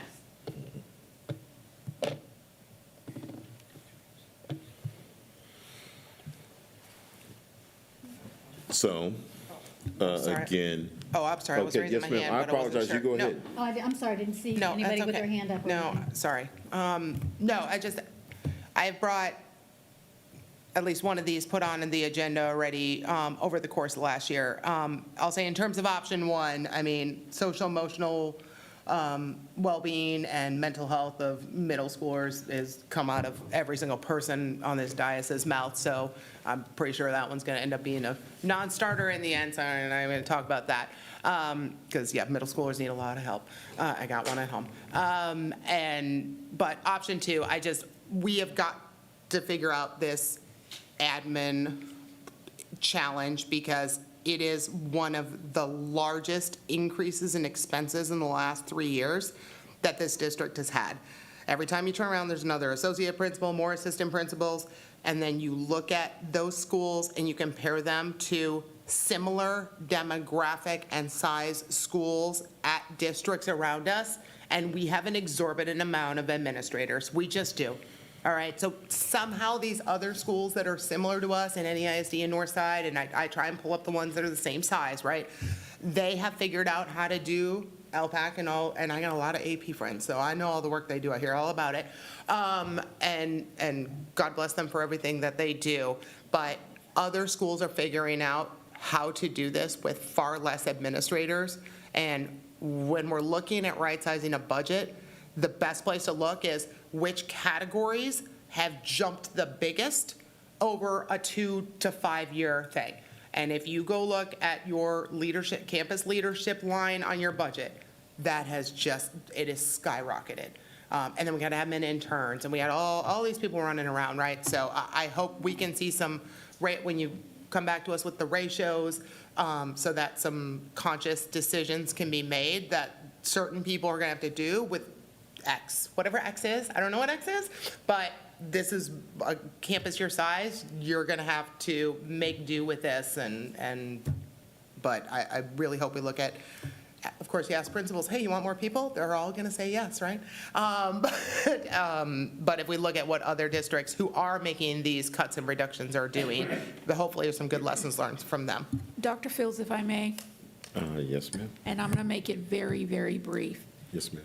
What has happened, and if you go through and look at other districts that are around us, because I do have friends in other districts too, and I talk to them frequently because the problems are the same everywhere you go.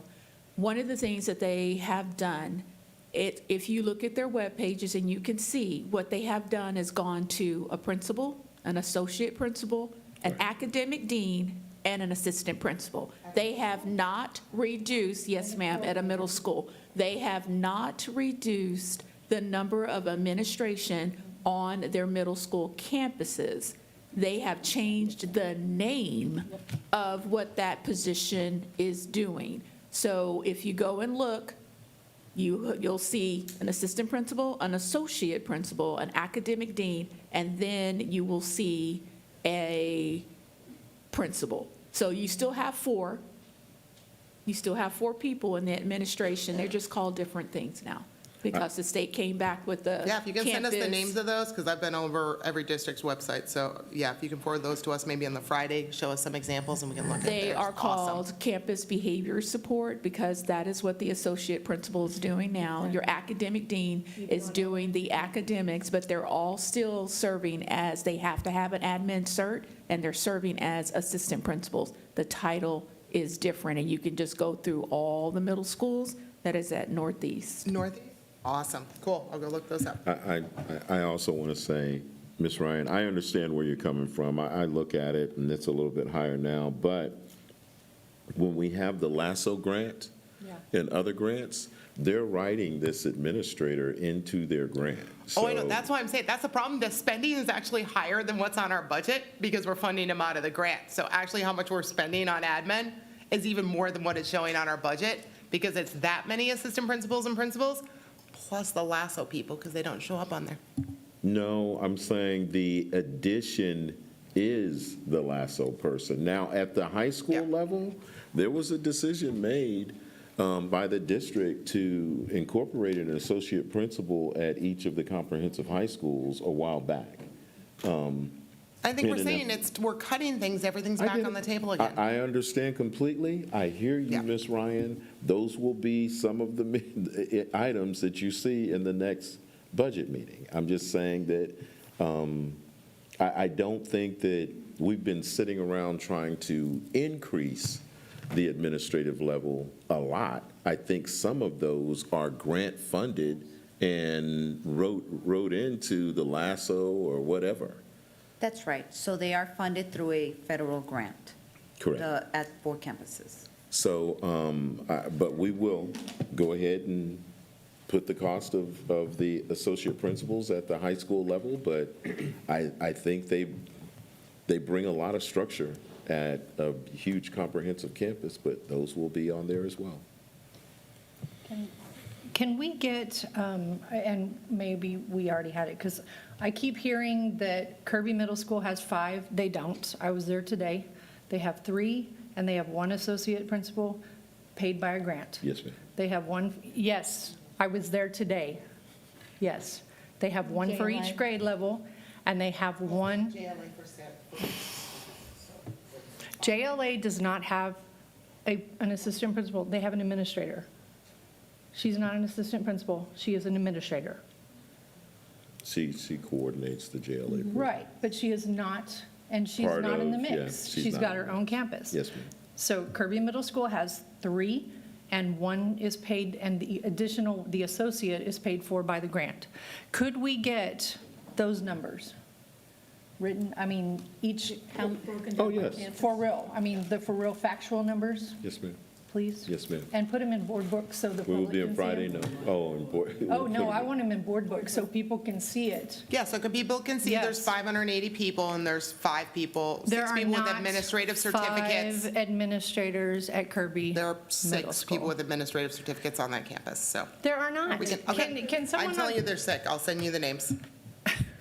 I was there today. Are they paid that way? They're not, as, oh my, So, I'm sorry. to clarify, Dr. Fields, to clarify her request, if I understand your request, Ms. Faulkner, I want numbers, and I want it put in board book so people can see what the real numbers are. per campus? Yes. Yeah, that, I would like that Yes. too. Yes. So per campus, a list of all the upper management We people. don't need their names, because No, that's. just the a FERPA titles. violation. Just the titles per campus. Understood. Can I ask another clarifying question? Yes, ma'am. When you say upper management of campus, Administration. We're talking about the principal, I'm the principal, assistant vice- principal. assistant principal, associate Academic dean, principal, anybody who acts as a. and how they're paid. administrator. If they're paid by a grant, please note that. okay, principal, you. associate, assistant, and funding. Well, can we move to the next slide, please? Yes. The- Please do. The timeline for the, All right, my last slide is Vader timeline. Yeah, so just a quick timeline on the Vader, how it works and what we would need to do, so you give us the green light to go ahead and pursue campaigning for a Vader. We would like to have a decision from the board by May, because as soon as we can start with an executed letter with the firm is after May 31st, was June 1st. They'll start the process. They'll identify peer districts to help us. They'll do an efficiency audit that they'll turn into the board. And you see the rest of the stuff that it goes down to the actual public vote in November of '25. I will tell you on Vader, I know we've talked a lot. We do have a maximum that we can allow, that the state allows for us to ask for. We can ask for the same amount that we have now as disaster pennies, or above that, we can ask for a little over 8 cents. Right now, we're $1.03. A little over $1.03 is our total tax rate. The total tax rate allowable by the state would put us at $1.11. And that's Dollar what? $1.11. 11. Yes, it go just over 8 cents.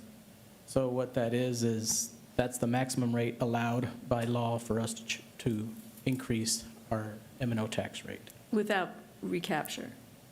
Well, it would be a small percentage. There'll be a small of it. recapture, maybe about 150, 160,000 at the most, but for the bulk, the way we're set up, we would get the most of that money, which if we accessed the 8.5 pennies that we have left above the current rate, it would generate about $23 million or so to the district. So that's just kind of, like I said, if we maxed out, that's what we'd get. If we asked for the same amount we have currently, we would get the $12 million we got this year. And what's the cost of the Vader? The biggest cost would be to run the election, and the total cost with everything, with the efficiency audit and the services, would about $150,000.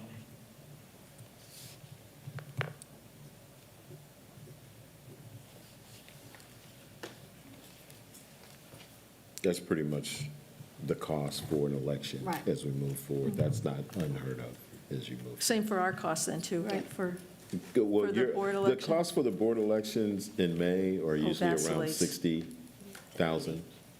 But for an election in November, and then for all of the efficiency audit, all the stuff that we have to do, we're calculating about 150, but we have that available. So, Any discussion? No? Okay, food for thought. Food for thought is it'd be up to the taxpayer. Right. Is what my. Well, food for thought for whether we go out for this or not. So come back with your recommendation. We do have a closed session item that we need to do. we do, it is simply the administrative request for those who are retiring or leaving, and then one for, For hire. correct, or two, I believe, recommendations for hire. Does anyone have questions about any of that? Do we need to go into closed session, or are we okay to move forward with the item without discussion in closed? Here you go, Ms. Ryan. Go.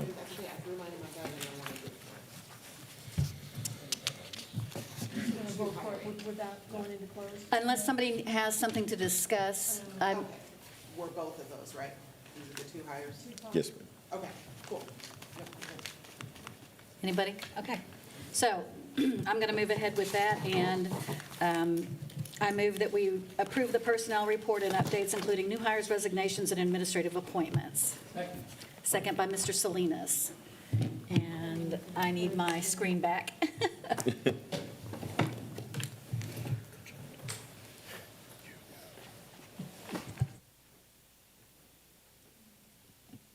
Okay, if you'll go ahead and vote, please.